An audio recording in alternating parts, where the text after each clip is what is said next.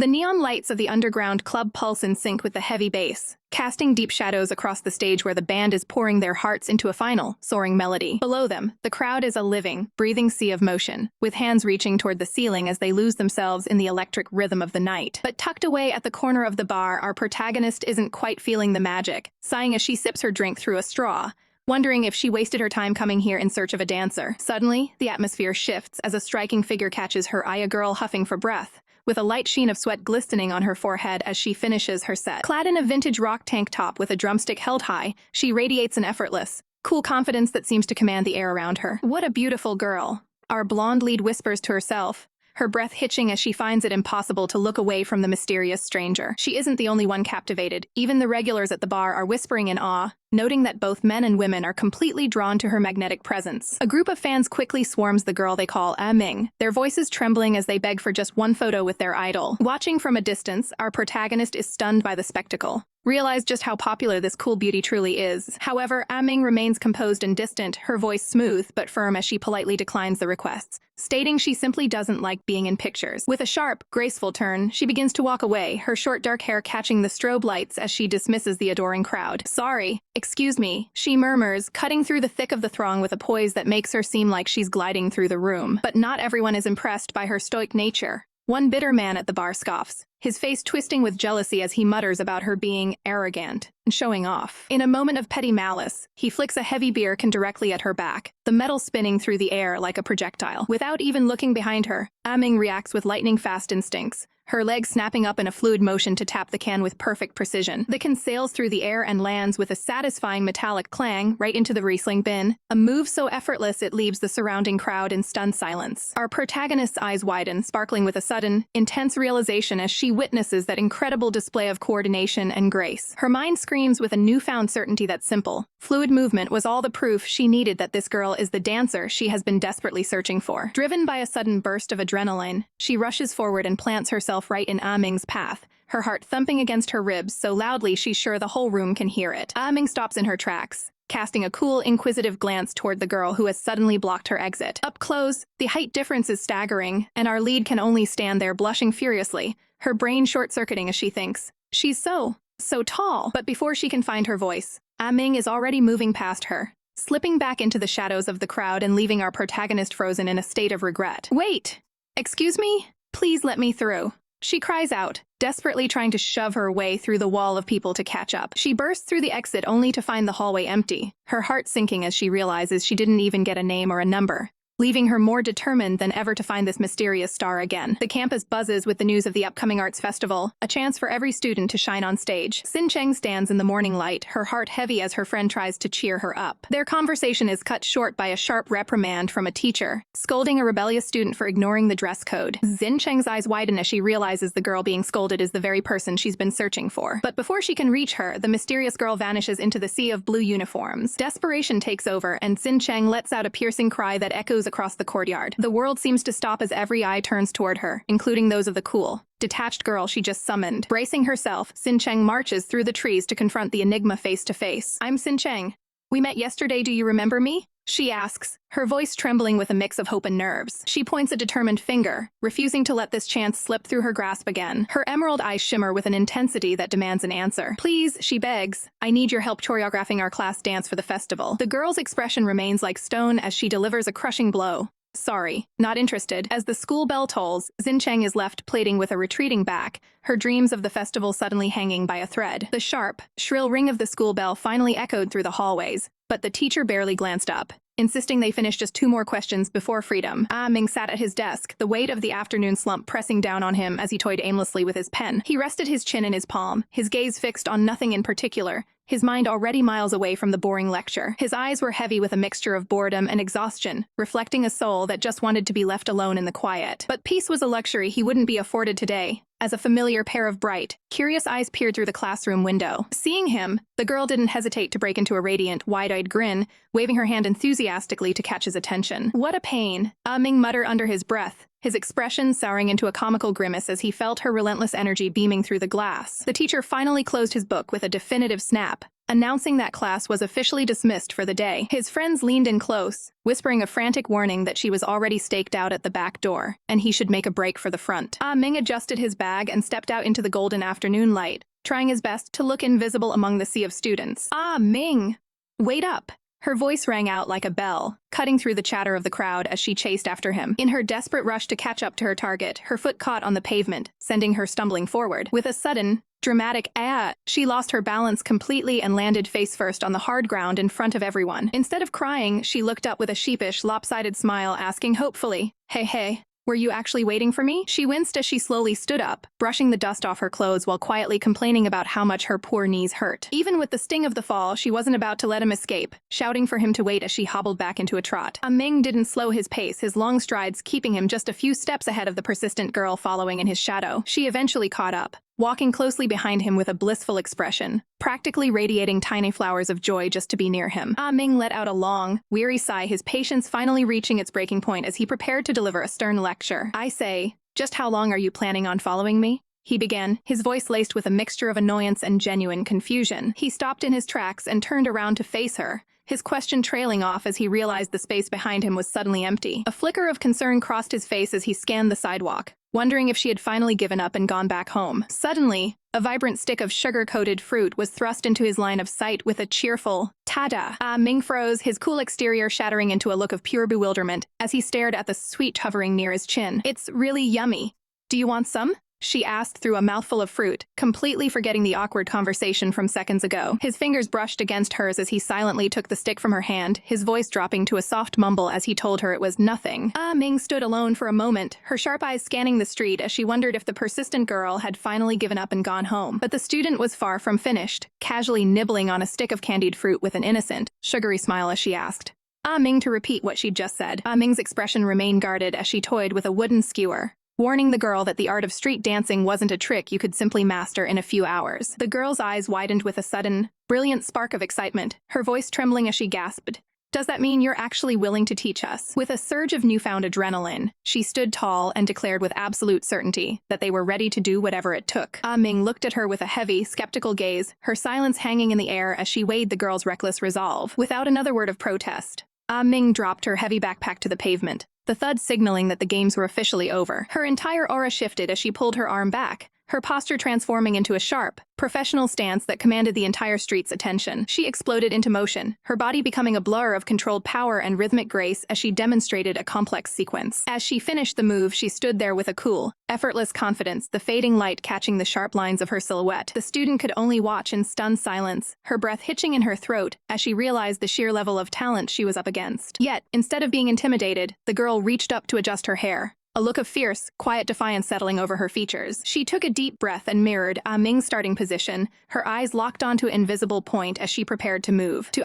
Ming's utter disbelief, the girl lunged into the routine, her body moving with a surprising fluidity that defied her amateur status. She flowed through the difficult steps, her long hair whipping around her like a golden veil as she poured every ounce of her energy into the imitation. When the last movement finally settled, the two girls stood facing one another, the air between them thick with unspoken tension and mutual surprise. Ming's heart hammered against her ribs as she stared, her mind reeling at the fact that this girl had memorized the entire sequence after seeing it only once. How was it? The girl whispered, her chest heaving as she searched Ming's face for even a sliver of approval. Before the silence could break, a red taxi pulled up to the curb, its headlights cutting through the dim evening shadows. The girl blinked in confusion as Ming stepped forward with a sense of finality, firmly opening the car door for her. "Master, please see her safely home," Ming instructed the driver, pressing the fare into his hand before the girl could even protest. Pressed against the cool glass of the window, the girl looked back with pleading, shimmering eyes, desperate for one last promise of help. Ming let out a long, weary sigh, her hand coming up to massage her aching temples as she muttered a reluctant,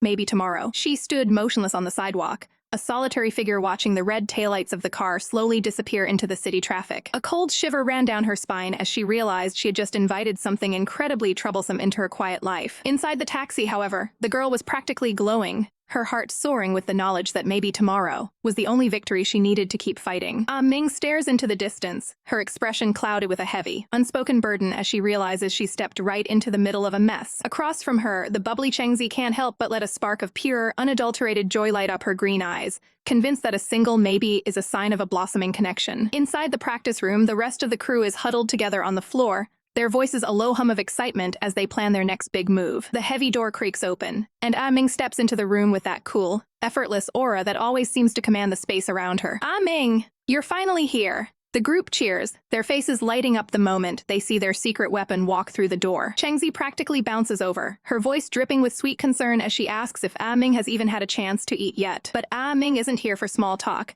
She points a sharp finger at the boys, her eyes narrowing as she demands they show her exactly what they've been practicing. She watches their clumsy attempts with a critical eye, finally sighing in frustration, because their movements are just too soft and lacking any real bite. "I'll do it once," she says, her voice dropping into a low, serious tone that sends a shiver of anticipation through the room. "So you better watch carefully." Without a second thought, she drops to the floor, her body moving with a sudden, explosive grace that catches everyone off guard. She's a whirlwind of motion, her sneakers squeaking against the wood as she executes a series of sharp, powerful transitions. In the heat of the moment, her hair falls over her eyes, but her focus never wavers, her breath coming in steady, controlled rhythms. She finishes with a gravity-defying freeze, her strength on full display as the rest of the team's frozen in absolute awe. "She's incredible." The girls whisper, their eyes wide as they realize just how high the bar has been set for their performance. Ming stands back up, barely even winded, and fixes the boys with a challenging stare, asking if they think they can actually match that. "Of course we can," they shout back, their pride wounded as they try to summon every ounce of bravado they have left. One of the boys tries to mimic her power, but his balance falters immediately,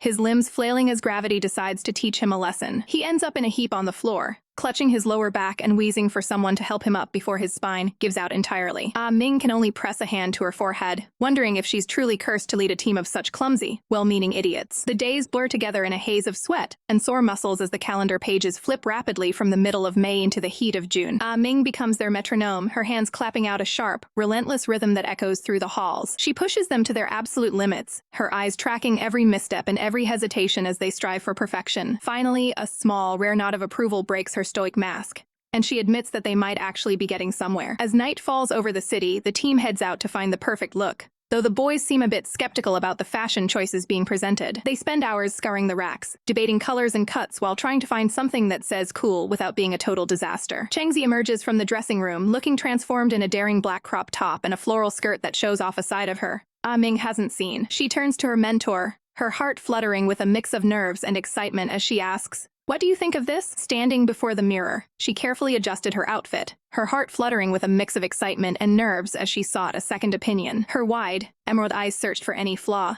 the weight of the upcoming performance pressing down on her shoulders. Ming stood leaning against the wardrobe, looking effortlessly cool in her oversized shades and a defiant tank top, a stark contrast to her friend's nervous energy. With a calm, calculating gaze, Ming finally spoke up, her voice steady as she offered to take over the styling herself. The pressure didn't stop there, as the very next day, the air in the studio was thick with the scent of sweat and determination during their final rehearsal. "One more time," the instructor shouted, and the dancers pushed their bodies to the limit, legs straining against gravity in a series of perfect handstands. Every muscle was taut, every breath synchronized, as they were ordered to maintain this flawless form for the big day. As the sun dipped below the horizon, the exhaustion was palpable. Yet they couldn't help but feel a spark of hope amidst their tired sighs. The school hallways were soon plastered with vibrant posters, promising a night where they could all truly indulge in the fleeting magic of their youth. Suddenly, the moment arrived. The blinding spotlights cut through the darkness of the auditorium as the announcer's voice boomed across the crowded room. The team took their positions on stage, a breathtaking tableau of grace and hidden fire that immediately silenced the murmuring audience. High-pitched screams erupted from the crowd, the students absolutely mesmerized by how dashing the performers looked under the professional lights. The music swelled, and they began to move, a fluid wave of motion that showcased weeks of grueling practice and unspoken chemistry. Every hair flip and calculated gaze was met with a fresh wave of cheers, the atmosphere electric with the thrill of a perfect show. The male dancers took the lead, their movements sharp and powerful, commanding the stage with an intensity that made hearts race. But in the blink of an eye, the rhythm faltered, and a sharp gasp escaped the crowd as one of the boys felt his balance slip away. His hand trembled violently against the floor, the muscles cramping up under the immense pressure of the stunt. "I can't hold it," he thought desperately, his face contorting in pain as his strength finally gave out. With a sickening thud, he crashed onto the stage, the silence that followed more deafening than any applause. Panic flared in the blonde girl's eyes as she looked at her fallen teammate, her mind racing with the terrifying realization that their perfect night was crumbling. Cruel whispers began to rise from the audience, hecklers shouting for them to just give up and get off the stage. Ming watched from the shadows of the stage, her gaze fixed on the boy who lay humiliated on the floor. A strange, cold fire ignited in her eyes, a look of sheer, unwavering focus that promised she wasn't about to let this end in failure. Her friends felt a shiver run down their spines as they noticed the shift in her aura. wondering what she could possibly be planning. Without a word, Ming stepped out from the wings, adjusting her cap with a level of confidence that demanded the room's absolute attention. She moved with the grace of a predator, her silhouette cutting a striking figure against the backlights as she marched toward the center of the disaster. The crowd's jeers died down into confused murmurs, everyone wondering if this mysterious newcomer was part of the act all along. Reaching the fallen dancer, she whispered a sharp command to stay down and play along, before striking a dramatic, show-stopping pose that turned a tragic accident into a masterpiece of stage drama. Backstage, the air is thick with adrenaline as the crew scrambles to keep the momentum going, shouting for everyone to stay in character and pretend the slip-up was all part of the show. Ming stands at the center of it all, her silhouette sharp and commanding as she holds a final, breathtaking pose that leaves the audience gasping. As the lights dim, she offers a deep, respectful bow, the roar of the crowd still ringing in her ears like a physical force. Exhausted, she pushes back her cap and wipes the sweat from her brow, muttering about how stifling the stage lights were, unaware of the heartthrob effect she's having. Suddenly, a voice pierces through the din, filled with pure, unadulterated joy as Chengzi calls out her name. Before Ming can even react, Chengzi throws her arms around her in a crushing hug, shouting that she was absolutely incredible out there. Chengzi's laughter is bright and infectious, her eyes sparkling with a pride that goes far beyond simple friendship. In the quiet of the dressing room, Ming catches a glimpse of herself, her own cool reflection framed by the chaotic energy of their silver-haired friend bursting through the door. The girl is completely out of breath, her face flushed as she gasps out a warning that a literal mob of fangirls is storming the backstage area just to get a look at them. Ming freezes, her eyes widening in genuine shock as the reality of her sudden popularity begins to sink in. Outside the door, the hallway is already vibrating with the screams of dozens of students, all of them desperate for a single selfie with the mysterious star of the show. Seeing the panic in Ming's eyes, Chengzi takes charge, grabbing her arm and insisting they make a run for the back exit before they're swallowed by the crowd. As their skin meets, the world seems to slow down for a heartbeat, the heat of the contact sending a jolt through both of them. In that moment, Chengzi feels a strange, rhythmic thrumming in her chest, like infinite droplets of water dancing against her heart, a feeling she can't quite name but can't ignore. They burst out into the night, hand in hand, running beneath a vast, starlit sky as if they're the only two people left in the universe. Later that night, the chaos of the school festival feels like a distant dream as Ming steps out of the shower, draped in a simple black tank top with a towel over her damp hair. She's barely had a moment to breathe when her phone begins to chirp incessantly on the bed, demanding her attention. She glances down to find a flood of new friend requests, including one from Skunk, and another from someone claiming that oranges are sweet, not sour. With a tired sigh, she stares at the glowing screen, wondering just how much her life changed in a single evening. She finally relents, her thumb hovering over the screen as she begins to sort through the notifications. The phone won't stop vibrating, a constant die-die-die sound that fills the quiet of her room while she tries to enjoy a simple glass of juice. A message from Chengzi pops up, filled with Zuxo and an urgent request for Ming to look at a link she just sent. Ming takes a sip of her drink, scrolling through the message, only for her eyes to nearly pop out of her head. On the screen is a viral post featuring high-quality photos of her performance, captioned with a frantic confession that her appearance made the poster's entire being explode. She stared at the glowing screen, her heart hammering against her ribs as she read the frantic forum posts about the street dance male god from the arts festival. The words male god seemed to grow larger, mocking her, as a cold shiver of realization raced down her spine. She stood frozen in the middle of her room, the phone a heavy weight in her hand while the silence of the apartment pressed in on her. Sinking into the soft embrace of her beanbag chair, she tried to breathe, but her thumb was already moving, swiping through the endless stream of gossip. Then, her breath hitched. There it was, a photo of the mysterious dancer standing face to face with a beautiful blonde girl. Her eyes narrowed, searching every pixel of the image for a sign, a hint of what was really happening between them. With a trembling finger, she snapped a screenshot, the digital click sounding like a gunshot in the quiet room as she hit send. Across town, a soft beep-beep broke the stillness of a moonlit bedroom, drawing the blonde girl's gaze to the glowing device on her lap. She looked down at the photo her friend had sent, her expression unreadable as she touched her fingers to her lips in a daze. A moment later, a voice message arrived back, filled not with explanations, but with a sudden, melodic burst of laughter. The short-haired girl listened to the recording, her brow furrowing in a mix of irritation and sheer bewilderment. "What is so funny?" She grumbled, yet a traitorous smile began to tug at the corners of her own mouth as the latter echoed. She stood up abruptly, the restless energy making her skin itch as she kicked her chair away and paced the floor. In the bathroom, she reached for a towel, hoping the cold water would snap her out of this strange, dizzying fog. But as she leaned over the sink, her eyes caught her own reflection, wide and shimmering with a light she didn't recognize. "Why am I laughing?" She whispered to the empty room, her cheeks flushing a deep, telltale crimson. Sleep was a lost cause. The night air was too thick with unspoken thoughts, so she lay back and let the music take over. The lyrics hummed in her ears, singing of skipping the romance and just losing oneself in the rhythm of the dance. As she drifted on the edge of consciousness, a vision of the blonde girl appeared, her hair a golden halo and her eyes transformed into swirling, infinite galaxies. She was falling, tumbling into a universe where only the two of them existed, surrounded by the silent beauty of 1,000 stars. She lay there in the silence of her room, the stars on her pillowcase, a mocking reminder of the distance between them as those stinging words echoed in her mind. Isn't she just someone on your phone? The morning offered no comfort, only the harsh reality of another day as she forced herself to the sink, mindlessly scrubbing her teeth while her eyes remained glazed with exhaustion. She splashed cold water onto her face, trying to wash away the lingering tension of a sleepless night. But the reflection staring back at her looked just as drained and hollow as she felt. Her stomach growled, a hollow ache that mirrored the emptiness in her chest, and she wandered toward the kitchen with a singular, desperate craving for a simple sandwich. But even the universe seemed to be against her today, as the refrigerator door creaked open, only to reveal a barren wasteland of empty shelves. Nothing to eat, she muttered under her breath, her heart sinking further as she realized her breakfast options were limited to a lonely head of cabbage and a few stray peppers. Giving up on any hope of home-cooked comfort, she headed out into the morning bustle, joining the line at a local stall to order a few buns and a bag of warm soy milk just to keep herself upright. She wandered through the crossover center, sipping her drink with a vacant expression, deciding she might as well stock up on supplies, so she wouldn't have to face that pathetic fridge again. Her mood lifted ever so slightly as she indulged in a massive haul of snacks and groceries, the sheer volume of treats promising a much-needed, sugary distraction from her thoughts. Lugging the heavy, overstuffed bag through the sleek mall corridors, she felt a brief moment of peace until a familiar sound pierced through the ambient noise and made her blood run cold. Her breath hitched in her throat as she froze mid-step.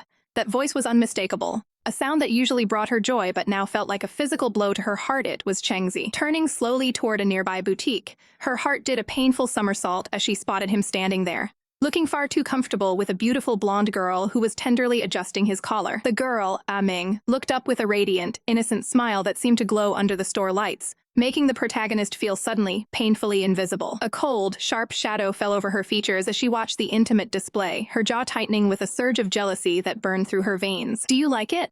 the girl asked with a playful tilt of her head, and Chengzi beamed back at her, his eyes sparkling with a warmth that felt like a total betrayal. He let out a soft chai chuckle, his cheeks flushing a deep, telltale pink as he basked in the girl's undivided attention. But the very second his gaze drifted toward the store entrance and landed on her, his smile died instantly, replaced by a look of pure, unadulterated shock. Ming followed his panicked gaze, her eyes widening with realization as she blurted out the one thing she absolutely should have kept to herself.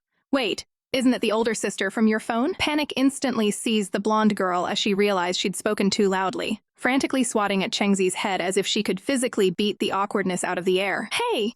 Ming! What a coincidence!" she chirped with a forced, high-pitched cheerfulness, while the poor boy clutched his head in genuine pain, wishing the floor would simply swallow him whole. Our protagonist just stood there, letting out a long, weary sigh as she brushed a hand through her hair, knowing full well that she had heard every single word. Jiajia's eyes sparkle with excitement as she gestures toward the racks of vibrant outfits, her voice bubbling over as she asks Ming what she thinks of the latest selection. Ming stands tall, her presence cool and composed, offering a brief, polite nod as she murmurs that the clothes are indeed quite cute. Her golden eyes soon drift downward, landing on the small, quiet boy standing beside them, and she can't help but ask if this little one is her brother. With a joyful exclamation, Jiajia drops to her knees, her face lighting up with pride as she confirms that he is her very own flesh and blood. She pulls the boy into a tight, affectionate embrace, squishing her cheek against his while playfully demanding to know if the resemblance isn't just striking. The young boy looks up at Ming with wide, innocent eyes that seem to hold a universe of wonder, offering a polite and high-pitched greeting to his new big sister. He stands tall as he can, introducing himself with a bright, toothy grin as Lurengia. Ming blinks, a flicker of genuine confusion crossing her sharp features as the name registers in her mind. Eh? A different last name, she wonders silently, her analytical mind immediately searching for the reason behind the discrepancy. Seeing the confusion, Jiajia quickly chimes in with an easy explanation, noting that she took their father's surname while her brother took their mother's. An agonizingly long, heavy silence falls over the trio, the kind of awkward tension that makes every second feel like an hour. Ming's hand drifts to her face, her thoughts racing as she desperately tries to think of a way to break the ice and sound like a normal human being. Finally, she manages to choke out a question, asking if they've had lunch yet, her voice betraying a hint of her internal panic. The moment the words leave her lips, she feels like a total fool, her inner self screaming that it isn't even 10 in the morning yet. But Jiaji is a ray of sunshine that can't be dimmed. She claps her hands together, insisting that they all eat together as her treat to Thay Ming for the dance lessons. Ming turns her head away, her heart hammering against her ribs as she berates herself for having absolutely no social skills. Suddenly, she feels a tiny, insistent tug on the hem of her shirt, drawing her attention back to the present moment. She looks down to find the little boy staring up at her with those big, shimmering eyes, practically begging her to say yes to their lunch date. Jiajia remains silent, her gaze soft and expectant, letting the weight of the moment hang in the air between them. It's a total system failure for Ming. An imaginary warning light flashes in her mind, signaling that her social stamina has officially hit rock bottom. Okay, she finally sighs, burying her face in her palm to hide the heat rising to her cheeks. Unable to resist the overwhelming pressure of their combined cuteness, the trio stands under the afternoon sun, the weight of the groceries forgotten as they ponder their next move. Little Jiajia doesn't hesitate for a second, pointing a determined finger as he declares his heart's desire for a steaming bowl of ramen. The blonde beauty turns her gaze toward Ming, her voice soft and hopeful as she seeks approval for the young boy's choice. Ming gives a small, quiet nod, noting that the specific ramen shop Jiajia loves is just a few blocks away. Eager to prove his strength and protect his companions, Jiajia reaches for the heavy plastic bag, determined to be the hero of the afternoon. A lighthearted laugh escapes the girl's lips as she teases that Jiajia is a real man, though Ming gently insists he only handle the smaller, lighter load. But as they reach the entrance of the shop, the air suddenly shifts and Ming freezes with a look of pure, cold apprehension written across her face. Is everything okay? Are we really eating here? She asks, her voice trembling slightly as the girl pulls back the Norin curtain. Ming quickly tries to mask her obvious discomfort, running a hand through her hair while a nervous sweat breaks across her brow. They settle into a traditional private booth, where the sliding door remains wide open, much to Jiajia's confusion as he wonders why they aren't closing it. As they wait for their order, a heavy, heart-thumping realization settles in the girl's chest. This is the very first time she has ever been truly alone with Ming. Usually the room is filled with the chaotic energy and loud laughter of the entire band after a long rehearsal, but now, the intimacy of the moment is overwhelming. Her heart begins to race, her eyes darting around the small room as she wonders why she feels so incredibly unnatural and stiff in this moment. She steals a glance across the table, finding Ming resting her chin on her hand, looking effortlessly cool yet lost in her own pensive thoughts. To her, Ming isn't just a bandmate. She is like a star in the night sky, far too brilliant and distant to ever truly reach. Every single detail, from the sharp line of her jaw to the way the light catches her eyes, seems to glitter with an ethereal, shining light. The heat rises uncontrollably to her cheeks, a fierce blush spreading until she has to look away to hide her flustered expression. Jiajia, ever the observant one, tilts his head and asks with pure innocence why her face has suddenly turned such a vivid shade of crimson. She remains trapped in a total daze, her thoughts swirling in a chaotic mess while she tries to regain her composure. The tension between them stretches thin, a silent, heavy conversation hanging in the air that neither of them knows how to begin. Jiajia blinks his large, curious eyes, sensing that something very strange and adult is happening between the two girls. Suddenly, the girl's eyes widen and her focus shifts as she spots a familiar figure through the gaps in the restaurant's partitions. Her breath hitches in her throat as she realizes with a jolt of shock that they aren't the only ones from school out for a meal today. There, sitting at a distant table, is their notoriously cold and expressionless teacher, Mayan Tan, looking surprisingly relaxed. But the real shock that sends her heart into her throat is seeing the person he's smiling at, the charismatic, cool lead singer of Ming's own band. When Zunan tried to focus on his work, but the air around him grew thick with a sudden, playful heat as Ki Lai leaned in, her fingers ghosting over his silver locks with a mischievous glint in her eyes. Nearby, Xincheng's breath hitched as she clutched her friend's arm, her eyes wide with disbelief at the sight of her teacher in such an intimate setting. Over there! Look! It's really him, she hissed, pointing toward the booth where the two seemed far too comfortable for a public place. Sure, caught right in the middle of this social disaster, felt a cold sweat break out across her brow as she realized her peaceful lunch was about to turn into a nightmare. The tension only spiked when Ki Lai, now wearing a server's apron, glided over to their table with a tray of steaming bowls, leaving the girls utterly bewildered by her presence. Jura tried to shrink into her seat, her heart hammering against her ribs as she felt Ki Lai's sharp, golden eyes lock onto her with predatory interest. Ki Lai's expression shifted from professional to intense curiosity, a spark of recognition lighting up her gaze as she leaned down to get a better look. Mingji, she chirped with a brightness that made Zhuor wanted to bury her face in her hands and disappear into the floorboards. With a casual lean, the server beamed at the group, her voice dripping with a sugary friendliness as she demanded to know exactly who these guests were. Xincheng nervously introduced herself and little Lurengia, her voice trembling slightly under the weight of the server's overwhelming, charismatic presence. "Hello, my name is Ki Lai," she replied, flashing a dazzling, practiced smile that seemed to illuminate the entire corner of the restaurant. Xincheng nudged the young boy beside her, urging him to show some manners and greet the handsome big brother standing over them. Little Jiajia looked up with wide, innocent eyes, a bright grin splitting his face as he offered a cheerful and loud greeting to the stranger. For a fleeting moment, Ki Lai stood frozen, her eyes softening and sparkling as if she had just encountered the most precious creature in existence. Suddenly, she lunged forward, scooping the boy into a dramatic, suffocating embrace while declaring he was far too cute to belong to anyone else. The scene was pure comedic chaos, with Ki Lai draped over the table like a love-struck fool while Zhuor watched on with a look of pure, unadulterated exhaustion. "Wait, you mentioned teacher Wen Sunan just now?" Xincheng asked, her brow furrowing as she tried to piece together the connection between the server and her professor. Across the room, the silver-haired man felt a sudden shiver run down his spine, a sixth sense telling him his quiet afternoon was officially over. Slowly, he lifted his head, his eyes scanning the restaurant with a growing sense of impending doom and social anxiety. His heart nearly stopped when he saw his own students sitting right there, watching his partner act like a complete and total lunatic. "Pretend I didn't see. Just keep looking at the screen and maybe they'll go away," he whispered to himself, shielding his face in a desperate bid for anonymity. Back at the table, Qi Lai was putting on a masterclass in theatrics, dabbing at her eyes with a handkerchief and bemoaning how cold Shure was being to her. Xincheng looked between the two of them, her mind spinning as she noted how much younger and more vibrant the server looked compared to a typical faculty member. Qi Lai simply hummed, a secretive, cat-like smile playing on her lips as she basked in the girl's confusion. "Guess," she teased, her playful energy clashing violently with Xuer's desire to simply pay the bill and run out the door. But as quickly as the drama began, her mood shifted again, her eyes snapping back to Xuer with a sudden, intense focus on what they should order next. With a final, flamboyant wave and a wink that could melt lead, she turned on her heel to head back toward the kitchen. Xuer watched her retreating back, a strange, lingering warmth in her eyes that betrayed the annoyed front she had been putting up all afternoon. Jia runs ahead with reckless abandon, ignoring the frantic warnings to watch his step as the girls follow behind with their heavy shopping bags. Suddenly, disaster strikes in the blink of an eye when a clumsy waiter loses his grip on a massive pitcher of water. The blonde girl freezes, her breath hitching as she watches the wall of cold liquid arching through the air directly toward her. But before a single drop can touch her, Ming lunges forward with lightning reflexes, using her own body as a human shield to take the brunt of the splash. Her heart hammers against her ribs as she gazes at her friend's back, trembling with a mix of shock and overwhelming guilt. The waiter is a mess of frantic apologies, but the damage is done. Ming stands there, completely drenched and dripping onto the floor. "My house is just around the corner. You have to come over and change," she insists. But Ming just shivers, stubbornly claiming she can just buy something random on the street. She won't take no for an answer, catching Ming's hand and looking up at her with eyes filled with a desperate, shimmering heat. Ming stares back, her pulse racing as she finds herself unable to retreat from such an intense, soul-piercing gaze. They soon arrive at the towering, ornate gates of the estate, the atmosphere shifting as they leave the chaotic streets behind. Once inside the warmth of the home, she immediately orders the maid to prepare 3 strawberry milkshakes to help them recover from the shock. She leads the way into the pristine bathroom, gesturing toward a fresh, plush towel with a bright, encouraging smile. Ming stands perfectly still, looking like a deer in headlights as the intimacy of being in such a private space begins to settle over them. "Wait,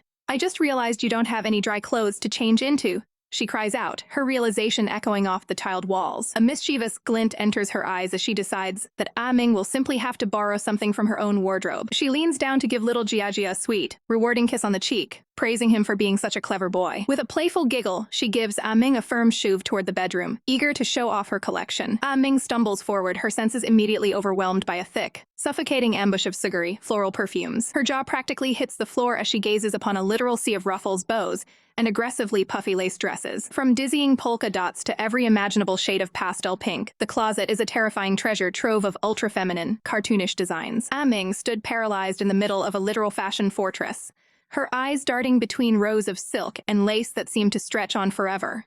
"There are too many clothes," she muttered, her voice trembling slightly as she looked at her friend. "I'm bigger than you. Just randomly get me something simple." With a mischievous glint in her eye, the blonde girl reached into the depths of the rack and pulled out a cream-colored confection of ruffles and delicate embroidery. "Tada! How about this one?" she cheered, holding the feminine garment up like a trophy. Ming's jaw nearly hit the floor as she stared at the sheer amount of lace decorating the collar.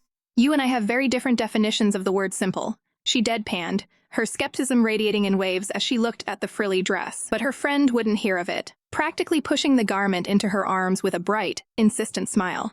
"Just wear it. It's loose and simple. I promise you'll look great in it." Defeated by the overwhelming optimism, Ming let out a long, weary sigh and clutched the fabric to her chest. "Fine, thank you. I'll go shower and change then," she murmured, retreating toward the bathroom while her friend watched her go with hidden anticipation. Outside, the blonde girl and the young boy sat on the floor, the air thick with a nervous, excited energy as they waited for the transformation to be complete. "Gigi, where does this piece go?" the boy asked, distracted by a puzzle, but his sister's eyes were glued to the hallway. Suddenly, the heavy silence of the apartment was broken by the sharp, rhythmic groan of a door hinge. Creak. Both of them froze in place, their heads snapping toward the sound as the light from the hallway spilled into the room, signaling the arrival of their guest. There stood Ming, but the tomboyish edge had vanished, replaced by a soft, ethereal beauty that left her blushing from her neck to her ears. She clutched her shoulder nervously, the frilled sleeves of the dress fluttering like butterfly wings against her pale skin. The blonde girl's eyes went wide, her hands flying to her chest in pure, unadulterated adoration. "Ah Ming, you're so pretty like this. You look absolutely adorable," she squealed, her voice filled with genuine wonder at the sight. Ah Ming felt like her heart was going to beat right out of her chest, her mind reeling as she stood there, the center of all that intense attention. This must be the climax of my life, she thought, her face turning a shade of red that rivaled a sunset. As the blonde girl stared, a sudden realization flickered in her eyes, a memory of her own reflection in that very same lace. It was the same dress she had worn before, yet on Ah Ming. It told a completely different, much more captivating story. They eventually settled down on the rug together, the tension beginning to simmer into a comfortable, domestic warmth. The blonde girl looked up at her friend, noting how much space she took up even while sitting. "Ah Ming, you're so tall. Is it because your parents are giants too?" Ah Ming blinked, her gaze drifting as she thought back to her younger years, feeling a bit out of place in the delicate ruffles. "Not really," she replied softly, the fabric of her borrowed dress shifting as she moved. "I've just been tall since I was a kid." A small, sheepish smile played on her lips as she offered the most logical explanation she could find for her height. "Maybe it's just because I ate and slept a lot back then," she admitted, looking down at her lap. The blonde girl stared at her for a beat, her expression going totally blank as hilarious. Blunt thought crossed her mind. Eat and sleep. Isn't that just the life of a pig? Shaking off the silly thought, she leaned forward, her voice dropping into a gentle, inviting tone to make her guests feel at home. "Well, your clothes are in the wash and won't be dry for a while. So why don't you just hang out with us for a bit?" She gestured toward the massive bookshelves lining the wall, offering a way to pass the time in the quiet apartment. "If you get bored, Ah Ming, just pick out any book you like and make yourself comfortable." Ah Ming stood up, her long legs carrying her toward the wall of paper and ink, her curiosity finally piqued by the collection. She scanned the spines, looking for something that might catch her eye in this unfamiliar home. Her fingers brushed against the spine of a specific volume, and without thinking, she pulled it from the shelf, the weight of it solid in her hand. She flipped the cover open, expecting a simple story or perhaps some school notes, but the pages revealed something she was never prepared to see. Flip open. In an instant, the blood drained from her face, her eyes widening in absolute paralyzing shock as the contents of the book stared back at her, threatening to change everything she knew about her friend. The tension in the room is thick enough to cut with a knife as she leans in, her voice a hushed whisper, asking the question that's been burning in her soul.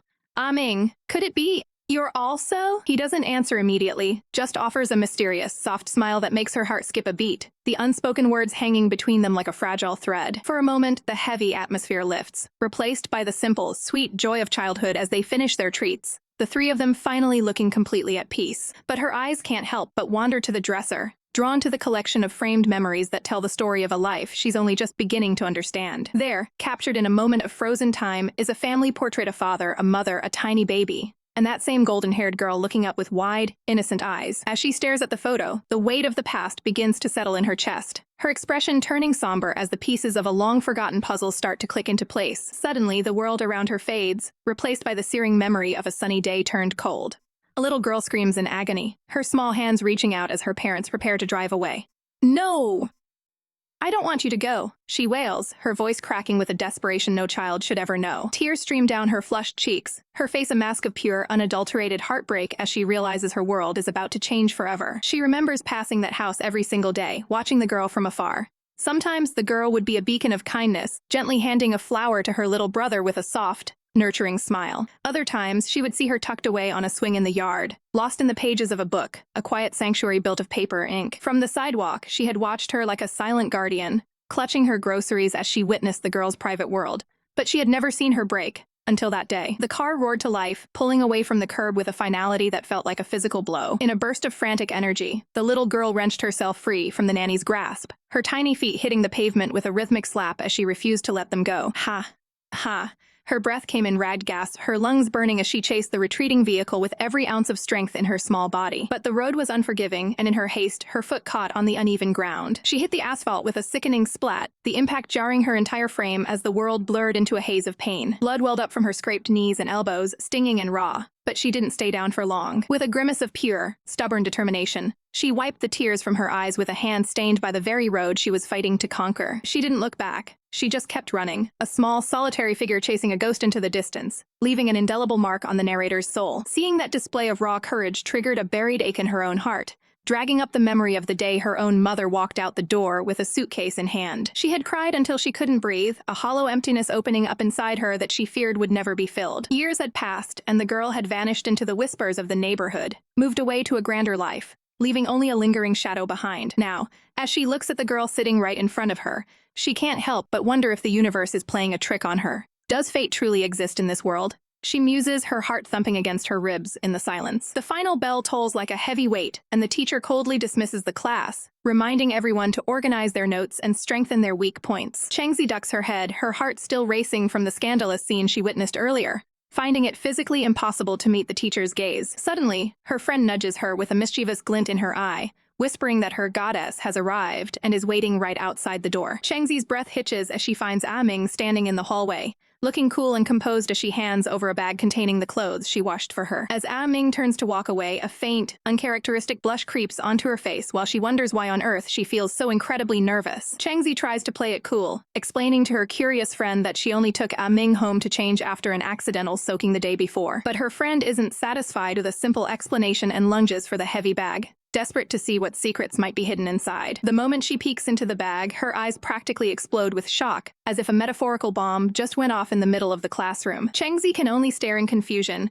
wondering what could possibly have caused such an over-the-top reaction from her bubbly companion. It turns out the bag isn't just full of laundry. It's packed to the brim with an assortment of delicious, high-quality snacks. Her friend immediately dissolves into a puddle of hunger, clinging to Chengzi's arm like a lost puppy, just as the intercom crackles to life, with an urgent studentsal announcement. Realizing she's late for the meeting, Chengzi sprints up the stairs, her footsteps echoing through the quiet hallway as she rushes toward the reference room. In her frantic haste, she rounds a corner and slams directly into a tall, broad chest, stammering out a breathless apology as she stumbles back. She looks up to find a pair of piercing, mysterious eyes staring down at her, the boy's silent presence feeling heavy and intense in the narrow corridor. Shaking off the strange encounter, she finally makes it to the meeting and begins the tedious task of sorting through the student growth files. Her fingers suddenly stop on a specific folder. It's Ming's personal file, featuring a photo that captures her effortless, brooding beauty. Her eyes scan the lines of handwritten text until they land on the birth date, written in bold, clear ink, August 26th. A cold shiver of realization runs down her spine as she asks her classmate for the current date, only to have her heart-stopping suspicions confirmed. As the golden afternoon light spills across the rows of empty desks, the school falls into a heavy, expectant silence. Chengzi's heart sinks when she realizes that Ming has already vanished from campus, leaving her with a sense of desperate urgency. Driven by a sudden impulse, the girls head to the bar where Ming works, but the manager delivers the crushing news that she never showed up for her shift today. Just as they are about to give up, her friend gasps and points toward a dark corner of the venue, asking if that person looks like their stone-faced teacher. Chengzi narrows her eyes, her pulse quickening as she tries to pierce through the smoky, neon-lit atmosphere of the club. There, amidst a sea of empty bottles, sits a man who looks exactly like their teacher, appearing far more disheveled and human than he ever does in the classroom. Terrified of being spotted, Chengzi grabs her friend and drags her away, insisting through gritted teeth that they must be mistaken. They wander deeper into the music venue where a band is setting up, the bassist adjusting his strings with a focused, magnetic intensity. The stage lights catch the sharp lines of his face and the glint of his glasses, making him look like a tragic hero from a dark romance. Changzi can't help but stare, her emerald eyes widening as she takes in the raw, electric energy radiating from the stage. Her friend giggles beside her, swooning over the high-quality faces in Ming's circle and wondering if they've accidentally stumbled into a den of idols. Finally, they track down the address listed in the school files, standing nervously before a plain, unassuming apartment door. With a trembling finger, Chengzi reaches out and presses the buzzer, the sharp sound echoing loudly in the quiet, sterile hallway. The rhythmic ringing continues for what feels like an eternity, the tension building with every passing second. At last, the handle turns with a sharp clunk, and the girls burst into cheers, holding up a beautifully wrapped gift as they shout a surprise birthday greeting to a completely stunned Ming. Ming leans over, pouring drinks for his guests while a loud, traitorous rumble echoes from his friend's stomach, betraying just how much they've been looking forward to this meal. "I'll cook dinner for you. Just give me one moment," he says softly, his eyes clouded with a lingering shadow even as he tries to be the perfect host. The girls waste no time digging in once the food is served, their faces lighting up with pure delight as they exclaim that his cooking is simply out of this world. But the festive mood falters when one of them innocently asks why his parents haven't arrived yet, causing Ming to stiffen and look away with a pained expression. Sensing the sudden drop in temperature, the blonde girl suddenly clutches her stomach and frantically asks for the bathroom, desperate to break the suffocating tension. Just then, the sharp, rhythmic trill of the landline cuts through the room, demanding attention like an unwanted ghost. Ming's hand trembles slightly as he lifts the receiver, his expression hardening into a mask of polite, icy distance. His friend watches him from the table, a piece of food frozen in her mouth as she senses the heavy shift in his aura. "When you left, you were more indifferent than I am right now, weren't you?" He whispers into the phone, his voice with a bitterness he can't quite hide from his guests. He stands with his back to the room, staring out the window while telling the woman on the other end that he isn't angry and that she's merely overthinking things. "I wish happiness to you, your husband, and your son," he says finally, a sentence that hits his listening friend like a physical blow as she realizes his family has moved on to a new life without him. The heavy clack of the phone returning to its cradle echoes through the silent kitchen, a final, cold punctuation mark on a conversation full of unsaid pain. His hand hangs limp at his side, still vibrating with the shock of the rejection he's just endured in total silence. Without a word, his friend steps forward and gently takes his hand in hers, offering the only warmth she can provide in this big, empty house. Meanwhile, across town, a group of frantic boys suddenly realizes they've committed the ultimate sin by forgetting their leader's big day. Back at the apartment, the girls try their best to soothe his aching heart, reminding him that a birthday is meant for eating cake and being happy, regardless of who stayed away. The phone begins to ring once more, and for a fleeting, hopeful second, Ming wonders if his mother is calling back to take back her indifference. But the door bursts open instead, revealing a rowdy gang of bandmates and even his homeroom teacher, all bearing a massive, ribbon-wrapped gift. Ming stands there, stunned and blinking, looking like a man who was prepared for a funeral but walked into a surprise party. "Why do you look so down?" one of them shouts with a grin, completely oblivious to the emotional wrecking ball that just swung through the room moments ago. The girls' eyes widen in absolute shock as they recognize the newcomers, their internal alarms blaring at the sight of the lead singer, and the teacher standing side by side in the tiny entryway. Amidst the sudden chaos and the shouting of his friends, a subtle, secret connection remains as fingers laced together, grounding Ming in a reality where he isn't actually alone. The silver-haired teacher looks like he's aged 10 years just being in the same room as his students, his eyes heavy with the weight of his luck. But the atmosphere shifts instantly when the dark-haired troublemaker flashes a wicked grin, suggesting they play the infamous king game to liven things up. Luck is on the blonde girl's side as she holds up her card with a triumphant laugh, declaring herself the king for this round. A mischievous glint enters her eyes as she taps her chin, wondering just how much chaos she can cause with a single number. "Number 3, she chirps, demonstrating a scandalous dare that involves touching someone's chest and whispering a hungry confession. The room goes quiet as everyone checks their cards, only for the realization to dawn that Wen Laoshi is the unlucky target. Puyi looks absolutely delighted by the teacher's misfortune, while the silver-haired man looks like he'd rather be anywhere else. But just as swift as the tall student with the man bun grabs Puyi's head, shaking him as if to say he's the one who really needs a replacement. In a moment of pure, unadulterated awkwardness, the silver-haired teacher actually follows through,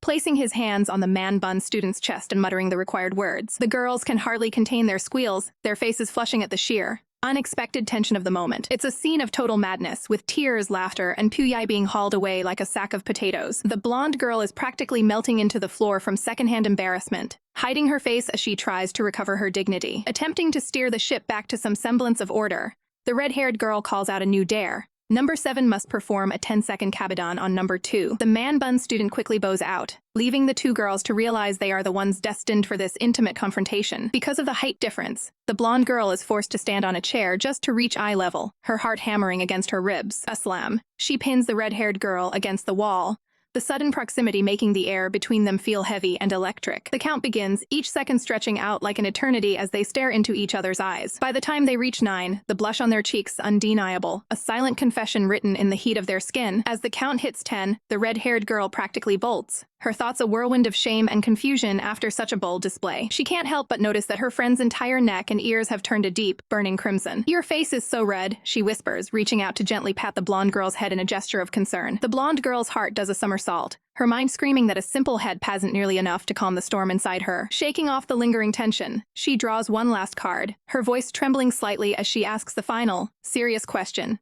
"What are you most afraid of losing?" Mingji stares down at the card in her hand, the 6 of spades feeling heavier than a mountain as she contemplates the weight of the question. "What I'm afraid of losing the most," she repeats softly, her voice barely a whisper that barely carries across the crowded room. Suddenly, she's transported back to a rainy afternoon, remembering the warmth of a protective embrace and the steady rhythm of a heart beating against her own under a single blue umbrella. Her friends exchange awkward, knowing glances, realizing the gravity of the question as they whisper that the term belonged to Mingji all along. Xincheng leans in close, her eyes searching her friend's face for any sign of the walls finally coming down. But Mingji remains silent, her expression guarded as she tries to bury the painful memories that the card unearthed. Sensing the sudden shift in the atmosphere, the group collectively decides that some wounds are still too fresh to touch. Xincheng quickly jumps in with a forced, bright cheer, shouting about how starving she is just to break the suffocating tension. The party finally winds down into a quiet hum, leaving behind nothing but the messy remnants of cake and the unspoken words hanging in the air. Later that night, the sharp, persistent chime of the doorbell echoes through the quiet apartment, startling Mingji from her solitude. She opens the door to find Xincheng standing there, but her greeting dies in her throat when she sees who is lurking in the hallway. It's her mother, the woman who left her behind, standing there with a nervous, hopeful expression that makes Mingji's blood run cold. The tension in the small hallway is thick enough to choke on as mother and daughter face each other for the first time in years. The mother tries to bridge the gap with a shaky, tentative smile, wishing she had arrived earlier to meet the friends who care for her daughter. Mingji feels a sharp, bitter pang of betrayal as she realizes Xincheng and her mother are already on a first-name basis. They eventually move to the dining table, but the silence between them is a deafening wall that no one knows how to climb. Xincheng looks back and forth between the two women, her eyes pleading for Mingji to show even a shred of kindness. Ignoring the chill in the room, the mother pulls out a tiered lunchbox, her hands trembling as she mentions she brought all the childhood favorites Mingji used to love. She sets the warm food out with a soft clatter, desperately hoping that a home-cooked meal can somehow mend what was broken so long ago. But Mingji's heart is a fortress. She coldly tells her mother to leave, reminding her that she has another family to get back to. The mother's face crumples into pure, unadulterated heartbreak as she asks in a cracked voice, Ming, you don't even want to eat a single meal with your own mom." The atmosphere at the table was thick enough to cut with a knife, leaving our girl wondering how on earth she could break the suffocating silence. Her fingers trembled slightly as she gripped her chopsticks, the simple act of eating feeling like a monumental task under such heavy scrutiny.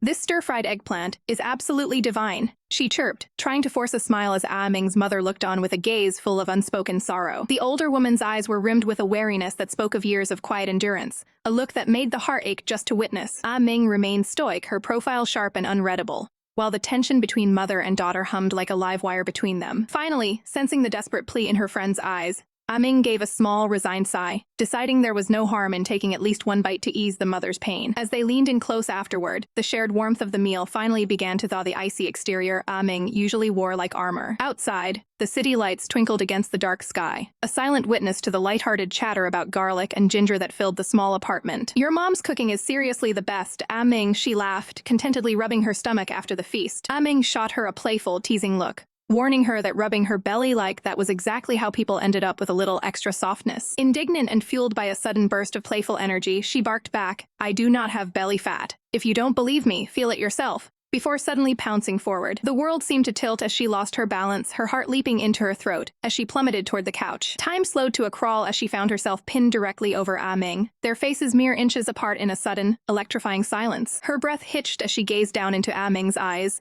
the playful argument forgotten in the wake of such overwhelming proximity. A soft hand reached up, fingers brushing against stray locks of hair with a tenderness that sent a shiver racing down her spine. Okay.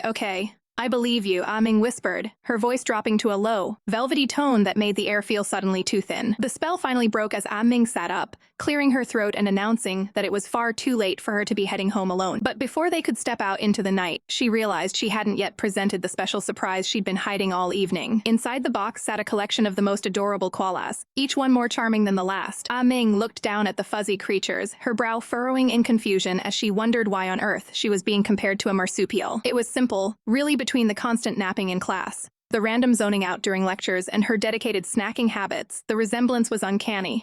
A koala spends 20 hours sleeping and the rest just existing, she teased, though her voice wavered as she saw Ming's stunned expression. "Do you not like it?" she asked softly, her heart sinking at the thought of a failed gesture. But Ming simply reached out, a gentle smile blooming on her face as she patted her friend's head, touched that she had come all this way just to share such a thoughtful gift. Outside, the sky was weeping, fat droplets of rain sliding down the heavy fabric of a raincoat as the world blurred into a gray, melancholic haze. Inside the quiet room, Ming's fingers trembled slightly as she held an old photograph, her gaze fixed on a memory she couldn't quite let go of. It was a picture of a brighter time, surrounded by friends who laughed and teased her, forcing a small, reluctant smile onto her lips for the camera. Her friend leaned in close, noticing the slight puffiness around Aming's eyes, the silent, heartbreaking evidence of a long, tearful night. The memory shifts back to the rhythmic splash of bicycle tires cutting through the puddles as the two girls rode through the downpour. Huddled behind Aming, her friend couldn't help but let the burning question slip. Why did she ignore her mother? And where was her father during all this? Realizing she had stepped into a minefield of trauma, she immediately apologized, her voice barely a whisper against the wind. But the floodgates had opened, and the painful truth about a father's love and a mother's cold betrayal began to spill out into the rain.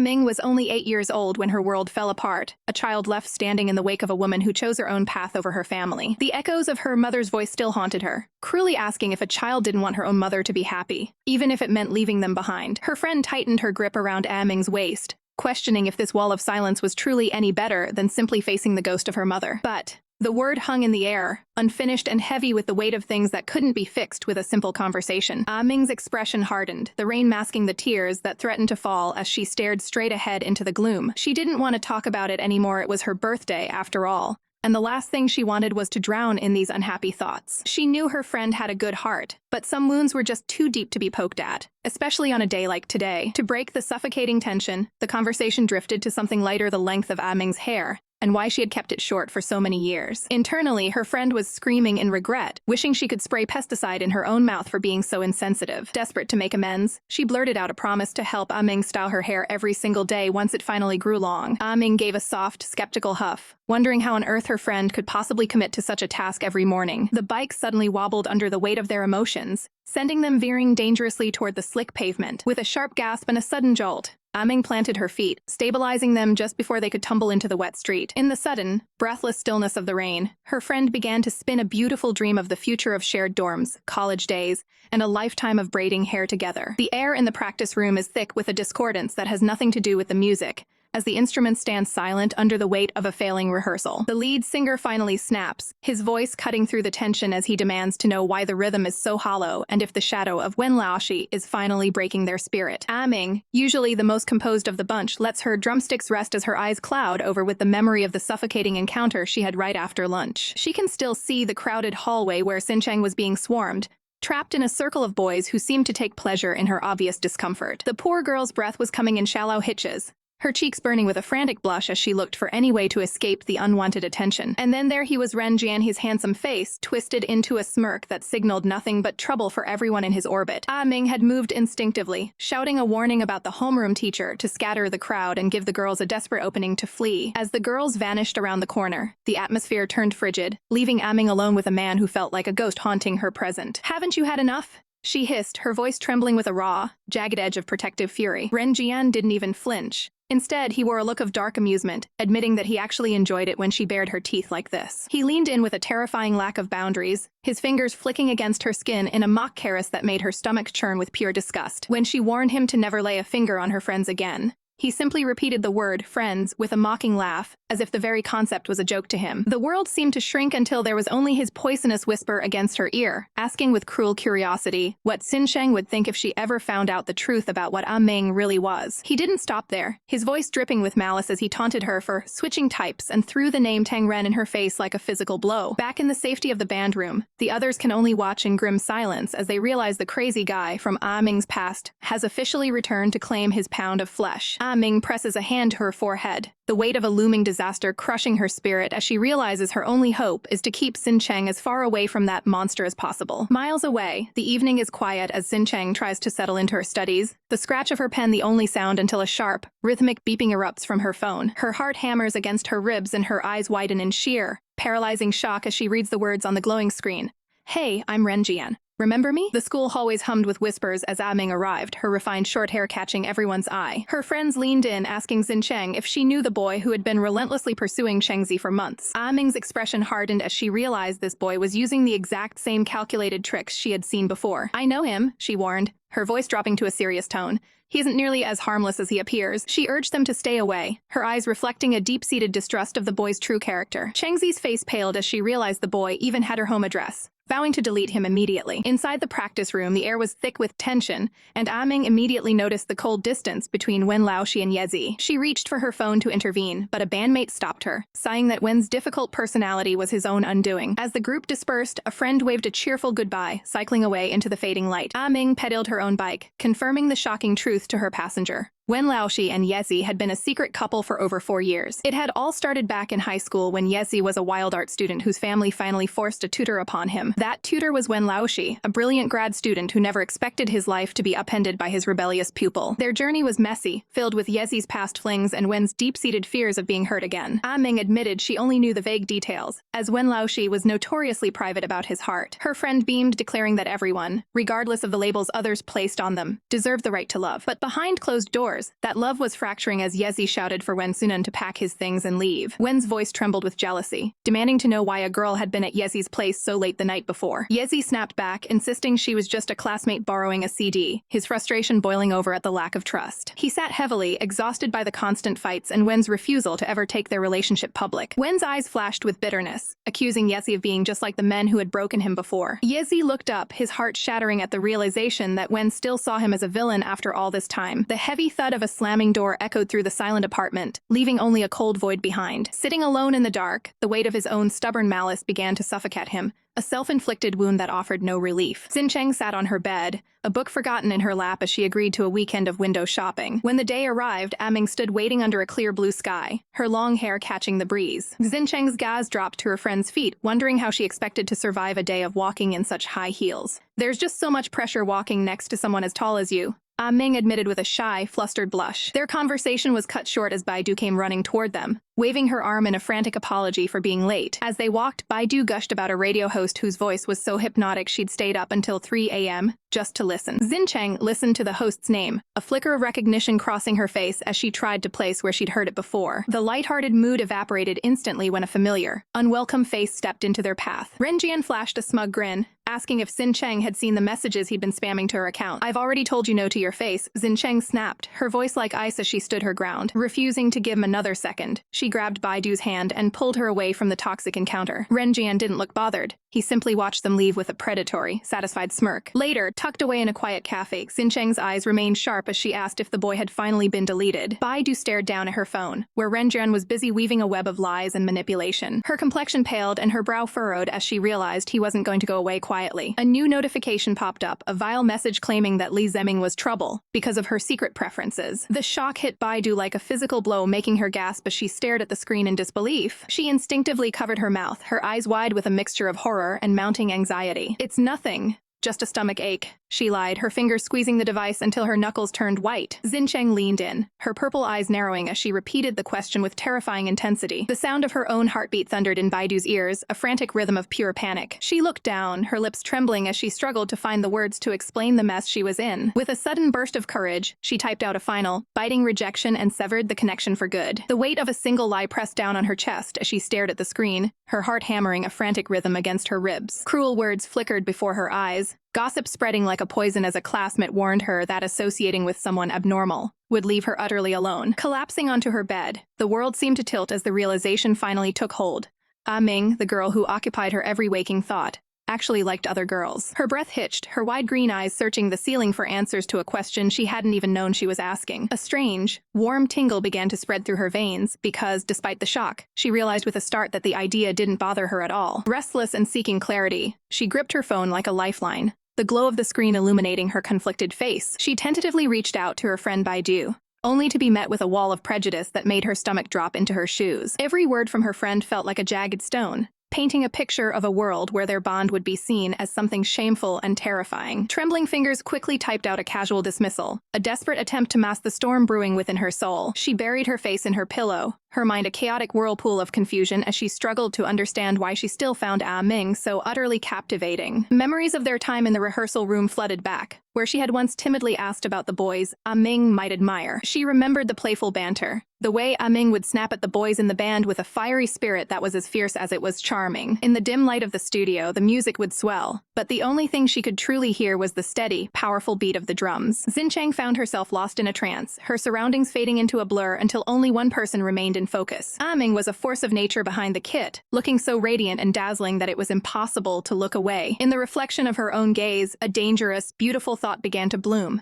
If Ah-ming liked her, would she be brave enough to reach back? The daydream was abruptly shattered by a sharp voice calling her name, dragging her back to the present moment with a jolt. A sudden, sharp pinch to her cheek sent a surge of heat to her face, effectively breaking the spell of her wandering mind. She looked up to find Ah-ming hovering over her, a playful yet questioning look in those eyes that always seemed to see right through her. As they rode together on the bike, the wind whipping through her hair, Xincheng gripped her head in frustration, wondering when her life had become so complicated. The confusion was a heavy veil over her heart, making her feel like a stranger in her own skin as she grappled with these new, forbidden feelings. But the drama was far from over, as Ah-ming suddenly dropped a bombshell about a mysterious identity that left Xincheng reeling in total disbelief. In the neon glow of a crowded karaoke room, I watched our friends laugh and sing, truly believing that this circle of ours would remain unbroken forever. It was a beautiful, naive assumption, the kind of dream you only allow yourself when you're young and surrounded by the people who make the world feel safe. But reality has a way of shattering those quiet delusions.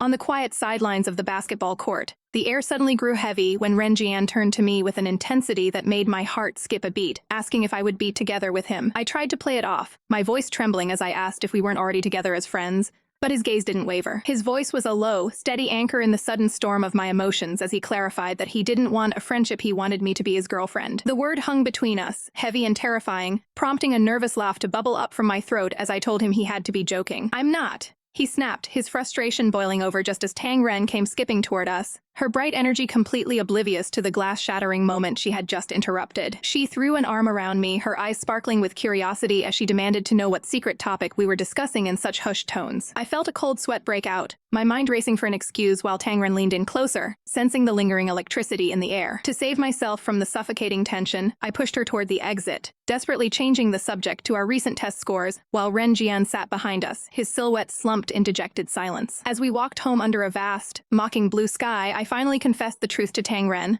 whose womanly intuition had already pieced the puzzle together. That night, we huddled under the covers of her bed, the safety of our friendship feeling suddenly fragile as she whispered her greatest fear, that if we started dating, our perfect trio would vanish forever. I reached out, our foreheads nearly touching in the dim light, promising her that nothing could ever come between us because she was my soulmate in every way that mattered. We distracted ourselves with silly talk of starry blankets and childhood dreams, trying to bury the confession under layers of normalcy. The next day, I stepped onto the court and channeled all my nervous energy into the game, praying that Ren Jian would simply forget the previous afternoon. But during a break, as the water cooled my parched throat, he leaned in and asked for my answer with a bluntness that made me choke. Water spilled onto the floor as I coughed, my eyes watering from more than just the physical shock. "I don't understand," I managed to gasp out, my heart aching as I asked him why we couldn't just remain the way we were, perfectly, safely, just friends. Ren Jian didn't say a word. Instead, he reached out, his fingers slowly grazing mine on the wooden bench in a silent, desperate plea for something more. The heat of his touch felt like a brand, and I recoiled instantly, my chair scraping against the floor as I barked out a defensive question. I turned and fled, my footsteps echoing through the gym as I left him sitting there,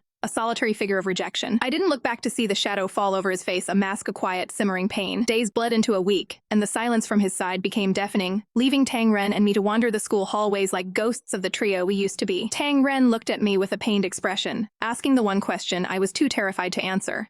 Did I actually have feelings for him too? I looked away, my fingers twisting in my hair as I admitted that his avoidance was making me more uncomfortable than the confession ever had. My mind drifted back to the very beginning, to those hazy karaoke nights where he first started lingering in my orbit. He had always been the type to notice a pretty girl at a glance, his eyes following the movement of the crowd. But I wasn't just any girl to him. I was the one who stood out because I refused to blend in, keeping my hair short and my uniform messy. He had played the long game, getting close to me through mutual friends and basketball practices, hiding his true intentions behind a mask of camaraderie. He had meticulously curated his life to match mine, listening to the music I loved and even pretending to bump into me at drum classes just to steal a few more minutes of my time. Back then, he was just the popular upperclassman everyone wanted to know, his name whispered in the halls of Class 6. His friends would tease him, shoving him toward the pretty underclassman who was looking for him, never realizing how deep his obsession truly ran. To him, it had been love at first sight, a magnetic pull toward a girl who didn't need to cling to anyone to stand tall. Every interaction, every accidental meeting at the CD shop to browse the latest specials, was a calculated step in his grand design. He didn't want want to be my brother or my protector.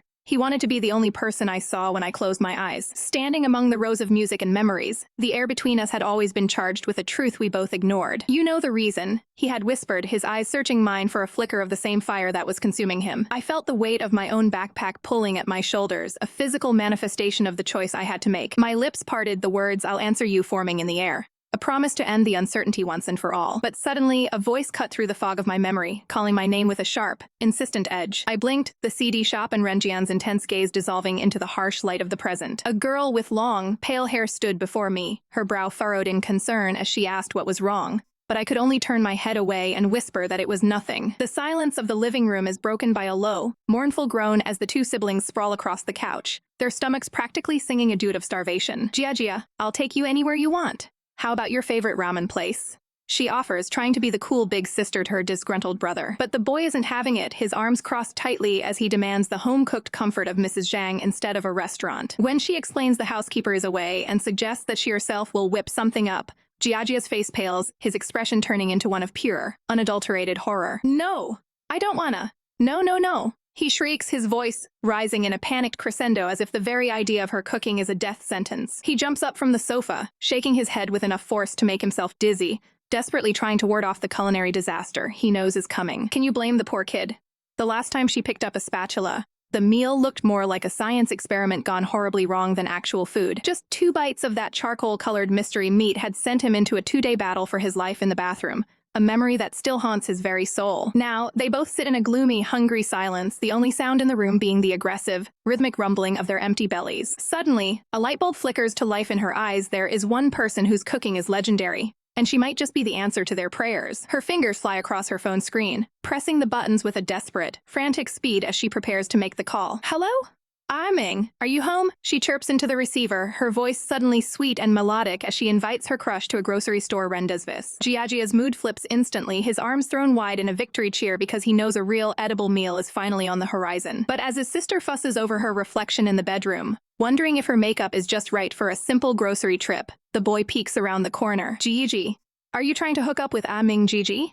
He asks with a mischievous glint in his eye that catches her completely off guard. She freezes mid-motion, her heart doing a frantic tap dance against her ribs as she stares at her stunned reflection in the mirror. The mascara wand slips from her trembling fingers, hitting the floor with a sharp crack as she demands to know where on earth a child learned such scandalous words. A short while later, the air in the supermarket feels heavy with a different kind of tension as she spots the cool, effortless silhouette of Ming among the produce. Ming, she calls out, her voice a mix of excitement and nerves as they stand surrounded by the vibrant colors of fresh fruit. Ming turns to them, her gaze calm and steady as she thoughtfully asks what the little family would like for dinner. But the peaceful domestic moment is shattered by a sudden, violent crash as a runaway shopping cart comes barreling toward them like a heat-seeking missile. Before she can even blink, a strong hand reaches out, pulling her away from the danger and right into a firm, protective embrace. The world seems to stop spinning as she finds herself pressed tightly against Ming's body, the sudden proximity making her breath hitch painfully in her throat. Her face is buried against the other woman's shoulder, the subtle scent of her skin filling her senses and making her head swim with dizzying heat. Softness. Under my palm, she thinks dizzily, her hand resting instinctively against Ming's chest as the adrenaline of the moment turns into something far more intimate. Her brain completely short-circuits, the realization of exactly where her hand is landing hitting her like a ton of bricks as she internally screams in a panic of pure embarrassment. I'm so sorry, my child is a brat. An apologetic mother cries out, breaking the spell as she rushes over to see if the young lady is hurt. Ming, let me help you, Jiajia chirped, leaning into the kitchen space with a hopeful glint in her eyes, desperate to share even a mundane moment with the woman she admired. But Ming didn't even look up, her expression a mask of cool indifference as she told Jiajia to leave the cooking to her and go keep the company instead. A heavy silence settled between them, and as Jiajia turned away, her heart sank with the nagging fear that she was nothing more than an annoyance. Trying to shake off the rejection, she focused on little Xin Cheng, who was desperately reaching for a colorful book tucked high on the library shelf. You have to ask Mingji first before you borrow her things, okay? She reminded him gently, her finger raised in a playful but firm warning. But as she stood there, her gaze drifted to a shadowed corner of the bookcase where something felt strangely out of place. Tucked away behind the rows of novels were 2 photo frames, intentionally turned around to face the wall as if their contents were a secret too painful to bear. Her heart began to race as curiosity warred with her sense of privacy, and her hand slowly reached out toward the mystery hidden in the wood. Suddenly, the door swung open and Ming stood there, her voice cutting through the tension like a blade as she announced that dinner was finally ready. Jiajia Jiajia froze, her finger still pointing at the hidden frames as she innocently asked why they were facing the wrong way. The air in the room turned frigid as Ming rushed forward, her movements frantic and uncharacteristically desperate as she snatched the photos away from prying eyes. I just misplaced them. They take up too much room anyway, she stammered, her eyes darting away, refusing to meet Jiajia's searching gaze. In that brief, chaotic moment of the scramble, a corner of the picture was revealed, showing a group of friends bathed in a golden, bygone light. There was a younger version of Ming, looking radiant in a way Jiajia had never seen, standing beside a handsome boy and a girl with a bright, pink-haired smile. Jiajia felt a cold lump form in her throat, her mind spinning with a sudden, sharp jealousy as she wondered who that girl was and why she looked so happy next to Ming. Later that night, the weight of the secret felt like a physical burden, and Jiajia reached out to flick off the lights, letting the oppressive shadows swallow the room. She stared into the dark, her intuition screaming that the boy in the photo, Ren Jian, held a piece of Ming's past that she was being intentionally locked out of. Was that the girl who shared a special bond with her? The thought of them still being in touch made Jiajia's blood run cold. This is so annoying. Why do I care about this so much? She whispered to the ceiling, her head spinning with 1,000 questions she was too afraid to ask. In her distraction, she fumbled with her drink, watching in dull shock as the liquid spilled across the bed, a perfect metaphor for messy feelings. She moved like a ghost to grab the tissues, the mundane task of cleaning up the spill doing nothing to soothe her fractured nerves. As she scrubbed at the stain, tears finally began to prick at her eyes, the realization hitting her that despite all their time together, she had never truly found a way inside Ming's heart. The morning light spills into the classroom, but the atmosphere is anything but peaceful as Baidu lunges forward, her voice laced with a mix of panic and motherly concern. Chengzi, why are your eyes so swollen? She cries out, her hands flying up to cup her friend's face with frantic urgency. Chengzi's cheeks are squished so tightly between Baidu's palms that her protest comes out as a garbled, unintelligible mumble, desperately pleading for her friend to just let her go for a second. The intensity in the air doesn't fade even as Baidu loosens her grip, her brow furrowed as she searches Chengzi's wary expression for answers. Oh, what happened? She demands, her voice dropping into a worried whisper that carries the weight of their deep bond. Chengzi can only sigh, her spirit feeling as heavy as her eyelids as she slumps against the hard wood of the desk. Baidu, do you think Ming sees us as friends? She asks, her voice trailing off into a hollow, uncertain space. She stares blankly at the tabletop, the silence between them stretching thin and fragile.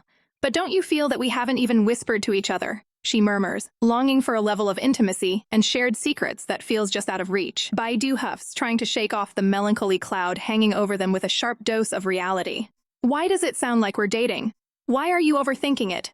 She exclaims before shifting gears to the mystery at hand, the big news Chengzi had been teasing for days. Finally, with a look of quiet resignation, Chengzi lets the secret slip through her lips. Yi Rensu is actually the one and only Pu Ye. The revelation hits Baidu like a physical shockwave, her eyes widening to the size of saucers as Chengzi frantically tries to hush her before the entire school catches wind of the scandal. No wonder Pu Ye's voice always sounded familiar. Baidu shouts, her heart hammering against her ribs as the pieces of the puzzle finally lock into place. A fire ignites in her eyes, a sudden, fierce determination replacing her shock as she stands tall. After school, let's go with Ming to their rehearsal room, she commands, her voice ringing with the authority of a woman on a mission. Chengzi blinks, startled by the sudden shift in her friend's energy.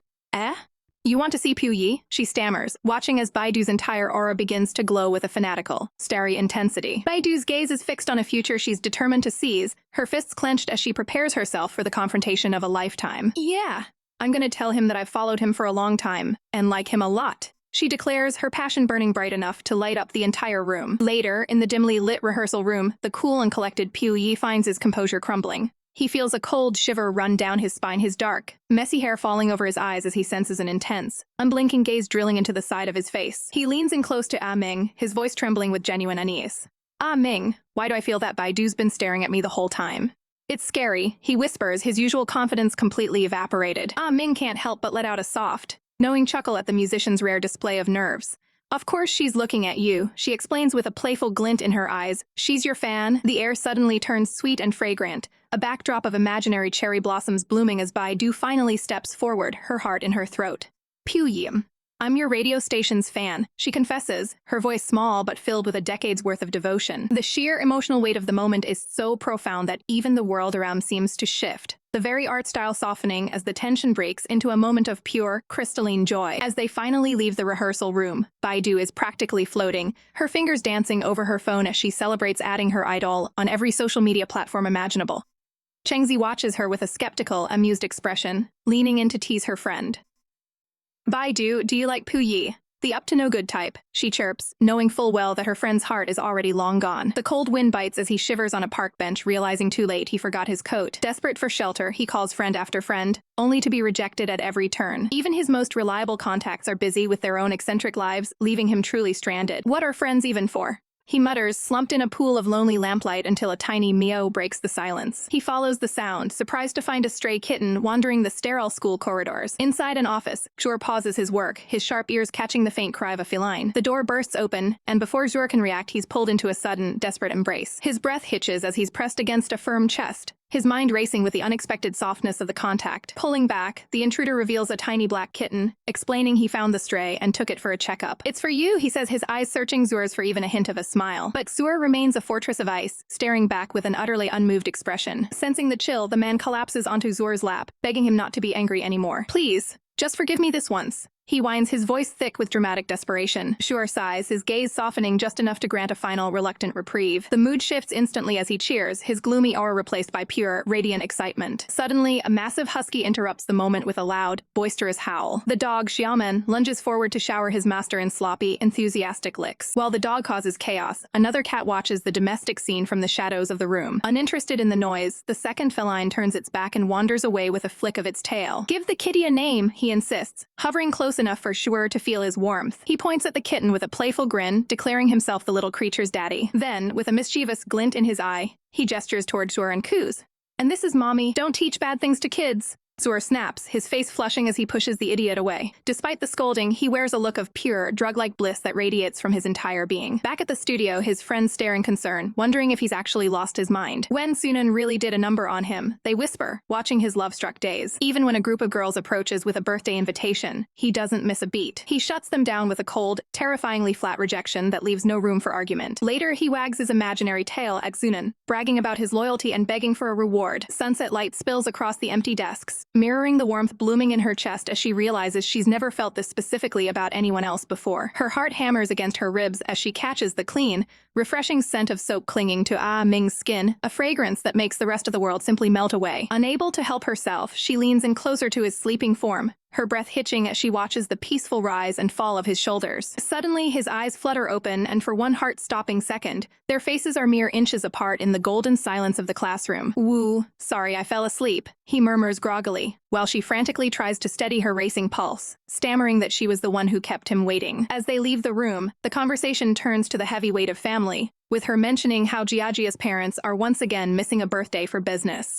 Ming's expression softens with a touch of melancholy, his gaze drifting as he thinks about the sadness hidden behind a child's lonely celebration. She admits with a bittersweet smile that she's practically a half-mom to the little one, having stepped in where their parents couldn't for years. "It's super magical when you're by my side," she whispers, her eyes shining with a vulnerability that makes Ming feel a profound sense of trust. In a quiet gesture of solidarity, their fingers find each other, their pinkies hooking together in a silent, sacred promise between two souls. They walk down the long, sun-drenched corridor hand in hand, the distance between them finally starting to bridge in a way that feels permanent. Later, amidst the neon lights and muffled music of the bar, she pulls Yezi aside, her voice trembling with a question she's been dying to ask. With a nervous swallow, she asks him how he truly knew his heart belonged to men, her eyes searching his for a clarity she lacks herself. Yesi laughs softly, admitting that before he met his true love, he simply dated girls because he thought that was the default path he was supposed to follow. His gaze turns serious as he confesses that he felt nothing but fear toward women until he finally found the person who made everything feel natural. She leans her head against his shoulder, the weight of his words sinking in as she reflects on the whirlwind of emotions she feels whenever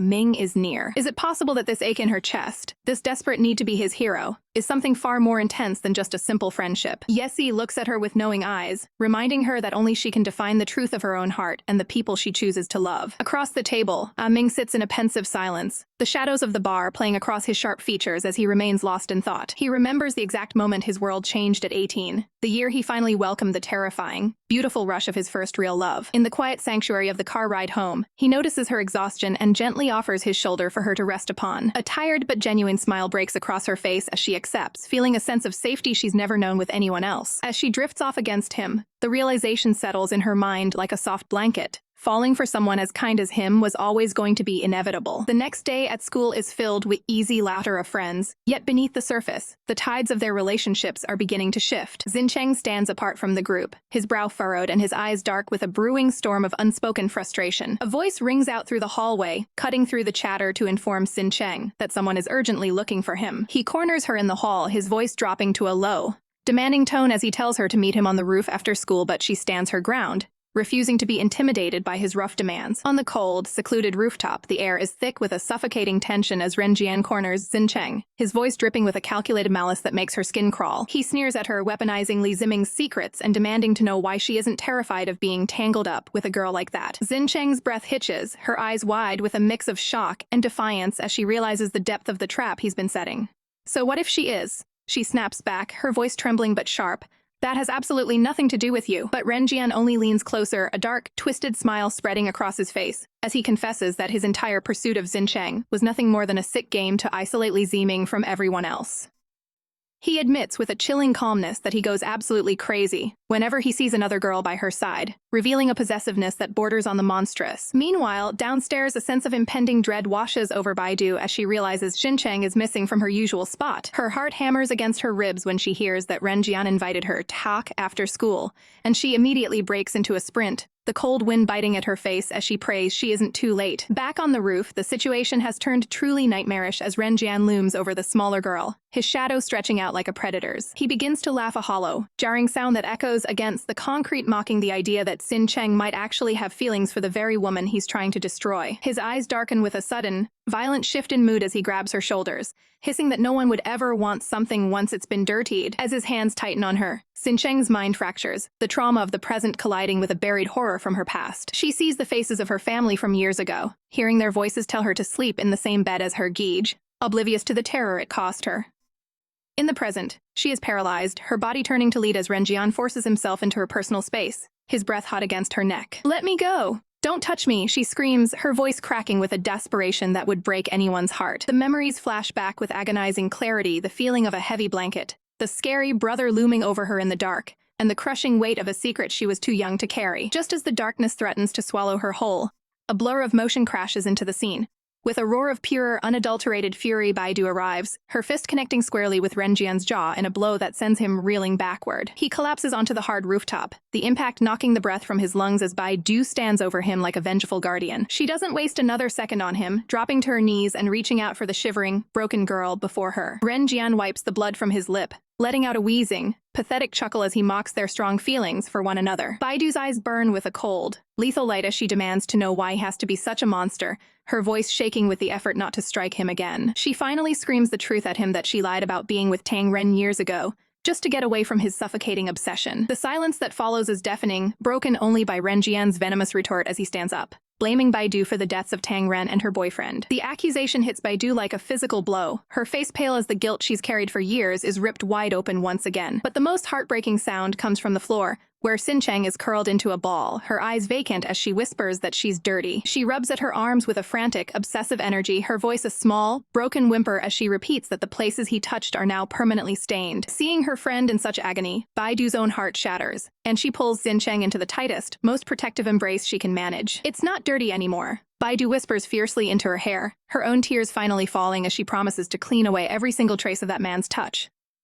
In that moment, amidst the cold wind and the echoes of trauma, Xincheng clings to her, feeling a warmth so profound it feels like the very first light of dawn breaking through a lifelong night. Li Ziming's journey into the heart of darkness began years ago, when she was left in the care of Aunt Lin, her parents completely oblivious to the shadow that would soon follow her. It was there she first met Xincheng, a boy 5 years her senior whose gaze was already too intense for a child to bear. Even their innocent nights were fraught with a tension she couldn't name, as they bickered over who would sleep in the middle of the bed. A small power struggle in a house that felt increasingly cold. But as the years passed, the boy's presence became a stifling weight, leaving her searching for any excuse to escape his side and his wandering hands. She felt like a prisoner in that house, and it was only the sudden arrival of her grandmother that finally felt like a true rescue from a fate she didn't yet understand. Now, standing in the present and looking back at the fragments of her past, she realizes the discomfort she felt wasn't just a child's whim. Every small gesture from Xincheng now carries a sinister weight, revealing a calculated obsession that has lasted for nearly a decade. "I'll cover for you in the future," he had promised with a smirk,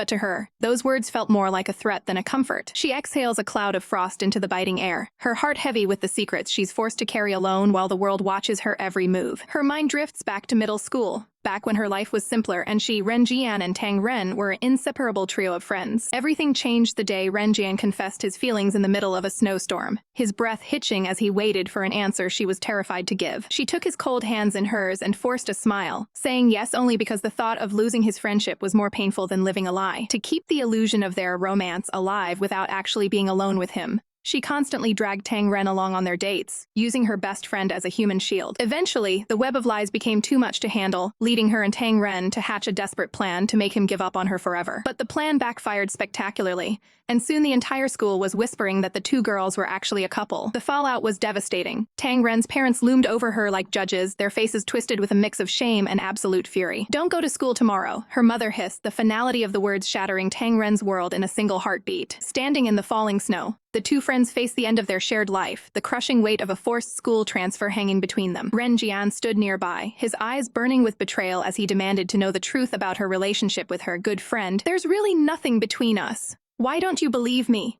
Ziming cried out, her voice cracking as she pleaded for a shred of understanding. As she turned to walk away, Renjian reached out, his fingers desperately grabbing her arm to stop her from leaving his life forever. With a sharp, sudden movement, she threw off his hand, her own heart racing with a mixture of fear and exhaustion. In the chaos of their struggle, her hat tumbled into the snow, a small, dark spot against the blinding white landscape. Renjian's face was a mask of pure panic as he screamed out Tang Ren's name, his voice echoing against the frozen trees. Then came the sound that would haunt Ziming's dreams for the rest of her life, the heavy splash of someone disappearing into the dark, freezing depths of the water. The surface rippled and swirled in the moonlight, leaving behind nothing but a chilling silence and the scent of impending tragedy. "It was my fault," she whispers to herself now, the memory of that accident still raw and bleeding in the center of her soul. The guilt is a poison in her veins, making her feel like a murderer for the grief she has brought upon everyone who ever cared for her. She closes her eyes, a single tear threatening to fall as she admits to the empty air just how much she misses Tang Ren. But then a soft touch on her shoulders pulls her back to the harsh reality of the present. A reminder that her past is never truly behind her. Unbeknownst to them, a hidden observer captures the intimate moment on a phone, the snip of the digital shutter sounding like a death knell. The next morning, the school is buzzing with a fresh scandal, students huddling in the hallways to check the latest viral posts. "Isn't this the goddess Li Ziming?" they whisper, their voices dripping with a judgmental curiosity that cuts deeper than any blade. Some students are heartbroken, while others are openly disgusted.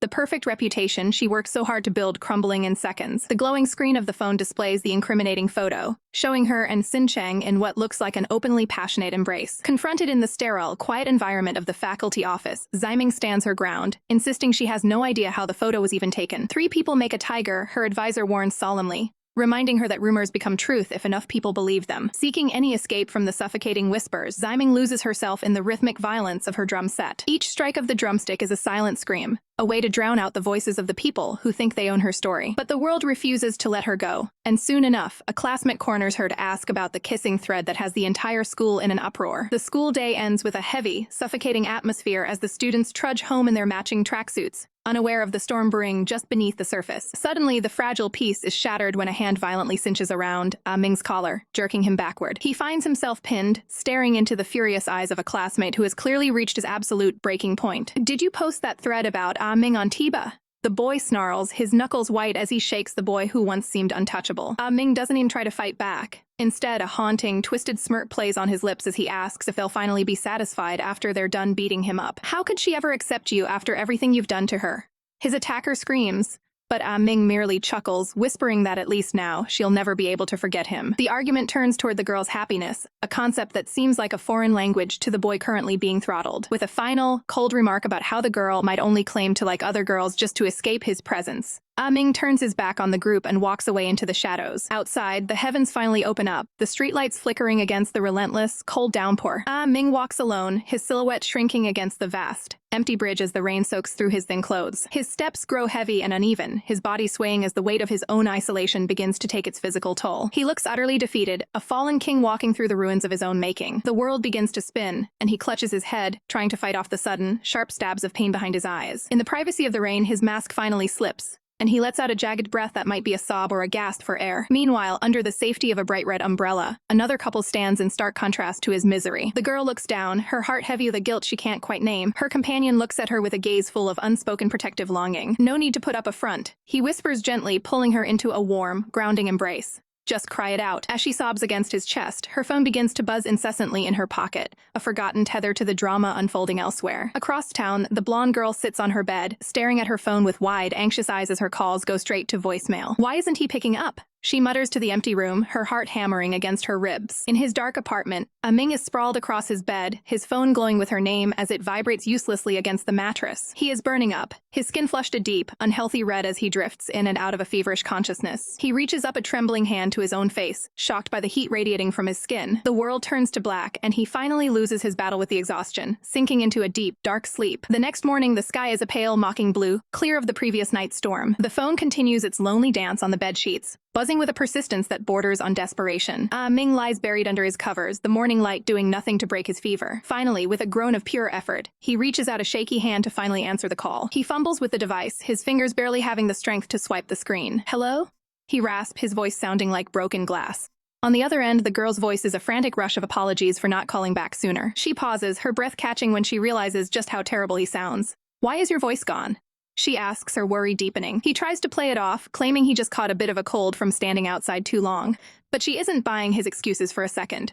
"Wait for me," she commands with a tone that leaves no room for argument. "I'm coming over right now." True to her word, she arrives shortly after, clutching a small medical kit as she stares up at him with a mixture of relief and irritation. She quickly gets to work, setting down a bowl of warm porridge she prepared just for him. Ming, your face is so red," she whispers, her hand hovering near his face as she notices the unnatural glow of his cheeks. The tension in the room shifts as she leans in closer, her eyes scanning his face for any sign that he's telling the truth about being fine. Before he can protest, she gently pulls him toward her, pressing her forehead against his to check his temperature in the most intimate possible. Her eyes go wide as the heat transfers to her own skin. "You really have a fever," she cries out, her voice rising in panic. She fumbles for the digital thermometer, and her heart nearly stops when she sees the reading, a life-threatening 40.3 degrees. Ming begins to sway, his eyes fluttering as he tries to tell her he just needs a nap, but his body is already giving out. "You should go back," he mumbles, even as he loses his balance. "You'll catch it." He collapses forward, his head landing heavily on her shoulder as his strength vanishes completely. For a heartbeat, they stay like that, their faces inches apart, the air between them thick with the scent of rain and sickness. But then his eyes close for good,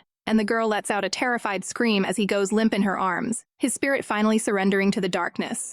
Ming opens her eyes to the sterile white of a hospital room, surrounded by the worried faces of her friends. Ming, how are you feeling?" they ask as she struggles to piece together why she's even here. Guge leans in, his brow furrowed as he asks if she remembers anything at all about the night. She shakes her head slowly, her eyes vacant as she whispers a soft, "Yeah. I don't know." Beside her, the girl feels a sudden, sharp pang of realization the memory of their intense conflict has vanished. She forces a smile, her heart racing with the relief that her deepest secrets might still be safe. But beneath that relief, a heavy sense of disappointment settles in her chest. Xincheng explains that he was the one who found her burning with fever and rushed her to safety. Ming insists she's better and wants to go home, her voice weak but stubborn. The hospital looms dark against the night sky as the group finally prepares to leave. Guge is ushered toward the car, told to focus on his exams while the others handle the rest. Inside the car, the silence is stifling, thick with unsaid words and heavy glances between them. A memory flickers, a harsh rejection where a lie about being gay was used as a desperate shield. "You lied about liking girls just to reject me?" The words echo, haunting the present tension. The girl watches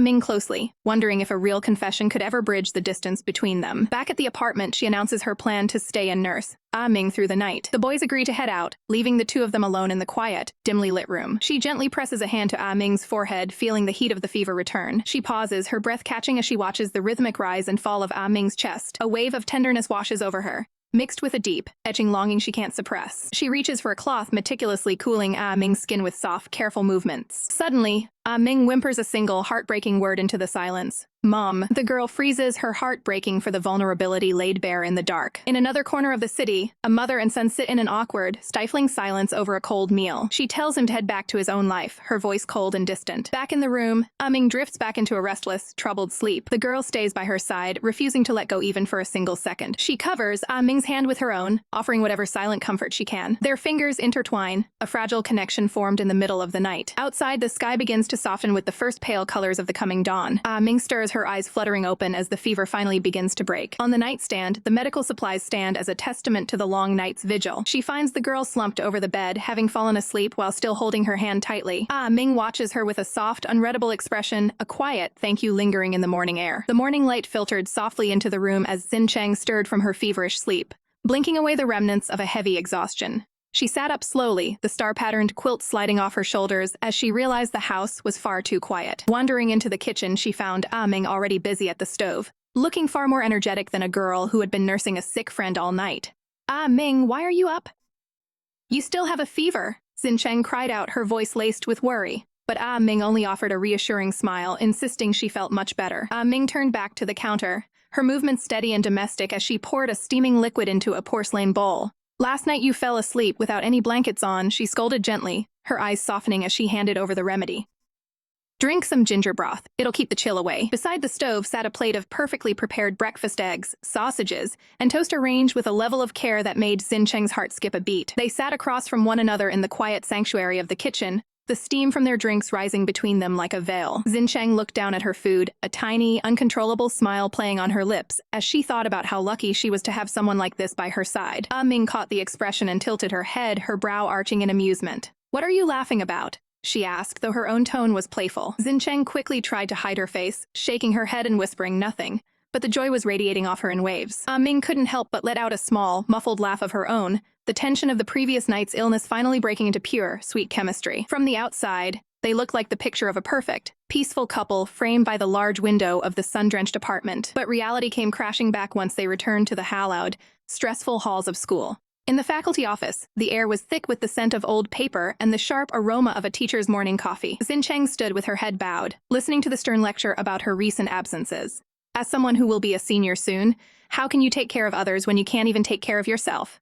The teacher barked, clearly unimpressed by her excuses. Nearby, Ming was facing her own interrogation, though she handled it with a cool, detached confidence, informing her instructor that her 40-degree fever was a thing of the past. The atmosphere in the office was suffocating, filled with the harsh symbols of academic pressure and the weight of expectations. Seeing her friend struggling under the teacher's glare, Ming stepped in, her voice steady as she told a calculated lie to protect them both. I had a high fever and my family wasn't around, she explained smoothly. My classmate Xincheng looked after me. Later, they found a moment of reprieve on a weathered wooden bench beneath the shade of a sprawling tree.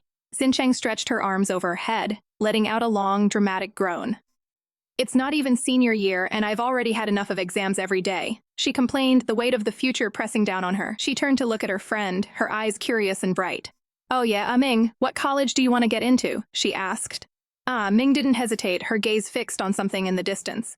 I want to try for a music school, she replied, her passion for her cravidant in her voice. Xincheng's face lit up with genuine pride, though a flicker of worry crossed her features. That's awesome. You'd have no problem. But what about your band? She asked softly. Ming's jaw set with a fierce determination. The band will not disband, she promised, her loyalty unwavering. She then turned the question back, asking what the artistically gifted Xincheng planned for her own future. Xincheng looked thoughtful, resting her chin on her hand. Maybe I'll try for a school near whatever city I like, she mused, her green eyes shimmering with a hidden meaning. The air between them suddenly felt heavy, charged with a sudden, electric tension as Xincheng's gaze dropped to Ming's lips. In a voice that was barely a whisper, she leaned in closer, the scent of the outdoors swirling around them. I like a city with you, she confessed, her heart thumping against her ribs. Ming froze for a heartbeat before bursting into a fit of startled laughter. Puhaha, what novel did you get that line from? She wheezed, clutching her stomach, as Xincheng's face turned a brilliant, embarrassed shade of crimson. Desperate to prove her sincerity, Xincheng pressed her hand against her chest, her fingers trembling slightly. From my heart, she insisted, her voice cracking with the weight of her feelings. Ming's laughter died away as she saw the raw vulnerability in her friend's eyes, her own cheeks beginning to flush a deep, dusty rose. Right now, I feel like I'm being confessed to, Ming whispered, her heart racing. Panicked by the sudden intensity, Xincheng waved her hands frantically, backtracking as fast as she could. I didn't mean anything by that, she squeaked. The romantic bubble was abruptly popped by the heavy thud of a boot hitting the pavement nearby. A male student stood over them, his shadow looming large. Is it such a good idea for you two to be showing affection at school? He asked, his voice dripping with a cold, judgmental edge. He offered a brief, superficial wave announcing he was heading to class, but the damage to the mood was already done. As he walked away, he cast one last lingering, suspicious glance over his shoulder at the two girls. His eyes narrowed behind his glasses, a dark thought crossing his mind. Ming's gonna do something bad again, huh? He muttered to himself, his suspicion bordering on malice. As night fell over the city, the glittering lights of the skyline blurred into a sea of bokeh, masking the secrets hidden within the high-rises. Inside one of the apartments, the boy from earlier stood by a window, his reflection staring back at him with a haunted, calculating expression. He looked down at his phone, his face bathed in the cold, blue light of the screen. With a decisive, cold movement of his thumb, he navigated to a social media thread and hit the delete button, erasing a piece of the past with a single tap. Miles away, Ming's phone let out a sharp buzz against her desk, startling her out of her thoughts. She looked down to see a message from a contact named Donkey Dada. Ming, looks like Ren Jian deleted the thread. The text read. Ming's expression hardened, her purple eyes turning sharp and cold as she processed the news. Her fingers flew across the keyboard, her touch frantic as she typed out a response. Yeah, do you still have his QQ? She stared at the screen for a long moment, the cursor blinking like a heartbeat, before she finally tapped the send button. Later that night, Ming lay in bed, the star-patterned blanket pulled up to her chin. In her hand, she clutched a framed photograph of a group of friends from a time that seemed so much simpler. Her eyes closed as she drifted off, but the words on the screen earlier haunted her dreams. She still didn't have the courage to face that divergent past, a past that was slowly catching up to her. Baidu, what on earth are you doing? Her friend asks, watching her slouch over the balcony in a fit of pure, unadulterated melancholy. It's obvious. I'm being miserable, Baidu sighs, her heart heavy with a weight she can't quite shake as she stares out at the school grounds. Her friend tries to offer a bit of cheerful advice, but Baidu just shoves her face away with a flat, don't hit people on the face, wanting only to wallow in her own drama. Her mind drifts back to the moment it all started. How could she be so empty-headed as to fall in love, just because of a beautiful voice and a single song? You're talking about Puyai. Give up. He has a girlfriend. Her friend warns, the words cutting through the air like a cold blade. But the heart doesn't listen to logic, and Baidu knows she can't simply go back to the time before she realized Yirensu was actually the man of her dreams. As they stand there in the quiet corridor, the silence between them is thick with the uncertainty of what comes next. Suddenly, Baidu clenches her fist against her chest, her eyes igniting with a new, dangerous resolve. I'm going to pursue him. Compete fairly. I'm not trying to ruin anything. I just want to show him who I am, she insists, her voice trembling with a mix of desperation and newfound hope. With a plan finally in motion, the two girls decide their first step is to track down Ming once the school day is over. The heavy tension breaks for a moment as Baidu laughs at her friend's sudden face of pure, starstruck adoration. I want to see my male god too.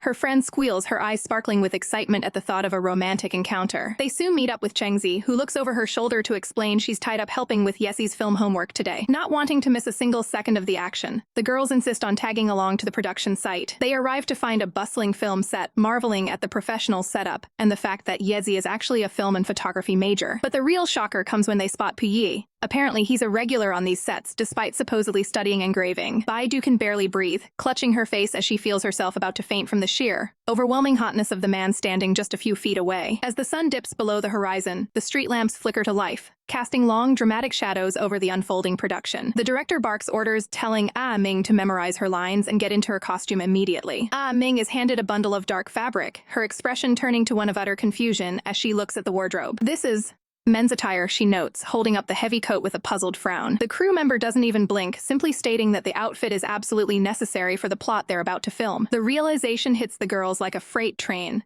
Ming isn't just an extra, she's actually acting as a guy for this scene. They stand frozen in place, their mouths hanging open in a state of complete and total disbelief at the twist. This is a BL film, and Ming and Pu Yai are gay together in it? They gasp, their worlds tilting on their axes. Baidu's head is spinning as she begs for some dog food to calm her down from the sheer intensity of the romance about to be served. The director just gives a casual thumbs up, declaring that as long as the face looks good, the gender of the actor doesn't matter to him at all. Now I finally believe you when you said he doesn't care about his major, the girls whisper, watching the chaotic genius of the director. In the midst of the busy crew, Puyi stands alone on his phone, his voice cold and distant as he tells someone he's far too busy to talk right now. The night set is a hive of activity, with lights and cameras positioned to capture every ounce of manufactured emotion. Suddenly, a glamorous woman appears out of the shadows, and Puyi's annoyance is visible as he asks why she's here when he explicitly told her he'd find her later. Seeing the two of them together, Baidu feels her heart shatter. She hasn't even started her pursuit, and she already feels like she's lost the battle. The woman remains unfazed by his icy reception, simply pointing to a spot where she can sit and watch him work. Puyi turns back to his script, his eyes darkening as he prepares to step into his role. The clapperboard snaps scene 1, take 3, and suddenly, Puyi explodes with a raw, terrifying passion that silences the set. He pins Ming against the wall, his voice a low, desperate growl as he demands to know if she likes him too. I don't believe it, he roars, pulling her into a desperate, crushing embrace that leaves the spectators breathless. The director watches through the lens, ecstatic that the outburst was exactly the kind of fire the scene needed. But for the girls watching from the sidelines, the shock is almost too much to handle. Their faces pale as they witness the sheer, heart-stopping intensity of the moment. The photo shoot is in full swing, but the air is thick with unspoken words and lingering glances. Without a word of warning, Xincheng breaks away from the group, her eyes fixed solely on one person as she navigates through the busy crew. "Ah Ming, let's go to the bathroom," she cries out, her voice trembling slightly as she reaches for his arm. Her grip is desperate, a silent plea disguised as a mundane request as she begins to pull him away from the prying eyes of the staff. They sprint through the trees together, the evening air rushing past them as the distance between them and the set grows. Ah Ming stops in his tracks, his brow furrowed in confusion as he points out, "Xincheng! The restroom isn't this way." Xincheng can hardly answer at first, her chest heaving as she tries to catch her breath in the sudden silence of the park. She leans over, her long blonde curls cascading over her shoulders as she gasps for air, the adrenaline of her sudden escape finally fading. Ah Ming's expression softens, his hand hovering near his face as he gently offers, "Follow me, I'll take you there." But Xincheng doesn't move, her large, shimmering eyes searching his face for a truth she's too afraid to voice. The world around them seems to vanish, leaving only the sound of the wind and the heavy thumping of her own heart. In a sudden burst of emotion, she throws herself into his arms, burying her face against his chest as if the world might end if she lets go. Stunned by the sudden contact, Ming's voice is barely a whisper as he asks, "Ooh, what's wrong?" She clings to him, breathing in his familiar scent, her cheeks burning with a heat that has nothing to do with their run. Ming's own heart begins to race, a frantic rhythm that echoes against her ear as his face flushes a deep crimson. He can no longer hide the truth, his hand finding its way to the back of her head as he breathes out the words she's longed to hear.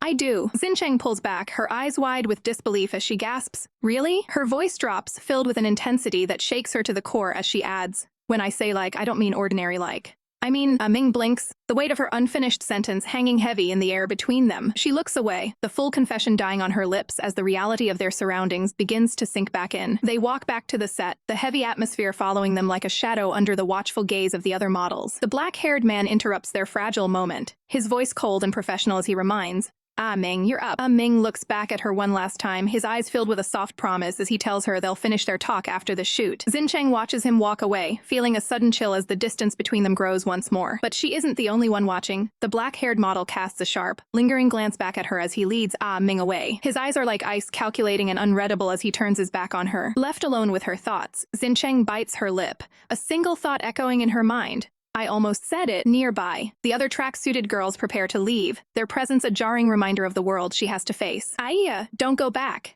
I still wanted to get a better look at that girl." One of them whines, her eyes lingering on the scene with nosy curiosity. She huffs in frustration, claiming her sister is being annoyed to death by the lack of gossip. Xincheng remains silent, her expression guarded as she stares into the distance, lost in a sea of conflicting emotions. Her companion stops, turning to her with a look of genuine concern and asks, "Hey, what's wrong with you?" They stand in the dim light of the alleyway, the tension between the two girls crackling like static. Xincheng refuses to answer, her jaw set as she struggles to keep her secrets buried deep within. She remembers a conversation from long ago, a warning about feelings that were never supposed to exist and the goosebumps they caused. She takes a deep breath, smoothing over her features as she prepares to hide her heart once again. After the long shoot, the crew packs up their heavy gear and prepares to head out. They settle into a vibrant sushi restaurant, the chefs greeting them with a loud welcome. Despite the spread, Ming sits in a daze, his appetite completely vanished. "I feel weird with Xincheng," he confesses, his voice heavy with confusion. His friend pauses, demanding to know exactly what he means by that. Ming stares into his cup, realizing he's become far too dependent on her existence. To simply call her a friend now feels entirely wrong. His companions tease him about his lack of experience with women, but he's too far gone to care. He takes a slow, brooding sip of his coffee, lost in thought. The table breaks into bickering, yet he remains trapped in his own head. The banter eventually fades into the background as the night winds down. Back in the solitude of his room, Ming sits at his desk, staring into the void. Her face haunts his memory, her voice replaying the moment she said her like wasn't ordinary. He breaks into a nervous sweat, agonizing over what he should possibly say next. Overwhelmed by the emotional weight, he collapses onto the desk in exhaustion. Suddenly, he bolts upright, a surge of adrenaline hitting his system. He grips his phone with trembling hands, finally ready to face the truth. Across town, Xincheng is relaxing at home, snacking casually with her younger sibling. Her heart skips a beat when her phone begins to vibrate on the table. She looks down to see a message asking what she meant by like earlier that day. A sharp gasp escapes her as her eyes go wide with shock. She immediately begins to choke on her food, panic seizing her chest. Her sibling rushes to help as she desperately gulps down water to clear her throat. "I'm really saying it. What do I do now?" she thinks, her hands shaking. Ming waits in agonizing silence until his phone finally buzzes again. He stares at the notification, his breath hitching in his throat. She types out that he is a friend she likes more than any ordinary person. Xincheng faceplants onto the table, feeling utterly defeated by her own confession. Ming reads the message, the words sinking into his soul. A rare, genuine smile spreads across his face as the tension breaks. On her couch, Xincheng's phone buzzes one last time. He replies that he likes her more than an ordinary friend too, sending her heart into overdrive. She erupts into giggles, the joy of the moment overflowing. A soft, beautiful glow settles over her face as she reads his reply. She clutches the phone to her heart, finally feeling at peace with her feelings. The air in the rehearsal room was thick with the scent of old wood and the lingering vibration of guitar strings. But the real tension came from the cold, detached look in Puyi's eyes as his bandmates cornered him. "We broke up," he stated with a chilling lack of emotion, his fingers still hovering over the fretboard as if his relationship were nothing more than a song he'd grown tired of playing. His friends could only stare in disbelief, wondering how many more hearts he intended to break. But one boy stepped forward, throwing a casual arm around Pu Yi's shoulder with a sly grin, suggesting that perhaps he should give up on the trouble of girls entirely and join their circle instead. Pu Yi's gaze didn't soften, his expression remaining like a mask of marble as he looked back at his friend, his silence speaking volumes about the walls he'd built around his heart. From behind the drum kit, Ming watched the display with a weary sigh, her voice cutting through the posturing as she asked if he had even bothered to try talking things out this time. The atmosphere turned volatile in an instant when Pu Yi's dismissive attitude finally snapped his friend's patience, leading to a heated confrontation where words were replaced by the harsh grip of a collar and a demand for answers. Ming didn't flinch, her eyes narrowed as she called him out for his cowardice, claiming he simply didn't want the weight of responsibility that came with truly caring for someone. Pu Yi merely turned his head, his pale, icy eyes reflecting a soul that seemed unreachable as he whispered that his efforts simply depended on the person standing in front of him. Meanwhile, the sunlight streaming into the classroom felt far too bright for the heavy secret Baidu's friend was about to drop, leaning over her desk with a look that promised a total upheaval of her world. "The heavens must be on my side," Baidu gasped, her heart leaping into her throat as the news hit her the boy she had admired from afar was finally single again. But the joy was short-lived, replaced by a cold splash of reality when her friend warned her that Pu Ye was a notorious player, a man who collected hearts like trophies and left them shattered in his wake. Baidu fell into a stunned silence, the warning echoing in her mind as she weighed the risk of her own feelings against the dark reputation of the boy she wanted. Yet, looking up with a fire in her eyes, she realized that she would rather face regret than the what-ifs of a life lived in fear, convinced that someone somewhere had to be the one to make him settle down. The grueling cycle of final exams eventually faded into the distance, making way for the quiet, biting chill of winter break. Ming was mid-bite into a sandwich, enjoying the rare peace of her own room, when the sudden, sharp buzz of her phone on the nightstand broke the silence. She answered with a mouthful of food, her cheeks flushed as she realized it was Baidu on the other end, her voice sounding frantic and full of nervous energy. Baidu was practically tripping over her words, begging Ming to come out and spend the day with her, her desperation to escape her own thoughts practically radiating through the speaker. Ming sighed, a small, knowing smile tugging at her lips as she agreed to meet, though she could tell something was weighing heavily on her friend's mind. As Baidu hung up, she stared at the blank screen of her phone, her reflection showing a girl who was teetering on the edge of a choice that could change everything. The grand architecture of the meeting spot loomed over her like a silent witness to her anxiety as she waited in the cold. Her breath hitched in the frosty air, her eyes scanning the crowd with a mix of hope and dread, her fingers trembling slightly inside her pockets. Suddenly, a familiar figure appeared behind her, Ming's stylish scarf trailing behind her as she spotted Baidu standing alone like a lost lamb, creeping up with a mischievous glint in her eyes.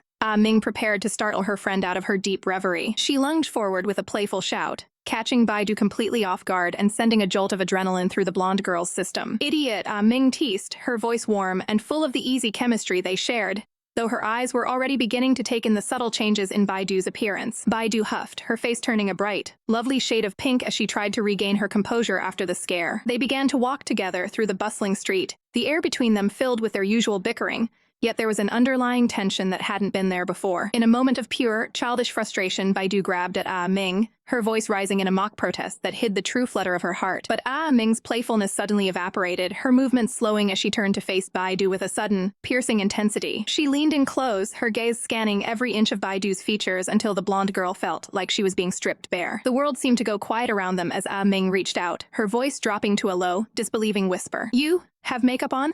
she asked, the realization hitting her like a physical blow as she stared at the carefully applied color on Baidu's face. Baidu's eyes went wide, her breath hitching as she realized her secret was out, her heart hammering against her ribs in the sudden, heavy silence that followed. She had spent hours in front of the mirror, carefully applying her makeup and choosing the perfect outfit. But now, standing beside her friends, she couldn't help but wonder if she had tried just a little too hard. As they strolled through the city, the conversation turned to their friend Pu Ye, and upon hearing he was currently working at his brother's bookstore, the girls eagerly decided to give him a call and invite him to join their Sunday outing. The bright blue sky stretched over the bustling streets, marked by elegant green signposts that pointed toward various attractions in this sprawling urban maze. What had started as a simple trio of friends had somehow ballooned into a full-blown tour group, weaving through the crowded walkways past charming little kiosks. Looking at the massive group, she felt a wave of social exhaustion wash over her, sighing at how a simple afternoon had turned into such a chaotic ordeal. Sensing the heavy atmosphere, the two boys in the lead exchanged a knowing glance and suggested the group split up for a while,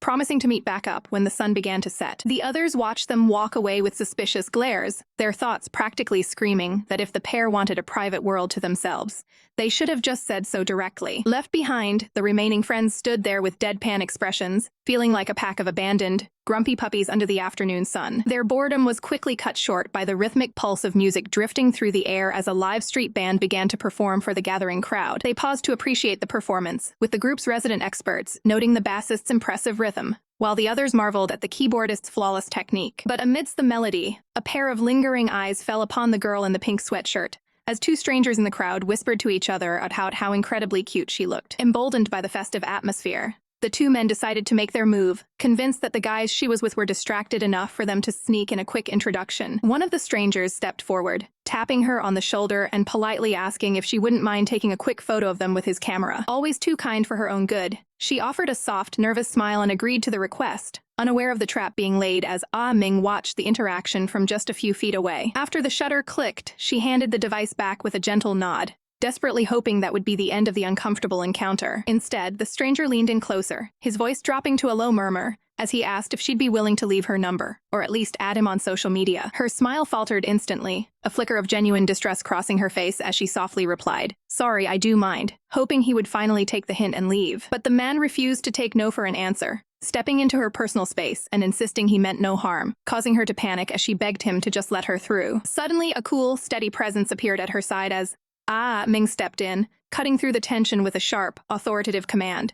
"Xincheng, let's go." In an instant, the world seemed to shrink until those two bothersome strangers were nothing more than blurred background noise, completely dismissed by the pair. Ah Ming didn't even give the men the satisfaction of an argument, her violet eyes filled with a cold, protective fire that made it clear she was not someone to be trifled with. Without a second glance at the stunned men, she turned her attention entirely to her friend, her expression softening just a fraction as she checked to see if she was all right. The harassers were left standing in the dust, completely speechless and humiliated as they watched the two girls walk away into the safety of the crowd. Ah Ming's hand moved with a grace that felt both casual and deeply intentional, reaching out toward the girl she had just rescued. "Don't get lost," Ah Ming whispered, her voice like silk against the roar of the city as she reached down and suggested, "Let's hold hands." As their fingers intertwined, a faint, beautiful blush crept onto Ah Ming's cheeks, her gaze lingering on the girl with a tenderness she usually kept hidden. Xincheng's heart began to hammer against her ribs, like a trapped bird, the rhythmic thudding of her pulse deafening as she realized that Ah Ming had just called her cute with the most serious face she'd ever seen. It's normal for a girl to go out with makeup on,"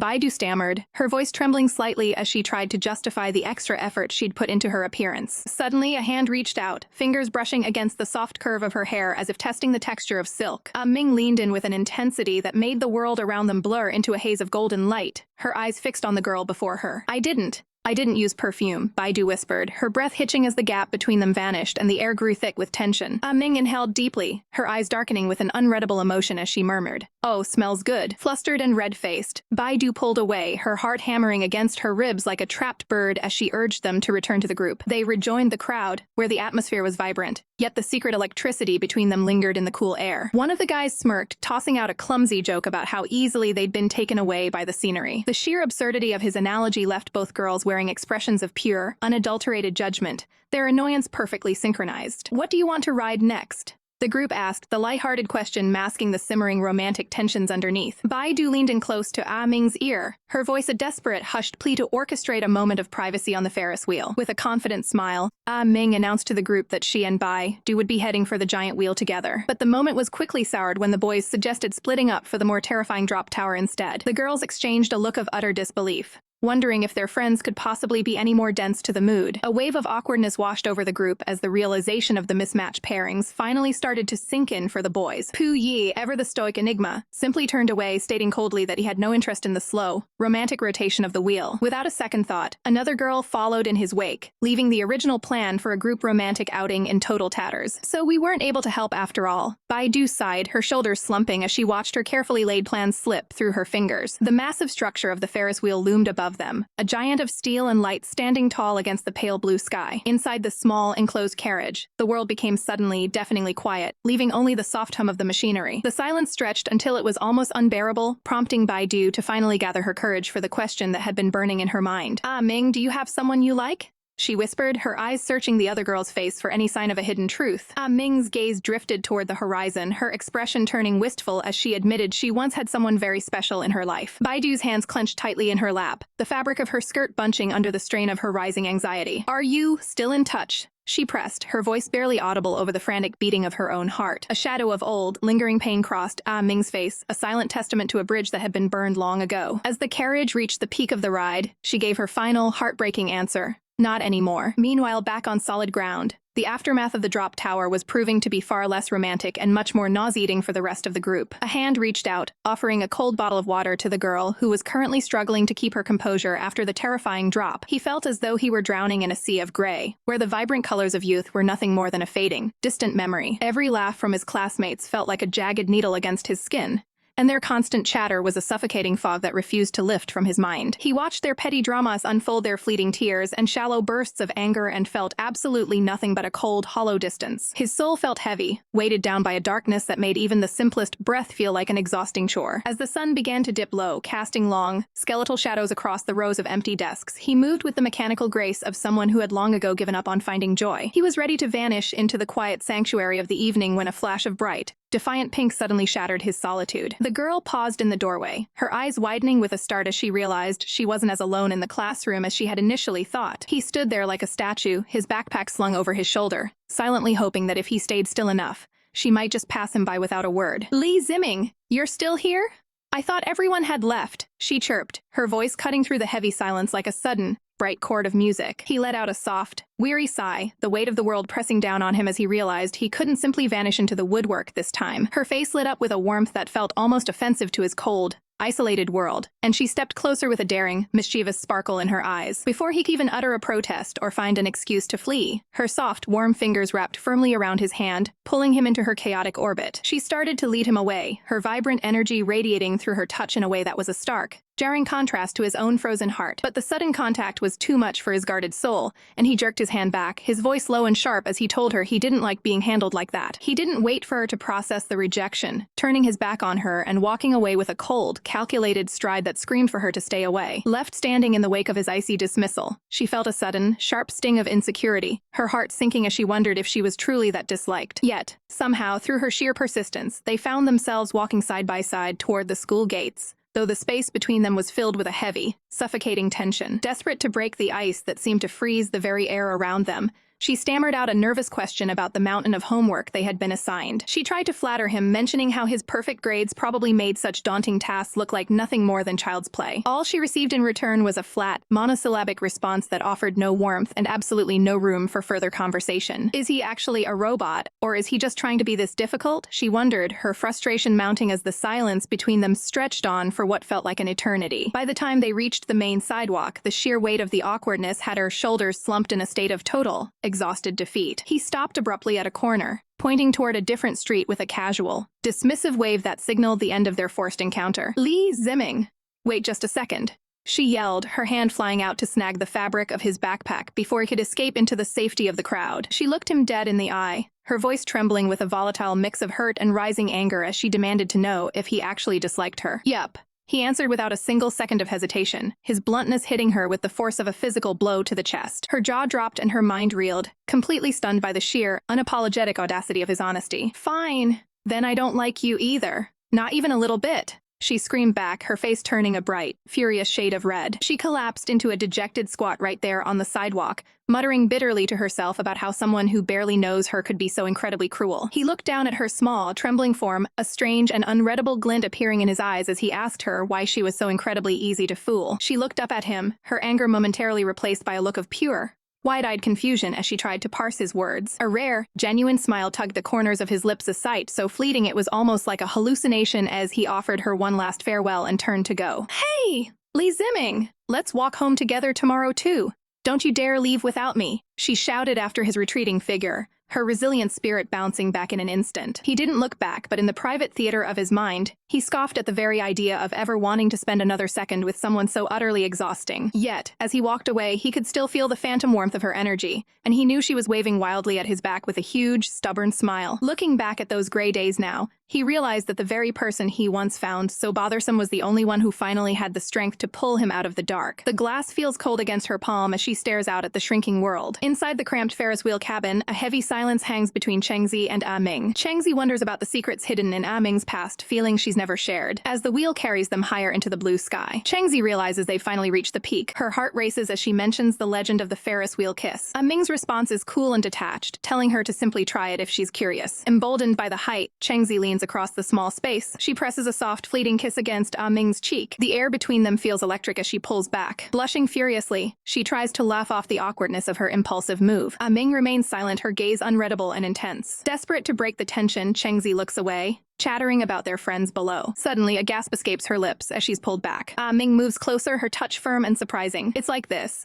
Ming whispers, her voice a low, dangerous vibration. Far beneath them, Puyi focuses his camera, capturing the park's vibrant energy. He pauses, his eyes drawn upward toward the rotating wheel. Standing amidst the crowd, he feels a strange pull toward the sky. Baidu tries to distract him with a snack, sensing his distant mood. She looks up too, wondering what has captured his attention so completely. High above the park, the world disappears as Ming finally closes the distance. This time, the kiss is real, deep, and filled with an overwhelming heat. Chengzi closes her eyes, lost in the sweetness and the scent of the girl she loves. Ming's eyes soften, revealing a flicker of hidden vulnerability. When the cabin finally reaches the ground, the magic shatters. Ming's face turns cold again as she abruptly announces she's going home. Overwhelmed by the sudden rejection, Chengzi turns and bolts into the crowd. Baidu watches in confusion, asking Ming what could have possibly happened. Ming can only stare into the distance, her expression clouded with regret. Refusing to let her friend go, Baidu shouts Chengzi's name. She starts to run, her voice lost in the wind. The chase leads them through the park, two figures sprinting in desperation. Baidu refuses to be outpaced, her lungs burning as she pushes harder. Her fingers finally brush against a sleeve in the blur of motion. She grabs Chengzi's arm, forcing the girl to a sudden halt. Panting for breath, Baidu demands to know why she's running away. She reaches out, gently trying to pull Chengzi's hands away from her face. Chengzi hides behind her palms, her body trembling with silent, violent sobs. Finally, she looks up, tears streaming down her face as she asks Baidu what she's supposed to do now. The night sky hangs heavy over the city, a glittering tapestry of stars that offers no comfort to a heart in turmoil. Ming leans against the window frame, her gaze hollow as she stares into the darkness, the silence of her room amplified by the loud thumping in her chest. Her mind betrayingly drifts back to that moment on the Ferris wheel. The air between her and Lei Ziming thick with a tension so electric it felt like it might snap. They had been so close, their breaths mingling, until Ming cruelly pulled away, telling the girl to save such feelings for a future boyfriend instead of her. The memory of Lei Ziming shattered, confused expression haunts her, making Ming press a trembling hand to her forehead in a vain attempt to wipe the image away. Ming, you idiot! She groans, clutching her hair as the weight of her own cowardice threatens to crush her right there on the floor. Seeking any kind of distraction, she peers out the window once more, her eyes scanning the empty street below. There, standing like a silent sentinel in the cold night air, is the one person she didn't expect to see. Zhang looks up, a faint, knowing smirk playing on his lips as he offers a casual invitation that cuts through her spiral of self-loathing. Before she knows it, Ming finds herself seated across from him, the table laden with decadent sweets and steaming tea that she suddenly finds herself craving. She digs into a slice of cake with a ferocity that betrays her inner agitation, trying to drown her guilt in sugar. Zhang watches her with an unreadable expression, calmly sipping his tea while the unspoken words between them hang heavy in the air. In the back of her mind, the image of that near kiss flashes like a warning light, a moment of pure, raw vulnerability she wasn't ready for. Zhang breaks the silence with a question that hits like a physical blow. asking if she truly has feelings for the girl she's been pushing away. The shock of his bluntness sends Ming into a fit of choking, her drink spraying across the table in a most ungraceful display. She coughs violently, her face flushing a deep crimson as she mutters about how everyone in her life seems to lack any sense of subtlety. "You're so annoying," she snaps, trying to regain her composure while her heart continues to race. But Zheng isn't finished, leaning in to drop a bombshell that leaves her breathless. He saw them on the Ferris wheel. Ming nearly chokes a second time, her eyes widening in pure horror as the realization sinks in that their private moment wasn't private at all. "I have no idea what you're talking about," she lies through gritted teeth, her voice trembling with a mix of fear and indignation. Zheng doesn't blink, coolly informing her that he saw everything through the lens of a camera, unable to bear the scrutiny any longer. Ming stands up abruptly, declaring that she's full and needs to leave immediately. She marches out into the chilly night air, her coat fluttering behind her as she tries to outrun the truth. Zheng follows at a distance, his voice calling out a final, stern warning for her to think through her next moves very carefully. Ming whirls around, her eyes flashing with a desperate, defensive fire as she tells him to stop acting like he understands her heart. "I do have feelings for her," she finally screams into the night, her voice cracking with the weight of the confession. "But I'm not going to do anything about it, so just leave me alone." Zheng stands frozen, his pale blue eyes reflecting a mix of pity and frustration as he watches her crumble. Meanwhile, in another part of the city, a different storm is brewing as a hand slams down onto a table with a deafening crack. Li Ziming's friend is practically vibrating with rage, screaming that the situation is insane and that Li Ziming needs to wake up. Li Ziming stands there, her shoulders slumped and her expression wary, looking like a ghost of her former self. The friend grabs her by the shoulders, shaking her as if she can physically rattle the common sense back into her head. "No. It's not a mistake," Li Ziming whispers, her voice small but filled with an unwavering, heartbreaking certainty. "I really do love her." The admission only fuels the other girl's anger, who scoffs that Li Ziming has officially lost her mind. With a huff of pure exasperation, the friend snatches up her bag, unable to stay in the room a second longer. She storms toward the exit, the sound of her footsteps echoing like a death knell for their friendship. As the door slams shut, Li Ziming is left standing in the oppressive silence, her eyes welling with tears as she faces the lonely reality of a love she cannot escape. The heavy door creaked open as he stepped into the dim light of the apartment, the weight of the evening pressing down on his shoulders. He let out a long, jagged sigh, his fingers trembling slightly as he reached up to unfasten his heavy winter coat. Collapsing onto the sofa, he looked like a man who had just survived a war of the heart, his gaze hollow and fixed on nothing. "Yo, back already? Did you finally do it and confess?" His roommate chimed in with a mischievous glint in his eye. Without a word, he grabbed the nearest cushion and hurled it with pinpoint accuracy, silencing the teasing for just a second. "I told you, it's not possible," he muttered, his voice dripping with a cynicism that didn't quite hide the pain underneath. His roommate leaned in, refusal written all over his face, asking why he wouldn't just try for the sake of his feelings. But he just shook his head, pouring a glass of water with a hand that wouldn't stop shaking, insisting that staying friends was a much safer bet. "There are some things you don't need to try to know the result," he whispered, his eyes darkening with a bitter realization.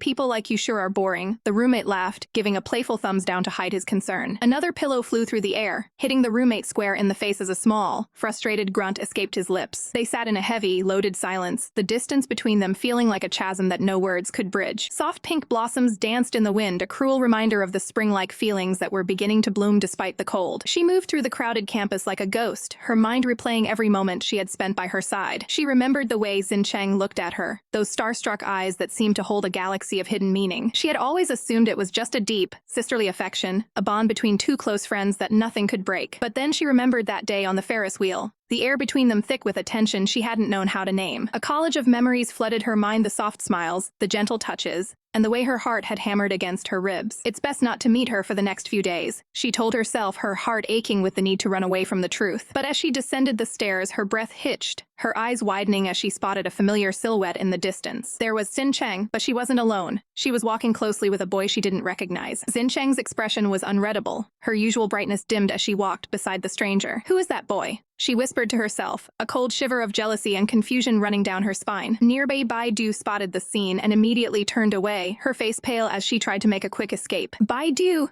she called out, her voice cracking as she hurried to catch up with her friend. Baidu looked back with a pained, awkward smile, explaining that she didn't want to be a third wheel since Xincheng was with her boyfriend. The word boyfriend hit her like a physical blow, the air leaving her lungs as her world tilted on its axis. The sky stretched out in a cruel, beautiful gradient of blue and gold, indifferent to the turmoil brewing in her chest. She walked away, her figure looking small and isolated under the looming shadow of the streetlights. Every step felt like she was wading through lead, the familiar path home now feeling like a foreign, hostile land. The rhythmic sound of her boots clicking against the pavement was the only thing filling the suffocating silence. Suddenly, her footsteps faltered, her heavy boots coming to a sharp, painful halt as her strength finally gave out. She buried her face in her hands, a broken, desperate whisper escaping her lips. "Doesn't she like me?" Back near the gates, Xincheng stood with the boy, her posture stiff and her eyes pleading for a way out of the conversation. "No, it's fine, thank you," she cried out, waving a frantic goodbye as she saw her escape road approaching. She practically lunged onto the bus, the beep of her card the most welcoming sound she had heard all day. Her reflection in the window looked haunted, her golden eyes shimmering with unshed tears as the bus pulled away. She sat alone in the back, her hands clenched in her lap, trying to swallow the lump of regret forming in her throat. But Baidu was already there, leaning over her with a stern, demanding look.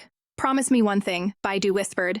"Prove to me that this isn't all just one big misconception." Xincheng stared at her phone, her heart heavy with a guilt she couldn't quite shake as she typed out a message suggesting Baidu join her weekend plans. She leaned against the windowsill, the soft light of the room doing nothing to ease the feeling that she was being utterly despicable by leading him on. Meanwhile, in the middle of a quiet lecture, Li Ziming sat motionless, her mind miles away from the textbooks on her desk. Her name echoed through the room, a sharp call that finally broke through the fog of her deep, brooding thoughts. "Li Ziming, the teacher is calling you," a classmate whispered, nudging her back to reality as she blinked in confusion. She looked up, only to see her instructor standing at the chalkboard, his expression hardening with every passing second of her silence. "If you're going to do other things in my class, you might as well step outside," he warned, his voice dripping with icy professional disdain. Later, Ximing walked through the sun-drenched hallway, her hands shoved deep into her pockets as she tried to ignore the weight in her chest. As she turned the corner, she spotted Xincheng and her friends approaching, the air between them instantly thickening with unspoken tension. Zeming's gaze was cold and distant, a mask of indifference that hid the swirling storm of emotions beneath the surface. Xincheng stopped in her tracks, her eyes widening slightly as she felt the frostiness of the encounter prickle at her skin. Without a single word, Ximing turned her head away, her profile sharp and unforgiving against the bright light of the corridor. They passed each other like strangers, the silence between them a chasm that neither was brave enough to cross. Ximing couldn't help but feel the sting of isolation, a bitter thought crossing her mind that she was simply being disliked for reasons she couldn't name. Under the vibrant pink blossoms of the park, Xincheng tried to force a smile, though the beauty of the weekend date felt hollow and artificial. They wandered past small stalls, the group stopping to admire trinkets while the underlying awkwardness of their trio remained palpable. Even as they shared snacks and small talk, Xincheng's mind was elsewhere, her appetite vanished along with her peace of mind. As the sun dipped below the horizon and the streetlights flickered to life, a sudden wave of frustration washed over her. "I didn't come here just to play around," she thought, her eyes reflecting a sudden, desperate need to say what was truly on her heart. She turned to the man beside her,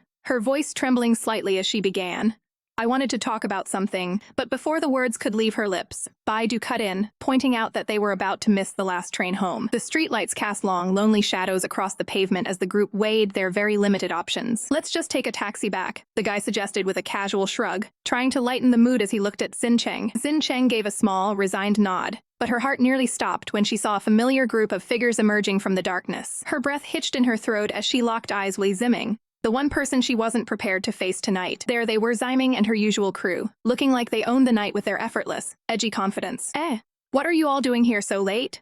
the guy asked, his voice filled with genuine surprise at the unexpected reunion. One of Ximing's friends leaned in, with a mischievous glint in her eyes, explaining that Ming had been looking for someone. A tall, silver-haired boy slung an arm over his friend's shoulder, his grin widening as he watched the drama unfold. "So this must be little Chengxi's boyfriend, right?" another boy asked, his eyes darting between the two with blatant curiosity. "Hello, I'm Qmu," he introduced himself, extending a hand while the atmosphere grew thick enough to choke on. Xincheng stood frozen, her skin crawling as she realized that Ximing hadn't looked away from her for even a second. The group stood in a tense circle, the silence stretching out as they debated whether to stay or brave the long trip back. "We'll stay then," Baidu decided, her voice firm as she glanced at the exhausted faces around her. In the background, the boys couldn't help but tease, snapping pictures of the obvious jealousy radiating off the group. But to understand how Ximing ended up here, we have to look back to 2 hours ago, when her world felt like it was crumbling. She had sat at her table, staring at a glass of water, the very thought of food making her stomach turn with anxiety. Finally, she pushed her chair back, the hollow feeling in her chest driving her out of the house in search of some fresh air. Without even realizing it, her feet had led her straight to Xincheng's front door,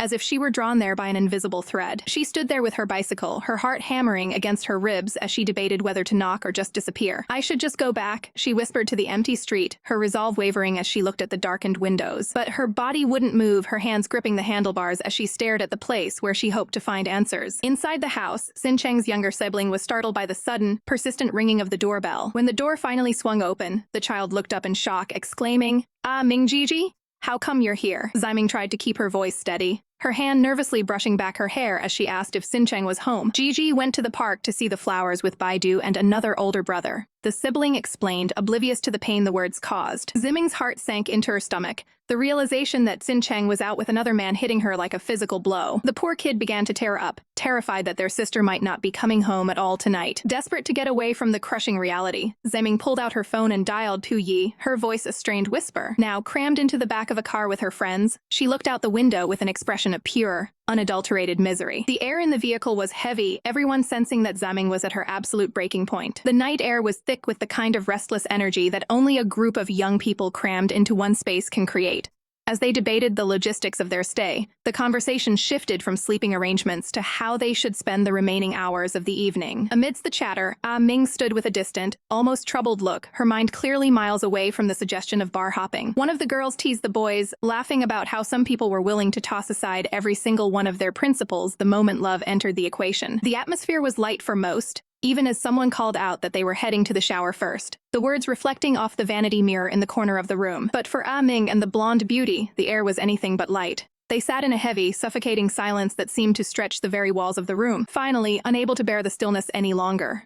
Ming leaned forward, her hands pressing firmly against the table as she locked eyes with the girl across from her. "Let's go for a walk," Ming commanded, her voice low and laced with an urgency that left no room for argument. "We need to talk a little." Without waiting for an answer, she reached out and snatched the girl's hand, pulling her toward the door with a sudden, forceful movement. They marched out into the cool night, the rhythmic click of their shoes against the stone path the only sound in the quiet garden. Ming's stride was long and purposeful, her face a mask of simmering frustration as she led the way. "Ming, please, be more gentle," the girl pleaded, her voice trembling as she tried to keep up. "You're hurting my wrist." Ming stopped abruptly, turning back to face her and gently taking both of her hands into her own, her gaze softening just a fraction. "Is this better?" she whispered, the intensity of the moment making the world around them fall away. Their fingers intertwined, a delicate touch that stood in stark contrast to the storm brewing in Ming's eyes. She looked down at the girl, her expression hardening again as she prepared to ask the one question she had been dreading. "Do you like him?" she breathed out, the words hanging like a heavy weight between them. The girl's eyes widened in total shock, her breath hitching as she stammered out a confused "what?" But Ming wasn't letting her off that easily. She leaned in closer, her voice turning sharp and demanding. "I'm asking if you like Q-Mu. Say it, do you like him?" The girl struggled to find her voice, asking why on earth. Ming was being so persistent, only for Ming to snap back that it was because this was the most important thing in the world to her. The blonde girl could only stare, her heart hammering against her ribs as she searched Ming's face for some sign of a jest, but she found only raw, unfiltered jealousy. Ming's eyes darkened, her possessiveness flaring up like a wildfire. "What if I do like him? What if I don't?" The girl challenged, only for Ming to cut her off with a growl. "I won't let you like him." The spell was suddenly broken by a cheerful voice calling out from the shadows, asking how on earth the two of them had ended up all the way out here. Kilai stepped into the light, a mischievous glint in his eyes as he realized he had stumbled upon a very private, very heated moment. Did I disturb you?" he asked, though his smug grin suggested he knew exactly what he was doing. Later, back inside, the tension had shifted but hadn't disappeared. Kilai sat there, shamelessly munching on a bag of chips and even offering one with a playful "open up." Ming sat with her arms crossed, her face a picture of pure annoyance as she glared at him.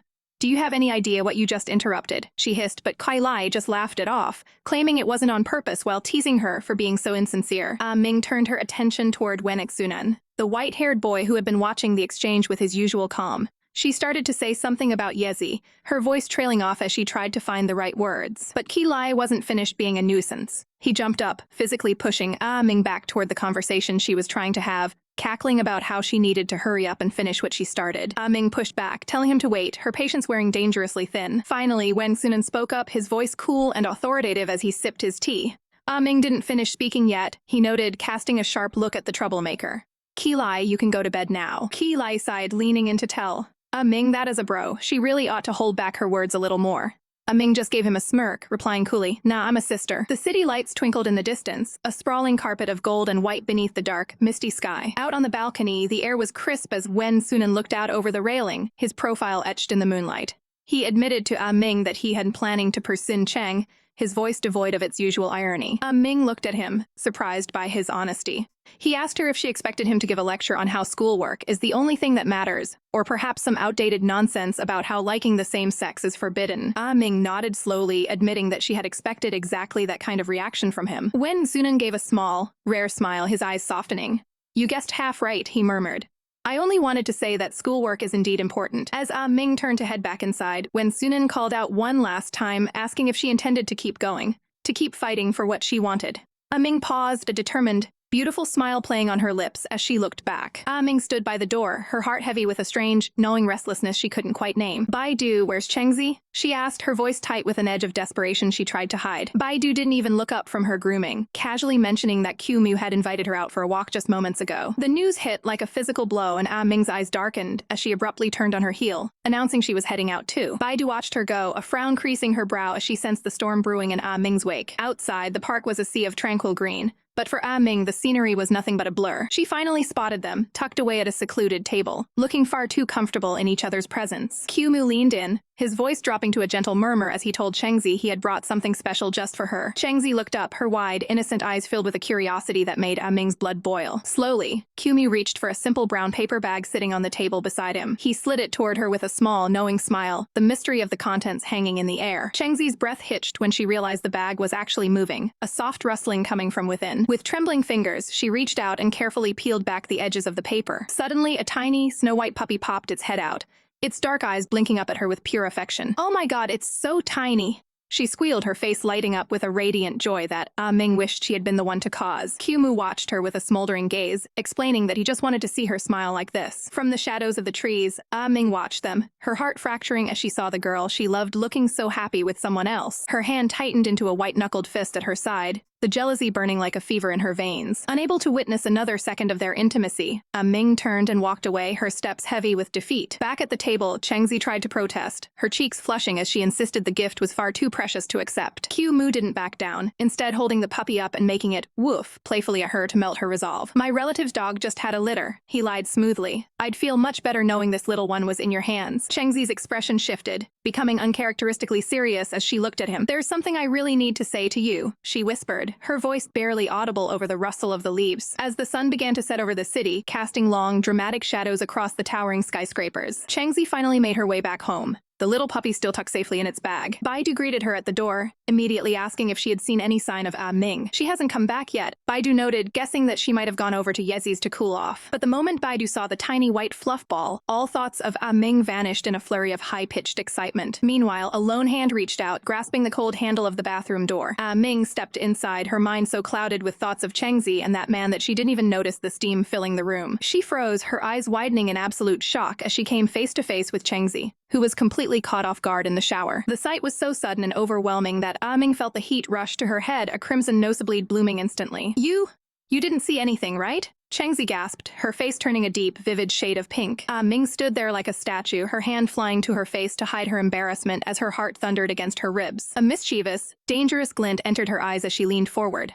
"And what if I said, I saw everything?" she teased, her voice dropping to a low, husky growl. Chengzi's mind went blank, her pulse racing as the tension between them became thick enough to suffocate. Just go outside.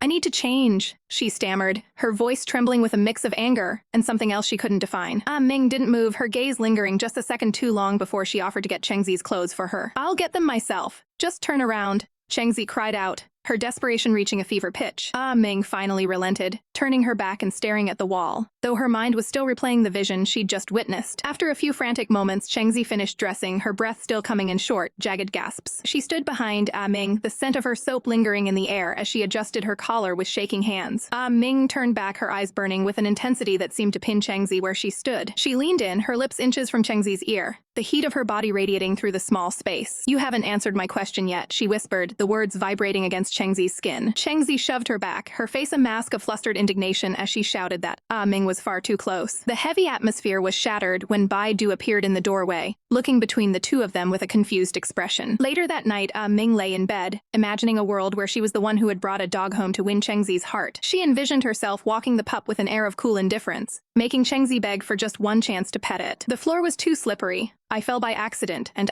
Ming caught me," she stammered, her heart still racing from the sudden, intimate contact. The air in the room grew thick with an unspoken awkwardness as they stared at the small bed, wondering how on earth three people were supposed to share such a narrow space. "Me in the center," she asked, her voice trembling slightly at the thought of being sandwiched between her two closest companions. Eventually, they settled under the heavy covers, the silence of the room amplified by the sound of their synchronized breathing. While the others drifted off, she remained wide awake, her eyes staring into the darkness as her mind replayed every touch from earlier. She shifted restlessly, the cool sheets doing nothing to soothe the burning heat rising in her cheeks. Glancing over, she saw her friend's peaceful face, wondering if she was truly the only one struggling with these chaotic emotions. "Already asleep?" she whispered into the void, a bittersweet smile tugging at her lips. With a gentle, deliberate movement, she turned onto her side to face the girl who occupied her every waking thought. She watched the soft rise and fall of her shoulders, wishing she had the courage to reach out and bridge the agonizingly small gap between them. "Good night," she breathed, the words carrying a weight of affection she wasn't yet ready to say out loud. The next morning, the bustling school hallway felt like a different world, filled with the noise of students rushing to their next destination. She walked through the crowd with a heavy heart, her earbuds in as she tried to drown out the lingering echoes of the previous night. "Xincheng, let's go back together," a familiar voice called out, cutting through the morning haze like a ray of sunlight. As they fell into step, she noticed the absence of a certain someone and couldn't help but ask if Baidu had already left. They walked in a comfortable, yet charged silence, the space between them humming with the electricity of things left unsaid. "Where's your boyfriend? He's not walking you home?" Xincheng asked, trying to sound casual despite the jealousy gnawing at her insides. Her footsteps faltered for a fraction of a second, the pavement suddenly feeling uneven beneath her sneakers. She looked down at her shoes, the weight of the upcoming confession making every step feel heavier than the last. "We broke up," the words fell from her lips softly, a quiet admission that changed everything in an instant. "Really?" Xincheng responded, her eyes widening as a surge of forbidden hope flooded her chest. She looked at her friend's face, searching for any sign of sadness, but all she saw was a curious, searching gaze. Inside, Xincheng was screaming with joy, her inner self celebrating the fact that there were finally no more reasons to hold back. "Why did you break up?" she pressed, her voice trembling with a mixture of concern and hidden excitement. "Because," she started, her gaze drifting away as she struggled to find the right words for a feeling she'd kept buried for so long. "I've had someone I like since a long time ago," Xincheng confessed to her friends later, the memory of her heartbreak still vivid in her mind. She explained how she had been on the verge of a confession once before, only to be stopped dead in her tracks the moment she realized her crush liked someone else. Her friends listened in stunned silence, one of them questioning if it was truly love or just a deep-seated familiarity from years of friendship. "I want to hug, kiss, and hold her high in the air. Does that count?" Xincheng countered, her eyes burning with a fierce, undeniable passion. The group sat on the sofa, the air thick with the realization of just how deep her feelings truly ran. "Why are you two blushing?" she teased, noticing the way her bold words had affected the others in the room. She buried her face in her hands, the heat of her embarrassment radiating through her fingers as her friends looked on with knowing smiles. "Leave me room for a song during tomorrow's performance," she commanded, her resolve hardening as she prepared for the biggest moment of her life. When they asked what for, she looked them straight in the eye and declared her intent to finally confess her love, leaving them all breathless at her boldness. Xincheng stands amidst the crowd, her eyes scanning the dimly lit bar as the heavy scent of spirits and perfume fills the air. She gives a small, awkward wave to someone she recognizes, trying to blend into the vibrant nightlife while her heart flutters with a nervous energy. "Xincheng, you actually came!" her friend exclaims, genuinely surprised to see her in such a lively, loud environment. The friend leans in, her voice full of curiosity as she asks why Xincheng isn't with her usual companion tonight.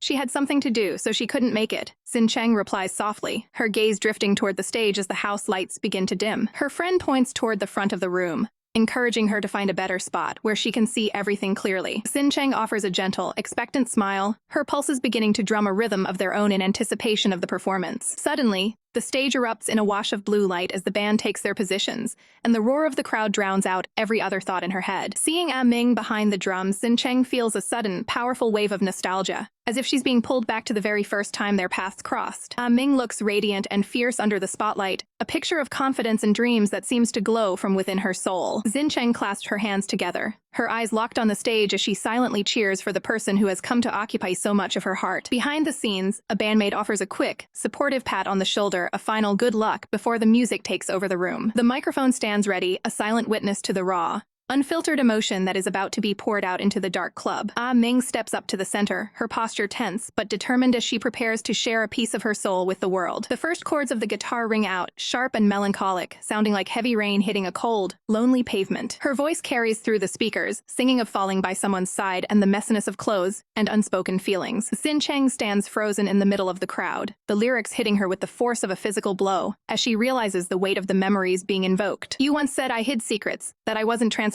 or sincere enough." Ah Ming sings, her eyes clouded with a bittersweet longing. Then, the music softens to a whisper, and she speaks directly into the mic, her voice trembling with a vulnerability she's never shown before. "This song is for the girl I like, Xincheng." The world seems to stop turning as Xincheng stares up at the stage, the public declaration leaving her breathless, exposed, and utterly stunned. Heat rushes to her face in a violent wave, a deep, unmistakable red blooming across her cheeks as the crowd's whispers turn into a dull roar in her ears. As the final notes fade into the rafters, the band begins to pack their gear, the adrenaline of the performance slowly ebbing away into the night air. Ming makes a beeline through the thinning crowd, her eyes fixed solely on the girl she just bared her entire heart to. She stops in front of Xincheng, biting her lip nervously, the silence between them thick with 1,000 things left unsaid and a tension that is almost unbearable. They stand face to face, the air between them so charged with electricity that it feels like the room might catch fire at any second. "Don't leave yet," Ming whispers, her gaze pleading and filled with a desperate hope. "Wait for me. Let's go home together." Xincheng can only nod, her throat tight with a mixture of shock and affection as she looks up at the girl who just changed their world. "I'll go first and finish packing," Ming says, reluctantly pulling herself away to handle the last of her professional duties. Her bandmates watch her go with knowing, playful smiles, teasing that it seems spring has finally arrived for their usually stoic drummer. Ming walks away with a determined stride, though her heart is still hammering against her ribs from the sheer audacity of her confession. She clutches her bag tightly, her legs feeling like jelly as the reality of what she just did in front of everyone finally starts to sink in. Suddenly, a man in a sharp suit intercepts her, his polite, "Hello, miss," breaking her out of her swirling thoughts. He identifies himself as a talent agent, claiming her image is absolutely perfect for a major advertisement his company is filming. Ming barely glances at the business card he thrusts toward her, her mind and heart already miles away. "I'm sorry, I have something urgent right now," she says, brushing past him without a second thought. The agent watches her go, a lingering look of deep intrigue in his eyes as he realizes he's found one truly magnetic. Too suitable, he muses to himself, his professional interest piqued by the raw, star-quality energy she radiated on that stage. Ming finally reaches Xincheng again, the two of them standing in the quiet, shadowed sanctuary of the hallway. "Let's go," she says softly, a small, hopeful smile finally playing on her lips as she looks at her companion. Inside the quiet, dark interior of a taxi, the silence is heavy and sweet, broken only by the muffled thumping of two hearts beating in perfect sync. They sit side by side on the worn leather seat, the proximity making every breath feel like a deliberate, intimate choice. Xincheng looks out at the passing city lights, her reflection showing a girl who is both terrified and exhilarated by the sudden shift in their lives. Their hands rest on the seat between them, just inches apart, the air practically humming with the static of their mutual attraction. Slowly, trembling fingers begin to intertwine, a soft, tentative touch that speaks louder than any song or confession ever could. Xincheng closes her eyes and smiles, a sense of pure, unadulterated happiness washing over her as she realizes that,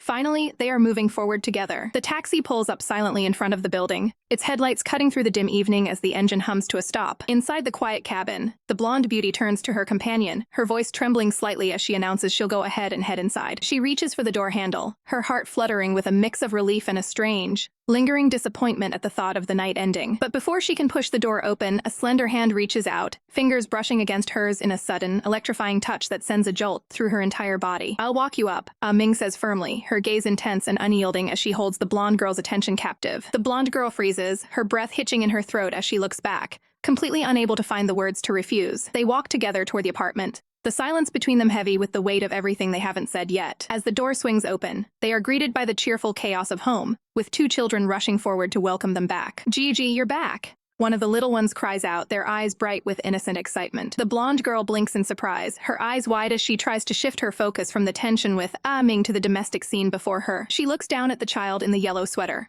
her brow furrowing as she tries to process the unfamiliar face. Another child joins them, grinning as they explain they were bored and decided to invite a friend over to play video games. Trying to play the part of the responsible older sister, the blonde girl points a finger and scolds the boy for having a girl over so late at night. The child looks up with a confused, slightly hurt expression and softly corrects her, saying, I'm a boy." Mortification washes over her like a tidal wave as she realizes her mistake, her face burning with a deep, crimson embarrassment while Ming watches the scene unfold from right behind her. She quickly tries to usher them away to hide her shame, her laughter sounding forced and high-pitched as she tells them to hurry up and get to bed. Ming stands by the door, a small knowing smile playing on her lips as she prepares to take her leave for the night. "Wait!" the blonde girl calls out, the word escaping her lips before she can even think to stop it, her hand reaching out instinctively. Ming pauses, turning back with a look of mild curiosity, her cool gaze waiting for the girl to continue. Nervousness radiates from the blonde girl as she fidgets with her bag, her eyes darting everywhere, but at Ming's steady, piercing eyes. She manages to stammer out an invitation for Ming to stay the night, her voice barely a whisper as she offers her own clothes as a frantic excuse. The air in the room feels suddenly thin as they discuss the logistics of an impromptu sleepover, even touching on the intimate need for fresh underwear. Later, the blonde girl sits alone on the floor of her room, her hands clutching a soft towel as she tries to steady her racing heart. She stares blankly at the curtains, the reality of the situation finally sinking in as she realizes she's actually convinced Ming to stay. She buries her face in the fabric, the scent of the laundry failing to calm the storm of emotions inside her. I said it was too late, but this was all just a ploy to keep her here longer. She whispers to herself, her confession hanging in the quiet air. She curls into a ball, overwhelmed by the realization that despite her bold invitation, she doesn't have the courage to actually sleep in the same bed as the girl who makes her heart stop. Meanwhile, Ming stands in the guest bedroom, looking at the large, pristine bed that feels far too quiet and empty. She hadn't expected to be relegated to a separate room, her expression unreadable as she contemplates the physical and emotional distance between them. She narrows her eyes, a dangerous flicker of longing crossing her face as she thinks that perhaps being close is just too risky for her self-control. A soft knock at the door announces the blonde girl's arrival, and she finds Ming waiting for her. After a quick wash, Ming emerges, drying her damp hair with a towel while the blonde girl stands there awkwardly with a glass of juice. Ming looks up, her eyes locking onto the blonde girl's, the heat from the shower still making her skin glow under the dim lights. Suddenly, Ming stretches, her body lean and lithe as she moves closer, deliberately invading the blonde girl's personal space. She takes a sip of the drink, her voice a low, vibrating purr as she thanks her, her presence suddenly overwhelming. The blonde girl's breath hitches as she feels the intense heat radiating from Ming's body, her pulse quickening until she can hear it in her ears. Panicked by the sheer intensity of the chemistry between them, she blurted out a hasty goodnight and tried to flee to the safety of her own room. She hurries away, her footsteps light and frantic on the wooden floor as she tries to put distance between them. But a soft, commanding call of her name makes her stop in her tracks, her heart skipping a violent beat. She turns back slowly, her eyes wide with a mix of fear and a desperate, hidden anticipation. "You said you liked me." The blonde girl starts, her voice trembling like a leaf in the wind as she tries to define the boundary they are about to cross. Ming sets her glass down, her movements deliberate and agonizingly slow as she focuses her entire world on the girl before her. She reaches out, her hand finding the blonde girl's waist and pulling her in with a sudden, firm strength. They stand chest to chest, the world outside the room falling away into nothingness as they share a moment of pure, unadulterated tension.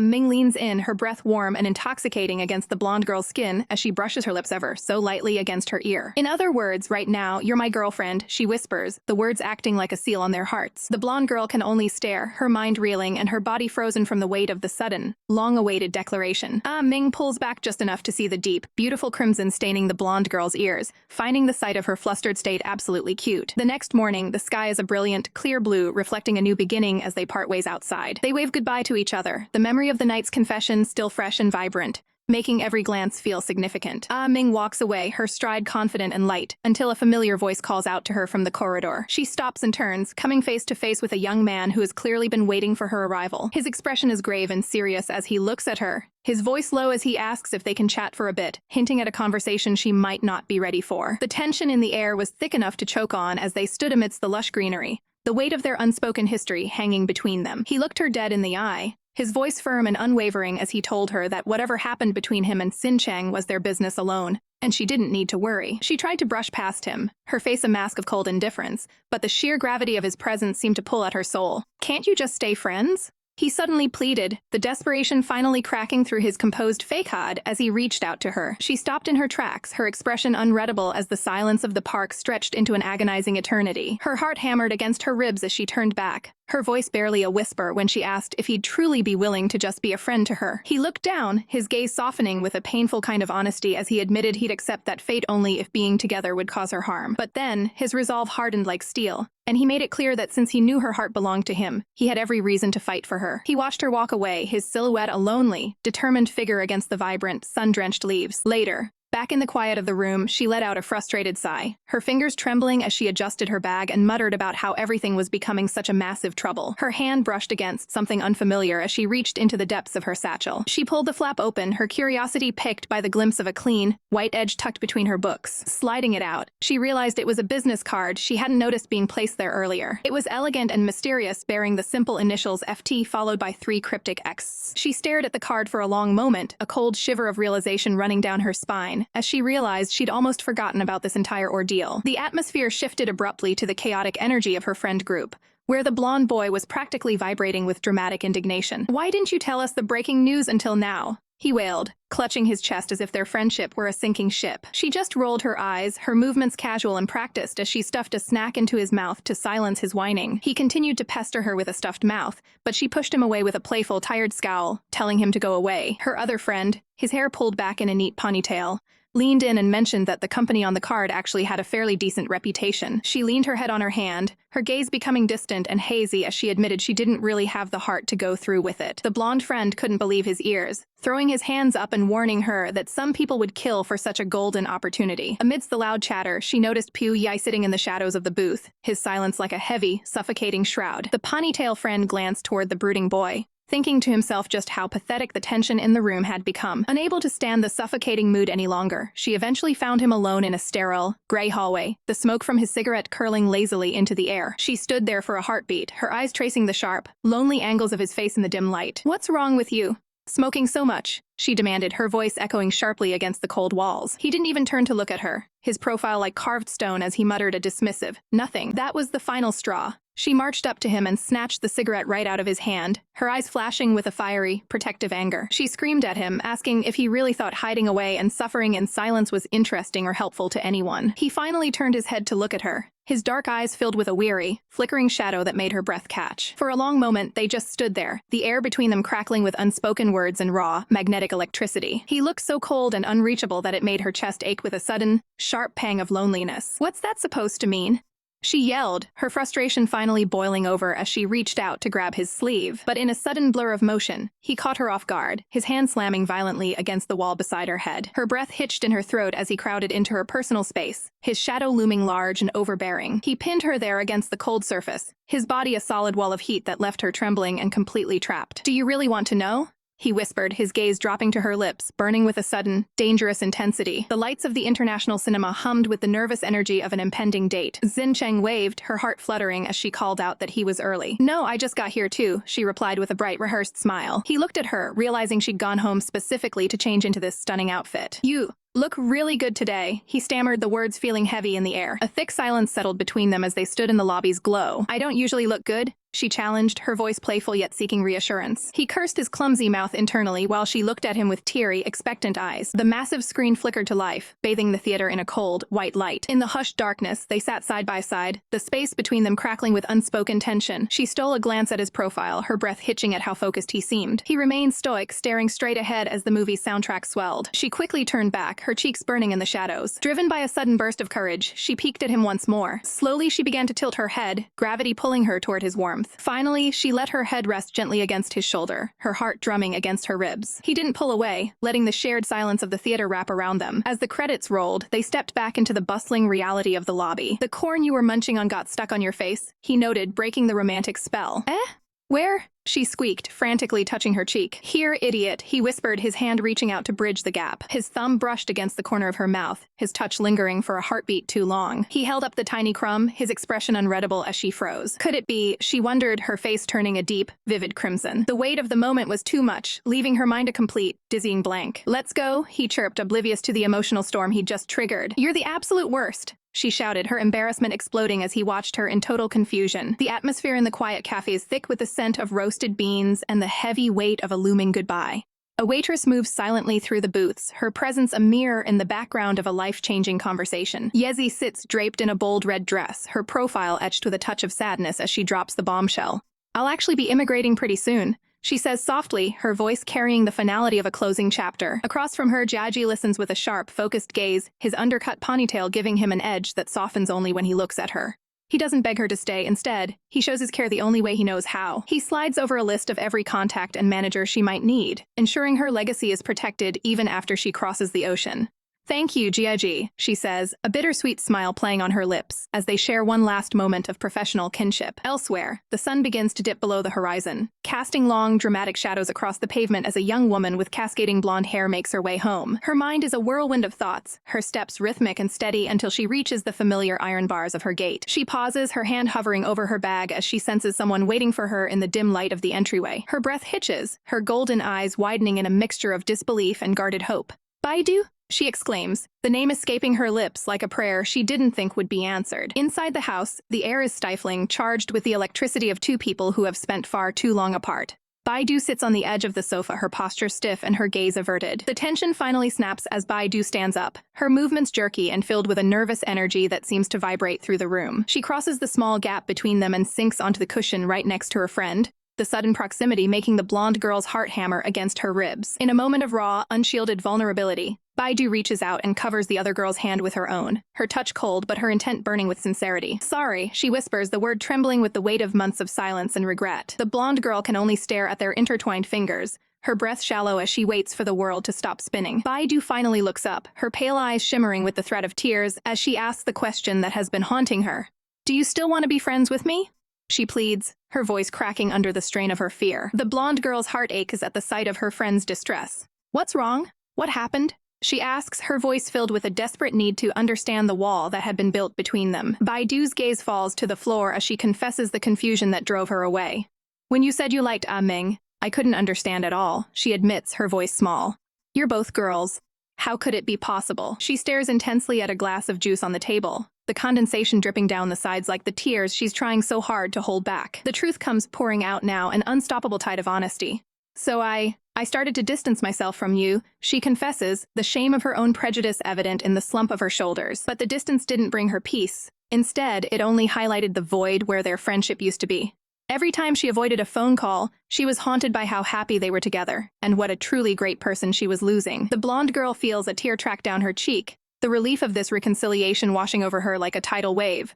"I thought you'd never talk to me again," she sobs, her voice thick with the pain of her perceived abandonment. Baidu offers a soft, tearful smile, reaching up to gently brush away the moisture from her friend's face. "How could that be? We're friends," she vows, the bond between them finally mended and stronger than ever before. Meanwhile, the neon glow of a late-night bar paints the room in shades of electric blue and violet. A woman with short, stylish hair presses her phone to her ear, her face contorted in annoyance as she shouts over the hum of the coolers. She's missed a massive update in the group chat, and the realization that she showed up to an empty bar for no reason has her blood boiling. As she huffs in frustration, a man in a crisp suit and glasses leans against the counter, his smile practiced and smooth. He recognizes her immediately, his eyes lighting up with a predatory sort of interest. He tries to corner her with a proposal he mentioned once before, his tone dripping with a confidence that borders on arrogance. But she isn't in the mood for games, shooting him a look of pure exhaustion as she uses her schoolwork as a shield to shut him down. The boys are absolutely floored by the sudden news, their faces twisted in disbelief as they wonder if this is all just some cruel April Fool's prank. "Would I joke about something like this?"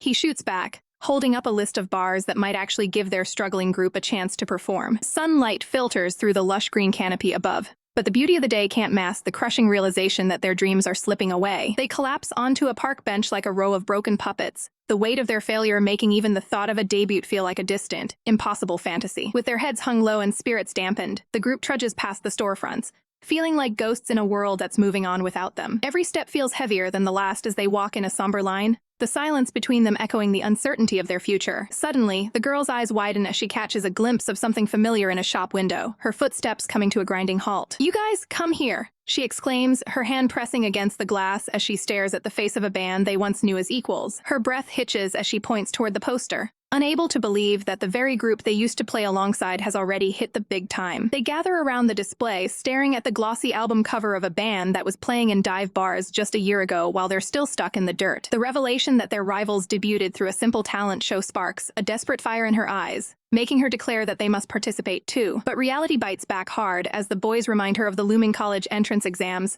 questioning if they even have a second to spare for such a gamble. She falls into a brooding silence, her jaw set tight as she weighs the cost of her education against the rhythm beating in her heart. Later, the shadows of doubt still linger on her face, her gaze distant as she tries to find a way out of this dead-end cycle. Across a quiet cafe table, her blonde friend watches her with growing concern, the steam from their untouched coffee rising between them like a barrier. "Something on your mind?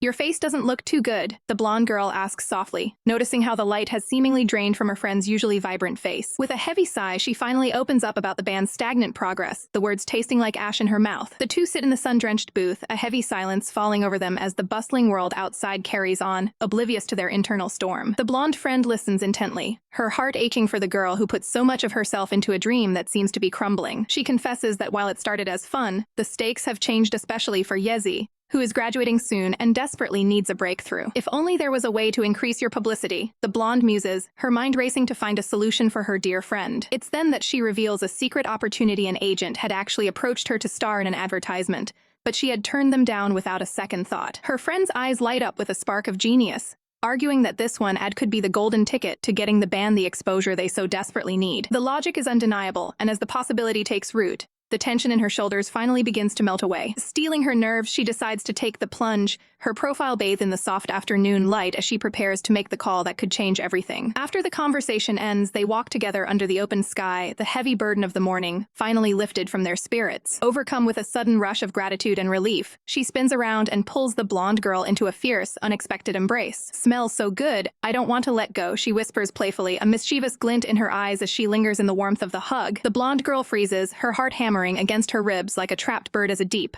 uncontrollable blush creeps up her neck. They stand there for a heartbeat too long, the air between them suddenly turning thick and electric as the world around them fades away. Startled by the sheer intensity of the blonde girl's reaction, she pulls back in a panic, wondering if her friend has suddenly come down with a fever or heat stroke. Ximing felt like a specimen in a zoo, the weight of a dozen stares pressing against her back as she walked through the school hallway. Students whispered and pointed, their eyes glued to her after seeing her in the latest advertisement, asking if she'd finally been scouted by a big agency. Back in the club room, the atmosphere was electric as the guys marveled at their social media following, which was exploding by the second. Ximing looked on with a mix of pride and anxiety, realizing that her quiet life was officially over now that the band was becoming famous. One of the boys got a playful, stinging slap for letting the sudden fame go to his head too quickly. Later that day, Ximing walked alongside Xincheng, trying to keep things normal by offering to take her to a weekend review course. However, their path was suddenly blocked by a group of nervous-looking students. A girl with long, dark hair stepped forward, her hands trembling as she held out a small gift. I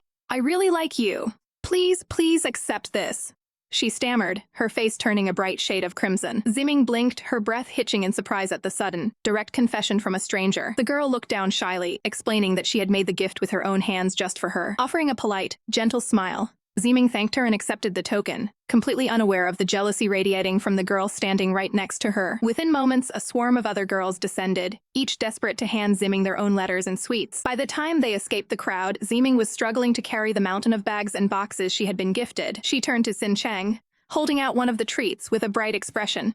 "Here, this is for you." But Xincheng's eyes were cold, her voice sharp as a blade as she snapped, "I don't want it." Ximing tilted her head, trying to coax her friend by telling her how delicious the snacks looked. Xincheng's jaw tightened, her heart aching with a bitter, suffocating envy she couldn't suppress. Seeing her friend's sour mood, Ximing sighed and decided it was best to just drop the subject for now. Internally, Xincheng was a mess of chaotic emotions, her mind screaming that she was absolutely exploding with anger. Ximing continued to chatter away about the details of the ad shoot, missing the signs of the storm brewing beside her. All Xincheng could manage was a flat, hollow response as she stared straight ahead. When they finally reached the elevator, the silence between them was heavy and suffocating. The moment the doors opened to her floor, Xincheng ducked inside her apartment, offering a curt good night before shutting the world out. Ximing stood frozen in the hallway, left alone with her thoughts and a pile of gifts that suddenly felt very heavy. What just happened?" she whispered to the empty air, her mind racing to figure out what she had done wrong. Outside, a few classmates lingered near the trees, whispering about how strangely Xincheng had been acting all afternoon. They watched Ximing's retreating figure, their gossip fueled by the obvious tension between the two girls. Suddenly, a tall, dark-haired figure loomed over the gossiping girls, pinning one of them against a tree with a forceful hand. "You! Who are you?" The girl shrieked, her heart hammering against her ribs in terror. Her friend gasped, recognizing the boy as the bassist from Ximing's popular band. He didn't say a word at first, his intense, brooding gaze making the girls wither under the pressure. "Do you live around here? I'm crazy bored. Want a ride home?" he asked, his voice dripping with a dangerous sort of charm. Terrified by his overwhelming presence, the girls scrambled away as fast as their legs could carry them. Later that evening, Ximing sat on her bed, her thumb hovering over her phone screen as she felt a deep sense of unease. She messaged her friends, venting about how Xincheng had been acting like a block of ice ever since school ended. She detailed the gift incident, explaining how her friend had slammed the door in her face without a second thought. Her friends weren't fooled for a second, immediately pointing out that Xincheng was obviously drowning in jealousy. The truth hit Ximing like a physical blow, and she covered her face in shame, groaning, "I'm so stupid." Determined to make things right, Ximing threw on her shoes and raced back to Xincheng's apartment building. She stood outside in the cool night air, her voice trembling slightly as she made the call. "Xincheng, I'm downstairs right now." Up in her room, Xincheng pulled back the curtain, her heart skipping a beat when she saw Ximing waiting under the streetlights. She bit her lip, her anger warring with the desperate urge to run down to her. "I'll wait for you downstairs," Ximing insisted, her voice firm and unwavering over the line. Xincheng's resolve finally crumbled, her eyes filling with a soft, pained light as she realized she couldn't stay away. She hurried down the stairs, her heart thumping a frantic rhythm against her chest. She paused at the door, taking a shaky breath to steady herself before facing the girl who had turned her world upside down. "It's so late. What is it? She asked, her voice small as she stepped out into the light. Without a word of explanation, Ziming lunged forward, wrapping her arms around Xincheng in a fierce, possessive hug. Leaning in until their skin touched, Ziming whispered into her ear, "I love you the most." She confessed that she was a bit dense and struggled with emotions, but that she truly only wanted to make Xincheng happy. Ziming pulled back just enough to look into her eyes, pleading with her not to be mad anymore. Xincheng turned her head, her face flushing a deep, vivid pink as she struggled to process the confession. Ziming didn't let go, her hands reaching out to gently catch Xincheng's as they stood in the quiet night. "You're always making me mad." Xincheng pouted, though her voice lacked any real bite. In a sudden, bold move, Ziming leaned in and captured Xincheng's lips in a soft, breathtaking kiss. Startled and completely overwhelmed by her own embarrassment, Xincheng reacted instinctively, landing a sharp slap across Ziming's cheek. The camera shutters finally fall silent as the director calls for a break, the heavy atmosphere of the studio lifting only slightly as the staff begins to chatter about ordering food. Pu Yi stands amidst the equipment, her leather vest catching the harsh studio lights as she checks her watch with a look of restless preoccupation. "You guys eat first," she announces, her voice cutting through the noise as she turns to leave, only to be met with Ming's sharp, questioning gaze. She explains that Xincheng is finishing her prep course, and she promised to be there, but the band's lead reminds her that their work is far from over. "I'll be really quick," she insists, but before she can take another step, Ming's hand shoots out, his fingers locking around her wrist in a grip that is as desperate as it is commanding. The air between them crackles with sudden, electric tension as he demands to know what she's thinking, reminding her that the entire staff is waiting on her. His voice drops to a low, frustrated growl, telling her to use her brain for once instead of letting her emotions drive her every move. Pu Yi freezes, her breath hitching as she stares at him, the sting of his words visible in the sharp line of her jaw. "What are you yelling for?"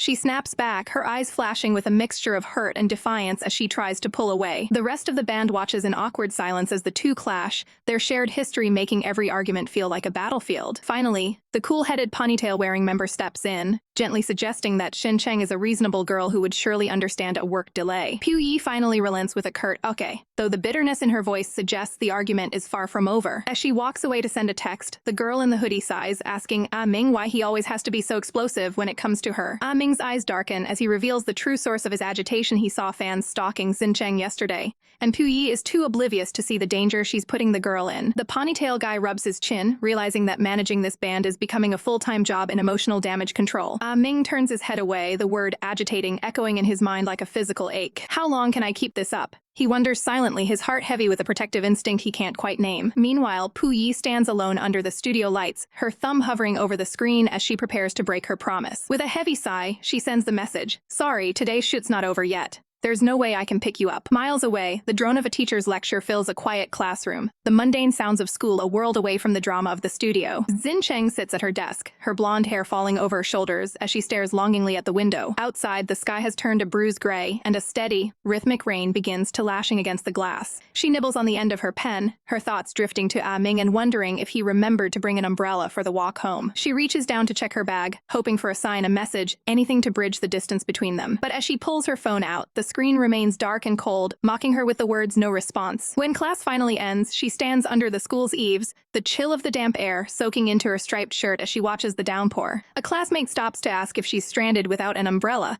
but Xincheng offers a small, hopeful smile, insisting she's waiting for someone special. She watches as her friend disappears into the gray mist, tucked safely under an umbrella with someone else, leaving her alone in the shadows. The silence of the school entrance is deafening, broken only by the splash of raindrops against the concrete. "I want to see Ming soon," she whispers to the rain, her heart aching with a loneliness that no umbrella could ever fix. The heavens have opened up, and a relentless downpour turns the world into a blur of gray and cold. Kyumu stands alone under the eaves of a building, her slight frame looking fragile against the storm as she clutches her bag. She checks her phone for the 100th time, but the screen remains cruelly empty of the words she's desperate to see. How come she's still not here? She whispers to herself, her heart sinking with every passing minute of silence. The loneliness of the rain begins to press in on her, and her eyes well with unshed tears as she stares at the pavement. Suddenly, a shadow falls over her, and for a fleeting second, her face lights up with a radiant, desperate hope. Ming, you came," she cries out, her voice trembling with a relief that nearly brings her to her knees. But the man standing before her isn't the one she was waiting for. It's a classmate, his expression soft with an unexpected concern. "How come you're here?" she asks, quickly trying to mask her crushing disappointment with a fragile smile. He explains that he lives nearby and offers to walk her home, his gaze lingering on her tear-stained face. Kyumu stubbornly insists that a friend is already on their way, but he won't take no for an answer. trying to press his umbrella into her hands. Finally, she relents, her fingers brushing against his in a moment of quiet, awkward contact as she takes the handle. As he waves a final goodbye and disappears into the mist, a heavy, hollow silence settles over her once more. She stands there alone, the weight of the umbrella feeling like a burden as she stares into the gray abyss of the street. But then, she finds herself calling out his name, unable to face the long, cold walk into the darkness by herself. "Let's walk together," she says, her cheeks flushing as they share the small, intimate sanctuary of the umbrella. Meanwhile, miles away, the harsh, artificial lights of a photo studio feel worlds apart from the soft melancholy of the rain. Cheng brushes a lock of hair behind her ear, her gaze fixed on the phone in her hand as she bites her lip in frustration. She had sent a message explaining that the shoot was running late,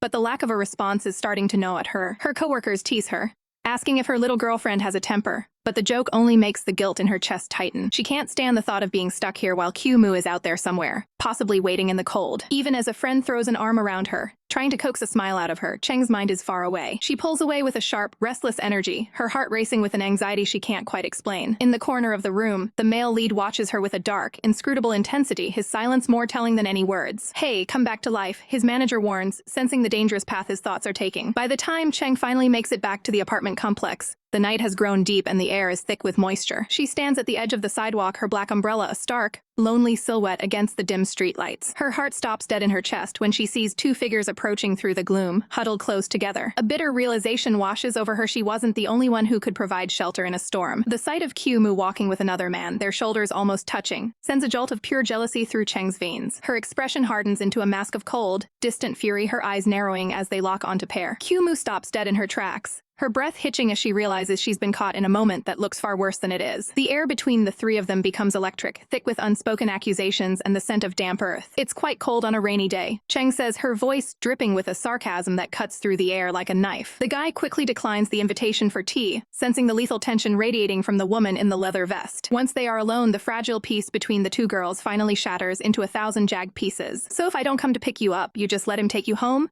Cheng demands, her voice low and dangerous. Q-Mu fires back, her own anger flaring up to mask the deep hurt of being left to wait in the first place. "Then let him walk you home from now on." Cheng spits out, the words intended to wound, and they find their mark. They turn away from each other, two souls drifting apart in the very rain that should have brought them closer. Q-Mu stands frozen on the steps, the cold finally seeping into her bones as she watches the person she loves most walk away. Tears finally spill over, hot and bitter against her chilled skin, as she whispers to the empty night how much she hates this distance. Chengzi huffs, her golden eyes flashing with a mix of hurt and stubbornness as she crosses her arms, vowing that she absolutely will not be the one to break this suffocating silence first. Across the invisible divide, Ming's expression is clouded with a bitter, weary frustration, her heart aching even as she tries to convince herself that she isn't the one who should be apologizing. Their friends can practically feel the static electricity of the drama crackling between them, leaving everyone else feeling awkward and caught in the middle of a war they didn't start. Under a vast, mocking blue sky, the world keeps turning, and the news finally breaks that the final grades have been posted for everyone to see. The sudden ringing of a phone shatters the quiet of Chengzi's room, and she fumbles for it, her heart leaping into her throat as she wonders if it's the call she's been waiting for. She sits up in bed, the dim light casting long shadows across her face as she stares at the screen with a heavy, sinking feeling in her chest. With a trembling thumb, she presses the screen, her breath hitching as she prepares herself for the reality of the situation. "Hello, Yezi. Do you know Ming's exam grades?" She whispers into the receiver, her voice thick with a concern she's trying desperately to hide. The news on the other end is devastating. Ming's scores are too low for her dream music school, and though there are other options, the blow to her spirit must be immeasurable. Chengzi buries her face in her hands, the weight of their Cold War feeling like a physical leaden weight as she wonders if Ming has simply stopped caring about her altogether. Meanwhile, in a dimly lit room filled with the scent of cheap snacks and bittersweet endings, the rest of the group raises their glasses in a hollow cheer for graduation. The remnants of the celebration half-eaten pizza and scattered cans forgotten on the table, a messy testament to a milestone that feels more like an ending than a beginning. As the night wears on, the exhaustion of the term finally takes its toll, leaving the friends scattered across the furniture in a daze of sleep and lingering sadness. Ming stares blankly into the distance, her dark hair falling over her eyes as she dwells on the words she never said and the distance that keeps growing. She sits near her friends, but her mind is miles away, trapped in the memory of how things used to be before the silence took over. She had planned to confess her true feelings the moment graduation arrived, but now, with the air between them so thick with resentment, she wonders if there's even a point anymore. Her eyes drift shut as she lies there, the crushing weight of what-ifs making it hard to even breathe in the quiet of the room. In the hazy half-light, a hand reaches out across the floor, a silent subconscious yearning for a connection that feels just just out of reach. The fingers brush near another's, a moment of pure, raw vulnerability that highlights the desperate need for comfort in the wake of such a lonely victory. Ah Ming's eyes flutter open, her gaze fixed on the proximity of that hand, her heart hammering a frantic rhythm against her ribs. You still haven't made up with Xincheng? Her friend asks, breaking the spell and warning her that she's going to lose her bao if she keeps this up. Ah Ming looks away, her cheeks flushing with a mix of shame and longing as the reality of her stubbornness starts to set in. Her friends try to offer a bit of wisdom, telling her that these things only get harder the longer they drag on, and that maybe a little comfort is all it takes. She listens in silence, her strength to object completely drained by the emotional toll of the day. She looks over at the girl beside her, the person who has been a constant in her life, and realizes just how much she's been risking for the sake of her pride. Suddenly, the weight of her own confusion becomes too much, and she clutches her head in a moment of frantic realization, wondering what on earth she's doing with her life. Later that night, tucked away in the safety of her own bed, she stares at a glowing photo of a smiling Chengzi on her phone, the soft light illuminating her face. She realizes that no matter who started the fight, some problems just need to be solved before it's too late to say sorry. The days bleed into one another, a torturous countdown of silence that stretches longer with every sunrise. Xincheng finally snaps, clutching her head as she screams into the void of her room that it has been 27 agonizing days since she last spoke to Ah Ming. She paces like a caged animal, slapping her own forehead in a desperate attempt to talk herself out of her own stubborn pride. Why should I be the one to go find her first? She mutters, her face falling into a shadow of pained longing as she realizes Ah Ming hasn't made a single move to bridge the gap between them. Suddenly, her phone vibrates, sending her into a frantic scramble as she fumbles with the device. It's not the name she was hoping for, but Baidu's voice chirps through the line, inviting her to a band performance to clear her head. Xincheng bites her lip, trying to sound indifferent even as her heart begins to race at the mention of the venue. I'm only going to keep you company, she lies to herself, already dancing through her room as she frantically picks out the perfect outfit to catch a certain someone's eye. The atmosphere at the bar is electric, thick with the scent of perfume and the thrumming bass of the band on stage. While Baidu swoons over the lead singer's performance, Xincheng's eyes are fixed on a different target entirely, her mind screaming that Ah Ming is the only one truly worth watching. She stands paralyzed in the crowd, her breath hitching as she takes in the sight of the woman she's missed for nearly a month. There, behind the drums, Ah Ming is a vision of cool, quiet confidence, moving with a rhythmic grace that commands the entire room. Xincheng feels the heat rise to her cheeks, her palms pressing against her face as she realizes that the more she looks, the deeper she falls into this obsession. Around her, the crowd is buzzing with admiration for the drummer's refined beauty, their voices a blurred hum of praise. A small, smug smile tugs at Xincheng's lips as she thinks to herself that they can look all they want, but Ah Ming belongs to her. Why do you have such a filthy smile? Baidu asks, looking at her friend with a mix of confusion and mild alarm. But the mood sours instantly when a group of girls nearby begins to whisper venomous, hateful rumors about Ah Ming's past. Xincheng's blood boils as she turns to confront them, her eyes flashing with a protective fire as she demands they show some basic respect. The commotion is loud enough to reach the stage, causing the band members to exchange confused glances as the music falters. Ah Ming's gaze shifts, her eyes narrowing as she spots the disturbance in the middle of the crowd. Xincheng stands her ground against the sneering bullies,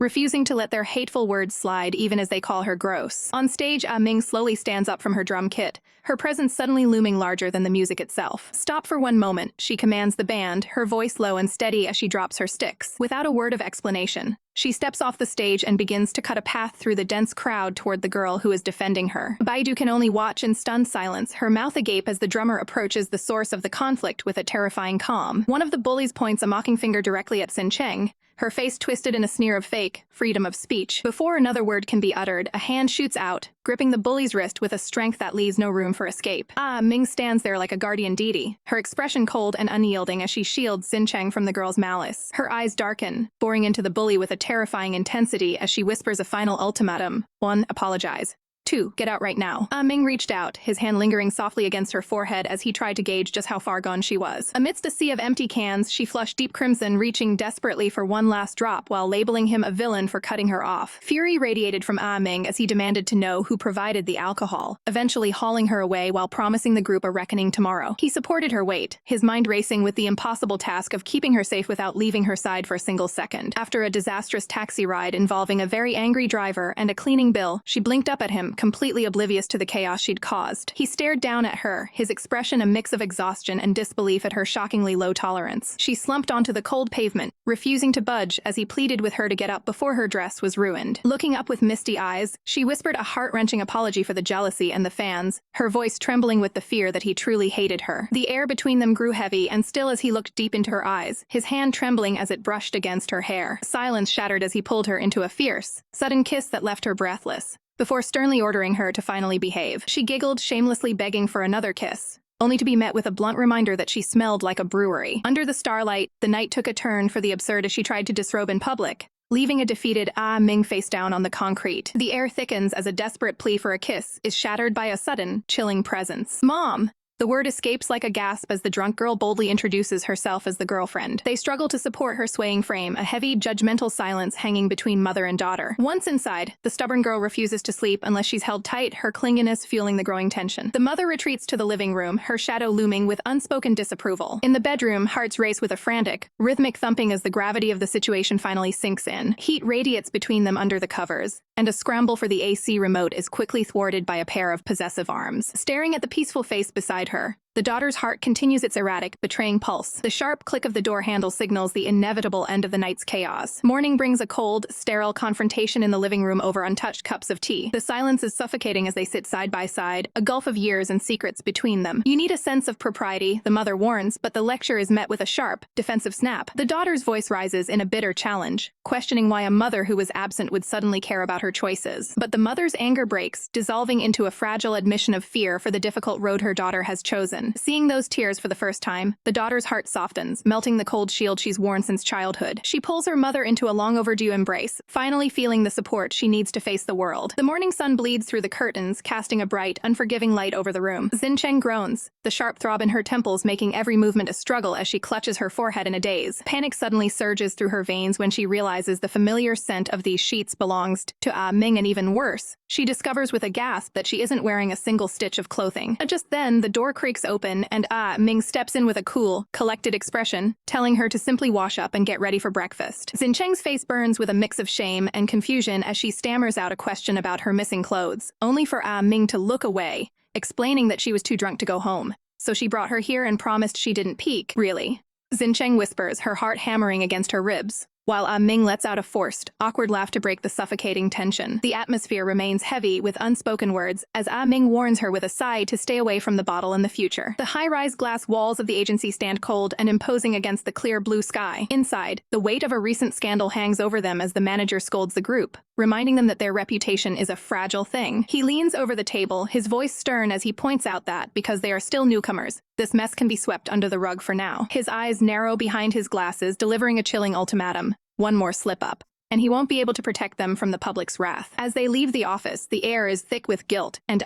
Ming hangs her head, apologizing to her bandmates for the trouble her personal life has caused. But her friends aren't the type to abandon her. Instead, they pull her close, suggesting a graduation trip to Mo to leave the stress behind. Back in the quiet of her own space, Xincheng stares at her phone, the screen illuminating her contemplative and lonely face. She can't help but feel a flutter of nervous excitement as she considers the invitation to join them. Across town, Ming is already sprawled out on her bed, her fingers flying across the screen as she texts about how beautiful the destination will be. The group chat explodes with plans and heart emojis, and for a moment, the drama of the agency fades into the background. Xincheng clutches her phone to her chest, a soft smile playing on her lips as she counts down the seconds until the promised time arrives. The van winds through the countryside as the sun dips below the horizon, painting the clouds in shades of deep violet and gold. The group finally arrives at their destination, luggage in hand and spirits high, ready for the adventure to begin. They crowd around the reception desk, exhausted from the travel and ready to finally collapse into their beds. But the mood sours instantly when the clerk delivers the devastating news. The booking was made for the wrong date, and there isn't a single vacancy left. Desperation sets in as they realize they are stranded in the middle of nowhere, until one of them points toward the equipment rental station. Their luck only gets worse when the attendant reveals they only have 2 tents left for the entire group. Xincheng bows her head in a flurry of apologies, her face turning bright red at her own carelessness. To make matters even more scandalous, the couple in the group immediately claims 1 tent for themselves,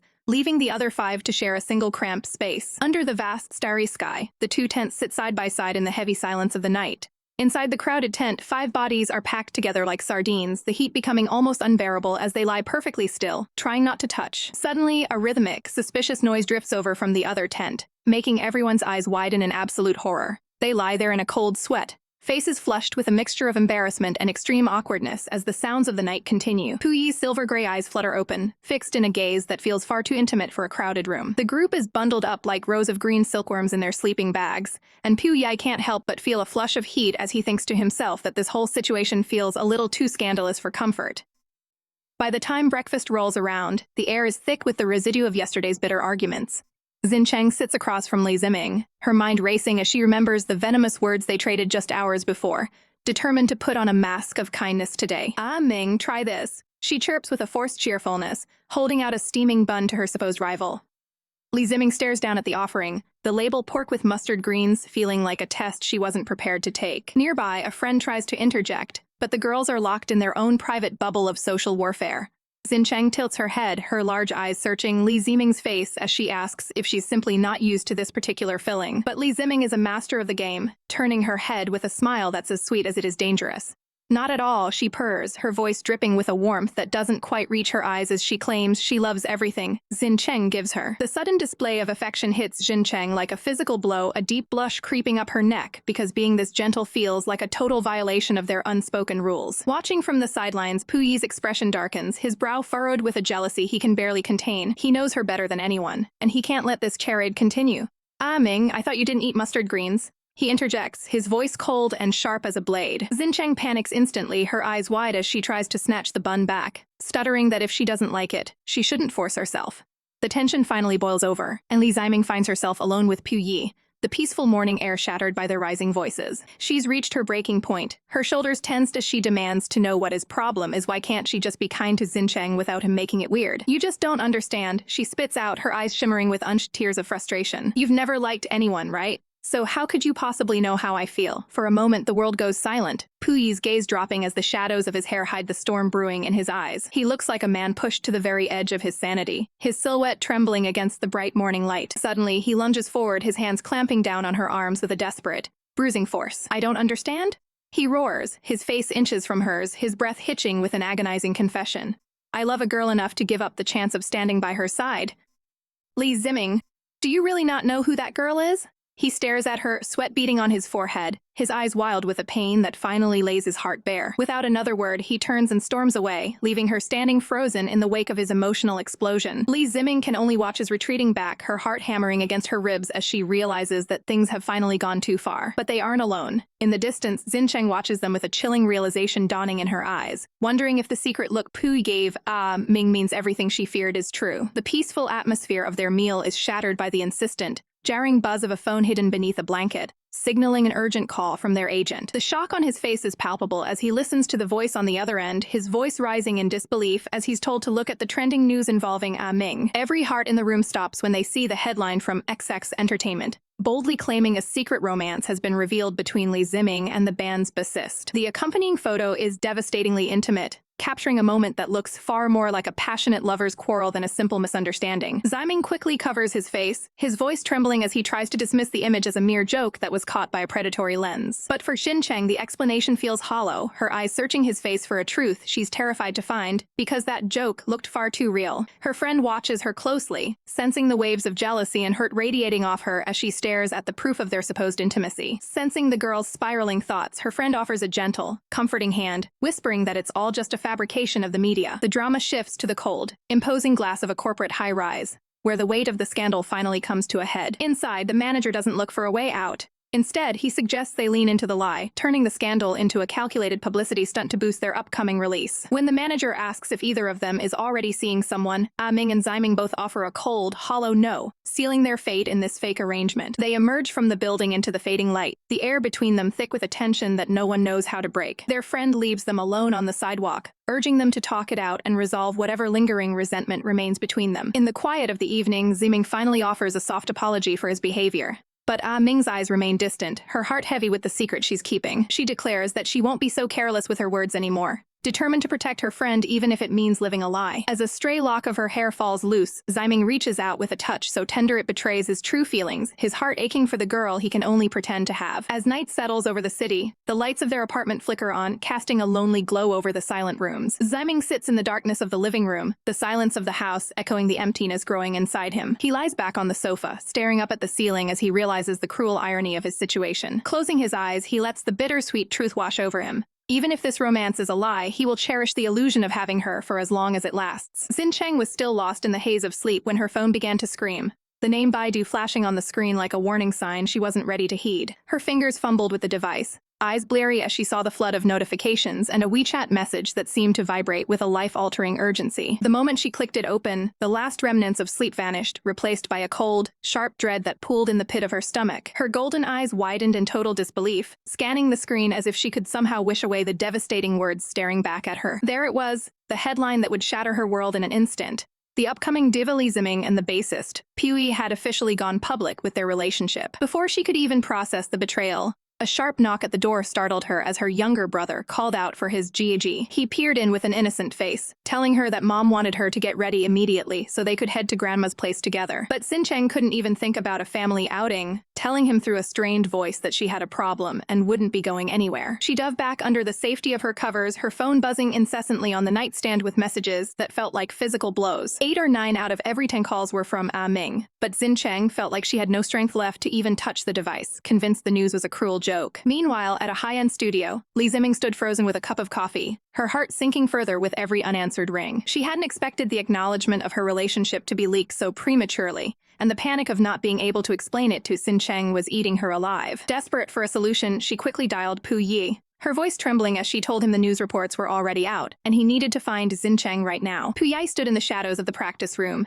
his expression unreadable as he gripped his phone, the weight of the scandal finally settling on his shoulders. His bandmate leaned in with a sly, mischievous grin, whispering that this might actually be a nice chance for him to win her over. She suggested that if he played his cards right and created a few more misunderstandings, he might finally get the opportunity he'd been waiting for. The suggestion was so absurdly toxic that another bandmate stepped in, delivering a sharp whack to the girl's head and telling her to shut up while they dealt with the crisis. Pu Yi didn't laugh. He only thought about how misunderstandings have a way of deepening, making a person's heart vulnerable after every single conflict. He looked at the images of the girls in his mind, haunted by the closeness they shared and the distance he had created. A heavy sense of regret washed over him, knowing that all of this mess was his fault because he hadn't fought for her from the very beginning. The sun beat down on the quiet apartment complex, a deceptive calm masking the emotional storm brewing inside one of the units. Lee Ziming stood outside Sincheng's door, her hand shaking as she pressed the buzzer, her heart hammering against her ribs in a rhythm of pure nerves. When the door finally creaked open, Sincheng stood there looking disheveled and heartbroken, her eyes locking onto the woman she thought had betrayed her. Come on in, Sincheng whispered, stepping aside to let the tension follow Lee Ziming into the room. They sat on the couch in a suffocating silence, the distance between them feeling like a vast, uncrossable canyon. Sincheng looked away, her voice cracking as she tried to explain that she didn't pick up the phone because she simply didn't know what to say. Suddenly, Lee Ziming couldn't take it anymore, lunging forward to pull Sincheng into a fierce, desperate embrace that knocked the breath out of both of them. I know there's nothing between you two, but Sincheng started, her hands gripping Lee Ziming's shirt as the tears finally began to threaten. She pulled back just enough to look her in the eye, her face flushed with a raw honesty as she confessed that seeing her with someone else gave her a bitter taste of jealousy. Lee Ziming's breath hitched, her own face turning a deep shade of crimson as she realized just how much she had hurt the person she cared for most. She looked down, biting her lip nervously before whispering that she would think over their future and how to fix this. But Sincheng wasn't having it, her fingers digging into Lee Ziming's shoulders with a sudden, fiery possessiveness. Don't think it over. Promise me right now, she demanded, her gaze intense and unyielding as she pinned the diva to the spot. Lee Ziming could only stare back, her eyes wide and her heart racing so loudly she was sure Sincheng could hear it through her chest. The air between them turned electric, thick with a heat that had nothing to do with the summer sun and everything to do with the girl standing so close. Overwhelmed by the sudden shift in atmosphere, Lee Ziming turned her face away, her skin practically steaming from the blush that consumed her. The group finally arrives at the apartment, their chatter echoing through the hallway as they anticipate the night ahead. The host swings the door open with a triumphant smirk, announcing that he spent all afternoon in the kitchen to celebrate their hard-earned acceptance letters. As they step inside, the delicious aroma of home-cooked food hits them, and they find a massive table already overflowing with a feast fit for royalty. Amazing! This is super appetizing, Sincheng exclaims, her eyes practically sparkling with hunger as she takes in the spread. Laughter fills the room as they all raise their glasses for a celebratory toast, the clinking of ice signaling the start of a night they'll never forget. Kai Lai is practically vibrating with energy, leaning in toward his companion like an overeager puppy waiting for a treat. Praise me? Come on, tell me I did a good job. He begs, though his antics are met with a wall of flat, unimpressed silence. Finally, with a weary sigh, the white-haired beauty gives in, muttering a dry, good, just to get him to stop wagging his imaginary tail. The blonde-haired friend watches the exchange with a mischievous glint in his eyes, joking that he's about to call the police on Ki Lai's shameless behavior. He then shifts his target, pointing out that the two girls are going to the same city for college on purpose, and asks if they realize what that kind of commitment implies. The suggestion hits like a lightning bolt, causing both girls to choke on their food in a fit of synchronized, panicked coughing. The table erupts into a lively debate about logistics, with the friends pointing out that living in the middle would save them hours of grueling travel every single day. Amidst the playful banter, our protagonist stares into her drink, the weight of the suggestion settling deep into her heart as she considers a future she hadn't dared to voice. Eventually, the night winds down and the host jokingly shoves the moochers out the door so he can finally tackle the mountain of dirty dishes. The evening air is cool and crisp as the two girls walk home, their fingers interlaced in a quiet, comfortable rhythm beneath the lush green canopy of the trees. But the girl's mind is a whirlwind of calculations, replaying the friends' words about 3-hour round trips and the exhaustion of being apart. Her heart begins to hammer against her ribs, a frantic drumbeat of nerves that drowns out the rustling leaves. Sin-Cheng, she finally calls out, her voice trembling with a sudden, desperate resolve that stops them both in their tracks. Xin-Cheng turns around, her golden hair catching the soft glow of the streetlights, looking so ethereal that it makes the girl's breath hitch. The tension between them is thick enough to touch, and the girl swallows hard, her throat tight with a cocktail of fear and longing. Do you want to live together with me? She blurs out, the question hanging in the air like a fragile, life-changing secret. Xin-Cheng's face turns a brilliant shade of crimson, her hands flying to her mouth in utter, speechless shock as the proposal sinks in. Panicking at the reaction, the girl starts backpedaling at light speed, waving her hands and frantically insisting they would have separate rooms and total privacy. She looks away, her expression crumbling into one of pure embarrassment as she realizes how unromantic and clunky her delivery was. Her knuckles turn white as she grips the fabric of her skirt, her whole body trembling from the sheer intensity of the vulnerability she's just shown. I want to invite you to live together. What's your answer? She asks again, forcing herself to be brave despite the roaring sound of blood in her ears. Internally, she is screaming at herself, terrified that she's moved too fast and ruined the perfect, quiet mood they had shared. Xin-Cheng stands frozen, her gaze flickering away as she tries to process the weight of such a massive step in their relationship. Let me think about it. I'm going first. Bye-bye. Xin-Cheng suddenly shrieks, turning on her heel and sprinting away in a cloud of pure panic. Left standing alone in the silence, the girl's soul practically leaves her body, her face a mask of pure, unadulterated regret as she realizes she might have just scared off the love of her life. I want to invite you to live together. The words hung in the air, heavy with a promise that made both their hearts race as hands remained locked in a desperate, hopeful grip. Ming's gaze softened, her profile etched with a vulnerability she rarely showed as she whispered for an answer, her heart thumping against her ribs. But the weight of the moment was too much for the blonde beauty, who suddenly bolted away, her voice trailing off into the wind as she cried out, "Let me think about it. I'm going first. Bye-bye." Left standing alone in the wake of that whirlwind exit, Ming's face morphed into a mask of pure, comical shock, her brain short-circuiting from the sheer intensity of the sudden rejection. Time marched on regardless of her broken heart, and soon the digital glow of the alarm clock signaled the start of a brand new day at precisely 7:12. Ming sat quietly in the kitchen, the morning sun glinting off her glass of water, as she prepared herself for the domestic dance of the morning ahead. She leaned over the bed, her voice a gentle caress as she urged the sleeping girl to wake up, reminding her that she wouldn't want to be late for the first day of school. There is something so profoundly intimate about sharing a mirror, their reflections side by side as they prepared to face the world as a pair. Over a quiet breakfast, Ming watched her companion closely, noticing a slight hesitation in her movements and wondering if she had lost her appetite. With her cheeks puffed out like a squirrel, the blonde admitted she was simply daydreaming about the comfort of a warm bowl of porridge. Ming couldn't help but smile at the cute request, leaning in as she promised that they would share a bowl of porridge the very next morning. On the vanity sat a simple comb and a hair tie, the tools for a small but significant act of service that Ming performed every day. Ming's fingers moved with practiced grace, gathering the soft strands of hair into a neat ponytail while the quiet tension between them simmered. Looking into the mirror, the blonde girl threw her arms around Ming in a sudden, affectionate back hug, her eyes sparkling as she declared how much she loved the style. As they prepared to step out into the hallway, Ming reached out to smooth a stray lock of hair, a protective and tender gesture to ensure her partner was ready for the day. Walking side by side toward the station, the morning air felt lighter, as if the previous night's awkwardness had finally begun to evaporate into the sunlight. At the corner, they shared a lingering wave, the physical distance between them growing even as their emotional connection remained as strong as ever. "See you tonight. Be back early," came the soft command, their faces drawing dangerously close for one final, heart-stopping moment before parting. Ming stood there for a second afterward, her face flushing a deep, embarrassed crimson as she realized just how domestic they had truly become. Meanwhile, across town, a young man with a sharp undercut and a heavy backpack returned home, his hand hesitating as he reached for the keypad to his apartment. His brow furrowed in immediate suspicion, his eyes narrowing as he sensed an intruder in the space he considered his private sanctuary. Stepping inside, his jaw dropped in utter disbelief as he found his father sitting comfortably on the sofa, looking like he had been waiting for this confrontation all afternoon. The father's voice was stern and uncompromising as he revealed that the boy's homeroom teacher had called, exposing all the lies he'd been telling about his failing grades. The tension in the room was thick enough to cut with a knife, the father's hand resting firmly on his lap as he delivered the ultimate ultimatum regarding the boy's allowance. Then, the stranger on the couch finally stood a young man named Wen Sunan, whose silver hair and calm, intellectual demeanor suggested he was far more than just a simple tutor. When Sunan extended a hand in a polite greeting, his gaze steady and piercing, signaling the start of a very different kind of battle for the rebellious student.